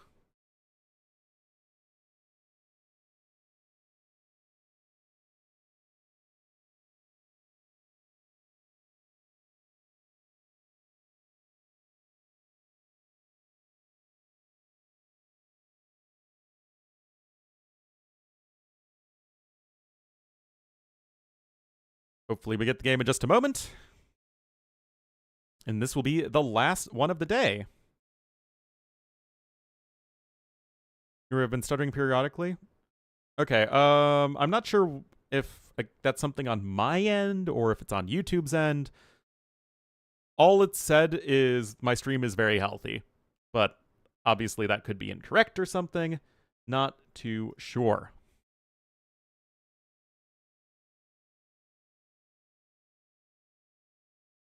Still pretty new to this YouTube streaming thing.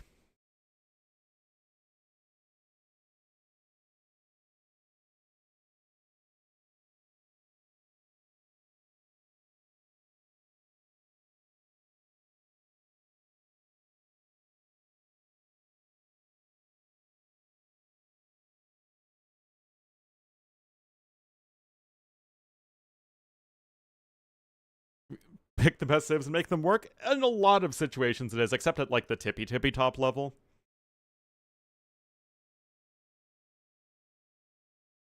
Yeah, TaToH's going Persians, and it should be Persians versus Wu.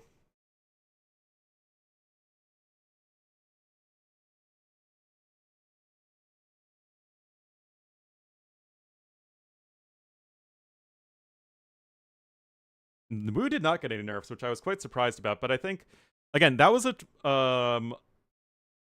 change that, like, the balance patch only had numbers changes, so it wasn't a larger patch. Because it's way more difficult for them to implement a patch that has language changes, because they have to go through like 20,000 different processes to make it applicable for every language.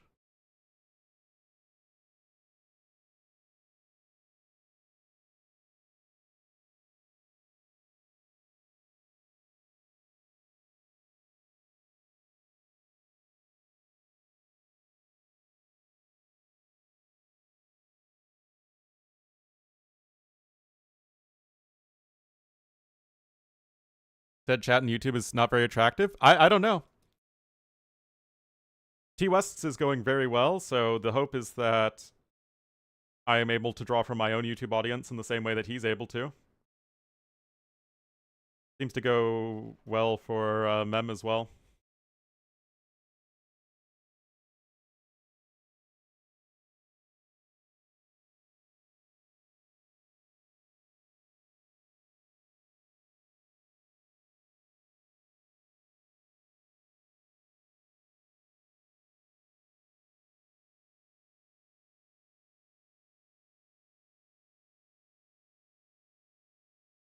I mean, it's extra work, right? So, I mean, if, like, a while from now, the YouTube stream is still not doing very well, I'm just not going to do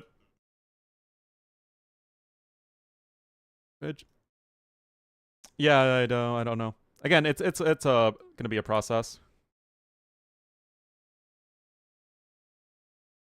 Other stuff, apparently the algorithm is different for live streams versus the YouTube videos, although I'm kind of concerned that the views on my most recent Into China video are really low. I thought they'd be really high since it's my, like, third most viewed video of all time.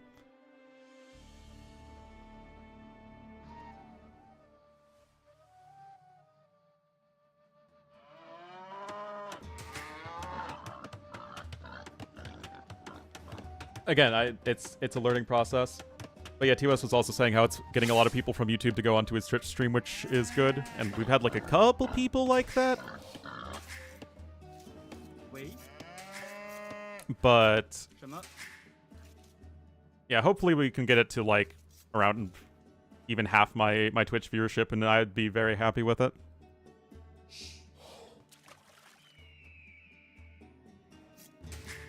Anyway, guys, Sitaux gonna be here in the red as the Woo. And TaToH in the blue is the Persians to the north. This is not gonna be a game Sitaux's gonna want to lose because he will drop to 0-2. TaToH at 2-0 would almost certainly be guaranteed to get out of the group. I need to take a super quick break, though. Just took them forever to give us the game. Anyway, I'll be right back.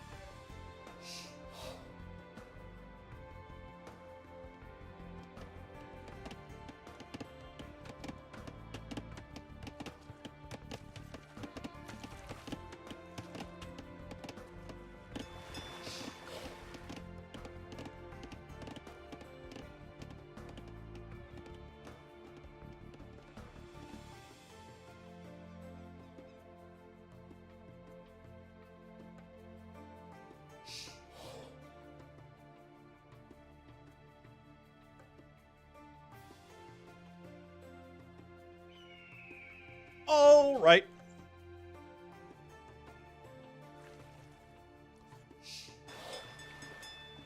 Well, Persians, yeah, Persians are a top-tier hybrid map, Sov.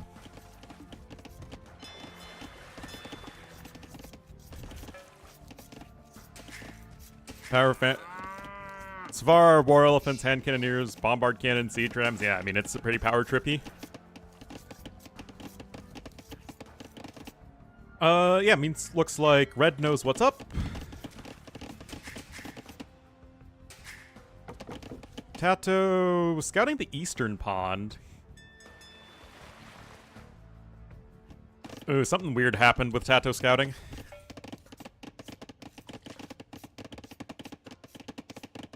Full potential indeed. Also, my dad got the Selena Gomez Oreos, which are actually amazing. They're like cinnamon, chocolate cinnamon Oreos.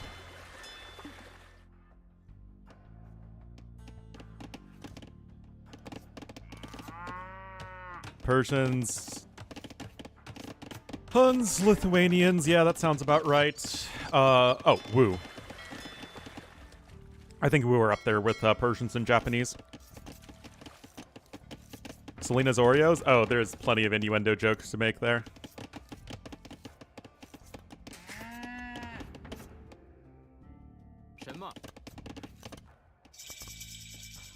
All right, gonna be 4 men-at-arms here for our red player Sitaux, but TaToH, of course, can guess exactly what his opponent's up to.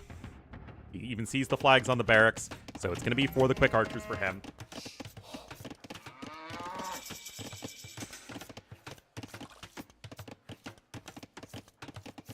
Apple pie Oreos, that does sound good. Yeah, Byzantines are good, right? But it's Byzantines, right? They're never gonna be like the #1 civ anywhere. And that's okay. Anyway, nobody going with a forward dock, and you can see here that Sitaux is gonna try and wall to the edge of the map. Hurry. Well, I mean, this isn't anything fancy from Sitaux. It's just a good men-at-arm opening with Wu on this map, which is perfectly okay. And it's going to be forcing TaToH off of the gold for now. He does have enough to at least get a couple of archers, though. That build could be in danger, and look at this. It's going to be 6 fishing ships and counting, as Sitaux is able to keep on getting more of those.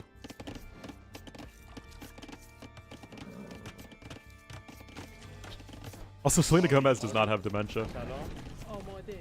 I think she had like a version. I mean, she's obviously had mental health problems, and she's had, I think, like fibromyalgia or something, but not dementia. Hollow Woodlands. Oh, I freaking love Hollow Woodlands. It's my favorite map in all of AOB2. Let me tell you guys, casting Inca mirrors on the ladder on that map with the Red Bull qualifiers. Oh my goodness, that was peak.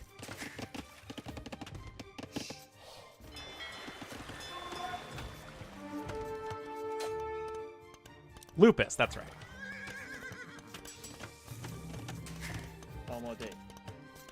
But for young boys of my generation, Selena Gomez was always one of the first celebrity crushes. It was a very weird week. Anyway, TaToH with the dock over here to the east. Big walls here from our red player Sitaux.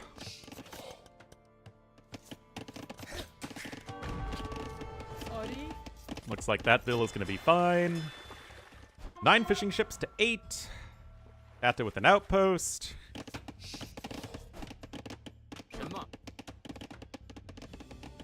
Nothing really that crazy happening so far.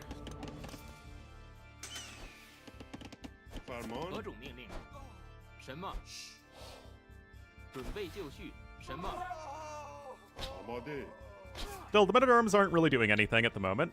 TaToH is also slightly ahead in resources, so he should still be fairly happy with his current position. Market coming in. Sitaux is going to be likely a little bit faster up to Castle Age, however. He does have 20 villagers on food right now without even being on the forge bushes yet, still taking those cows.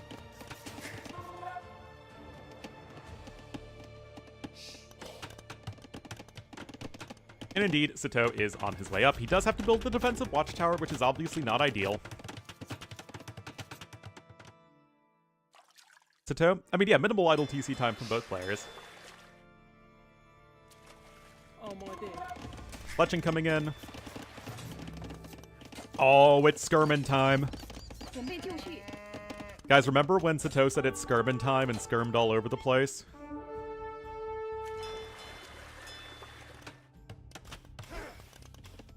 Also, I hate this tower positioning.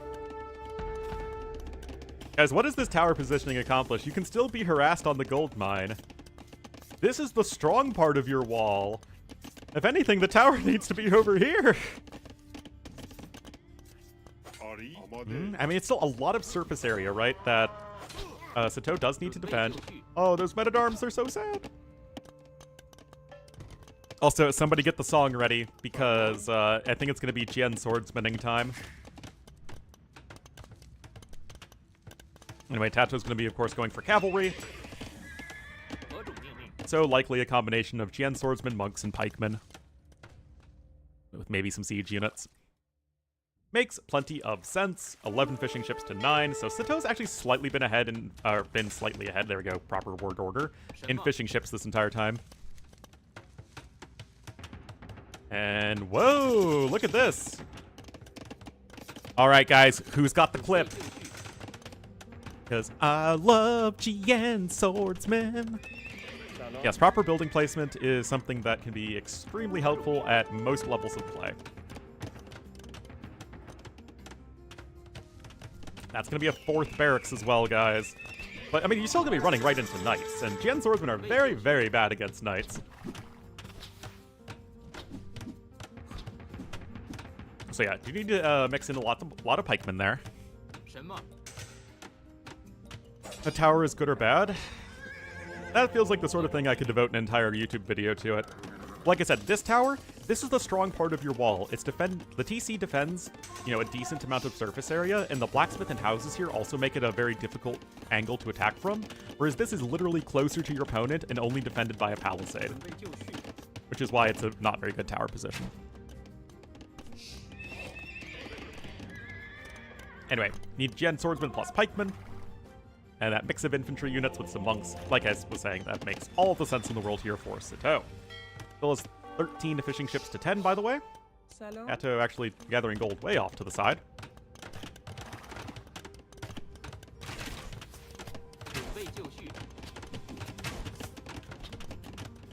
Might have been denied. What might have been denied? Remember, arson is in. Guys, do you think Sitaux's regretting not going skirmishers? I think he is. Oh, a more useful tower? Well, I mean, I think that's, you know, the risk you need to take. TaToH trying to launch a counterattack.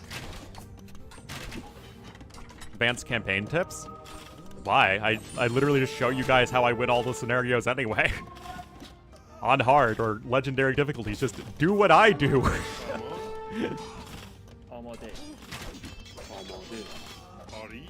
Oh, I love GN Swordsman so much. It's a fun and balanced unit. Really, really skill intensive to spam GN Swordsman.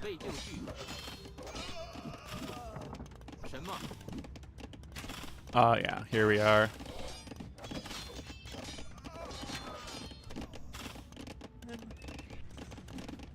Because I love... Oh my goodness, clipped already. Anyway, knight numbers are rising, and Sitaux is actually going to need some pikemen to support himself. Yeah, TaToH's eco is quite messy right now. Could use another TC. Honestly, a TC over here to the east wouldn't be bad, as this gold mine is under a lot of pressure.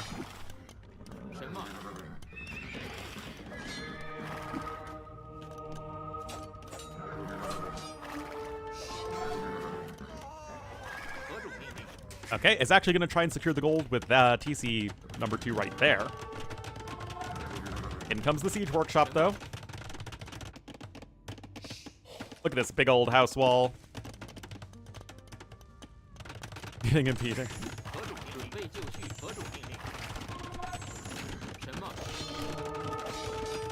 The thing with the GN Swordsman is I just don't really know what it adds to the game. Like, the gimmick feels like it doesn't really add a whole lot. Its unit roll is the exact same as a Huskarl.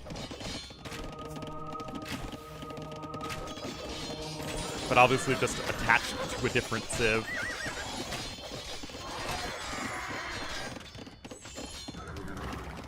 And we got a Scorpion added in here.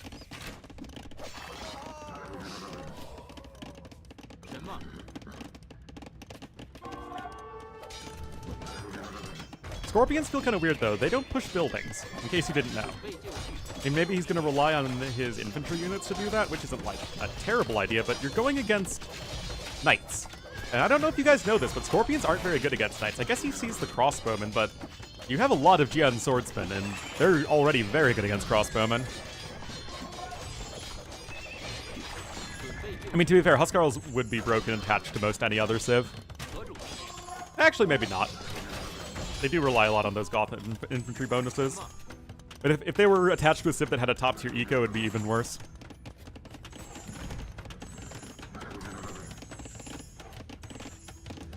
Alright, there's a Mangonel coming in.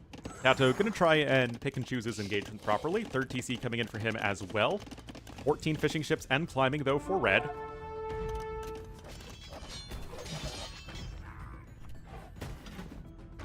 Intercepting a reinforcement right there. Even a Veil coming forward.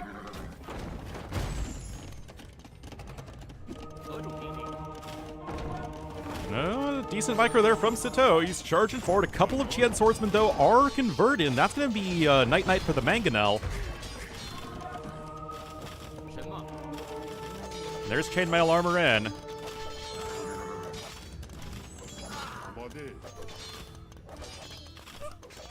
Look at this unit. It's so fun. It's fun and interactive. Just sitting under the TC.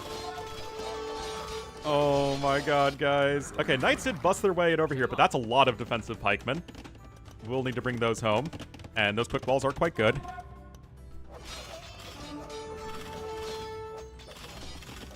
A lot of dead vills right there, but TaToH's army value is pretty decent. And he's causing his own bit of idle time, but yeah, the pikemen are just going to come back home.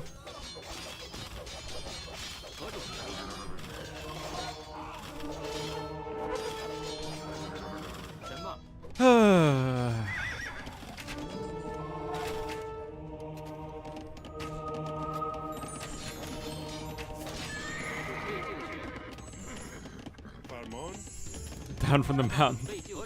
Been stuck on this mountain for 15 years. Literally, the path. I played that scenario yesterday. The path is right in front of you. And even better, it's the only path.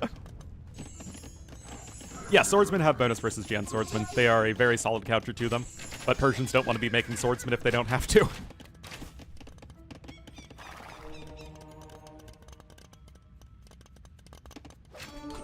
Still, populations are fairly even. Res destroyed is actually in favor of TaToH.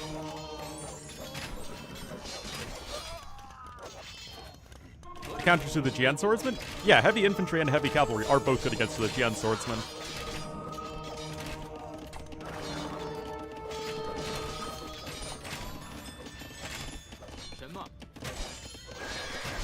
Best narration? It's one of Genghis Khan, Barbarossa, or Attila.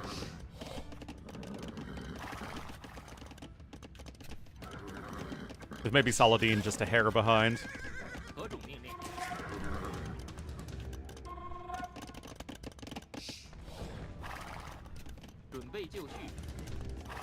But yeah, I mean, they're all amazing, right?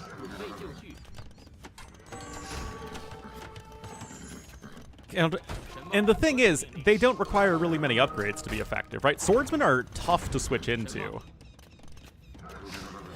Jian swordsmen aren't. You just start making them in Castle Age. That said, TaToH is getting a bit of an eco lead at this stage. The Mangonel is in a great spot defensively. And Red is still just going 1 TC. Like, this is an all-in. There is no next step play. Probably because you don't want to play Wu in Imperial Age if you don't have to. Why are Knights? Because Knights themselves have a lot of melee armor. Knights have 2 melee armor. They have more attack and more HP, and a faster attack speed. They just are better units pound for pound.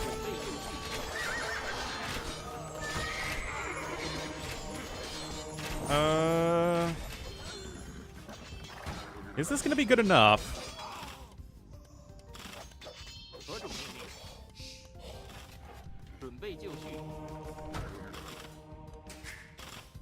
Yeah, TaToH's army really has evaporated. The KD's gotten a lot closer. Resources destroyed are also a lot closer now.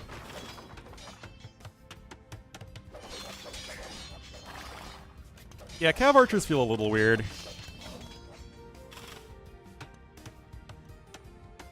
TaToH's campaign?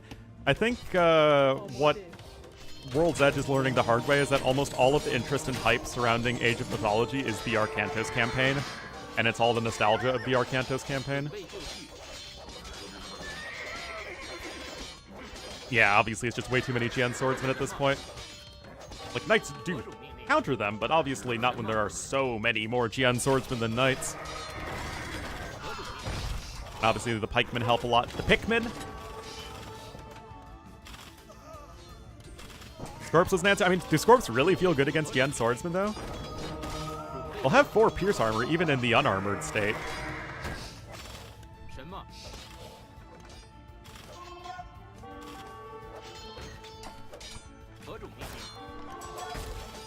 And looks like Sitaux's going to keep his tournament hopes alive.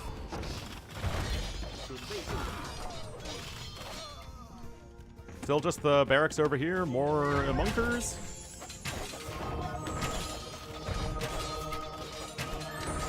Well, it's only one bonus damage versus infantry that Scorpions have. So, like, right now, a Scorpion would do 12 damage minus Pierce Armor. I guess 11 damage minus Pierce Armor plus 1. It's the same thing. So it would deal 5 damage on the main projectile and 2.5 damage on the secondary projectile. Which, at least to me, is fairly underwhelming. TaToH's obviously... I mean, TaToH's lost 48 villagers, guys! Jeez, I wonder why.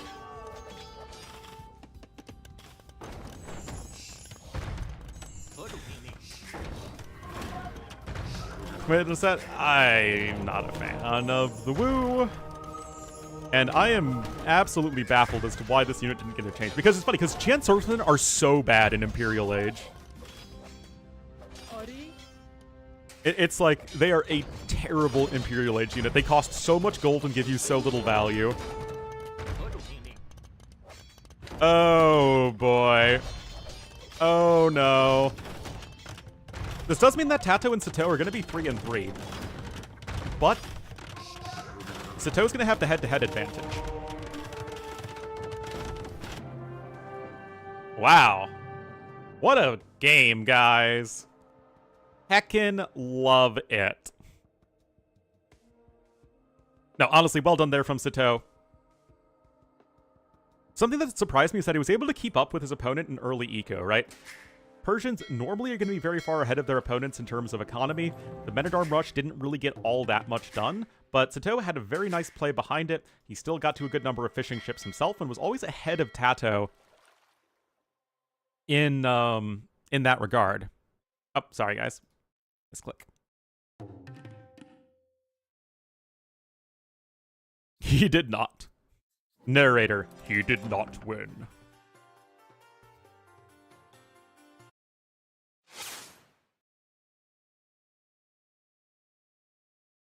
Anyway, guys, that is going to be it for today.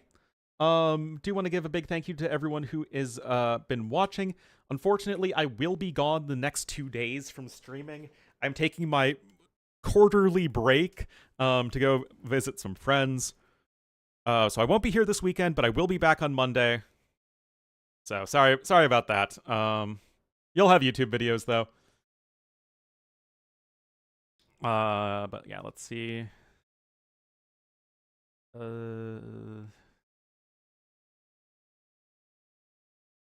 Go ahead and raid Sebastian. But yeah, thank you so much for watching, everybody. And I'll continue with the YouTube stream as well for Monday as well.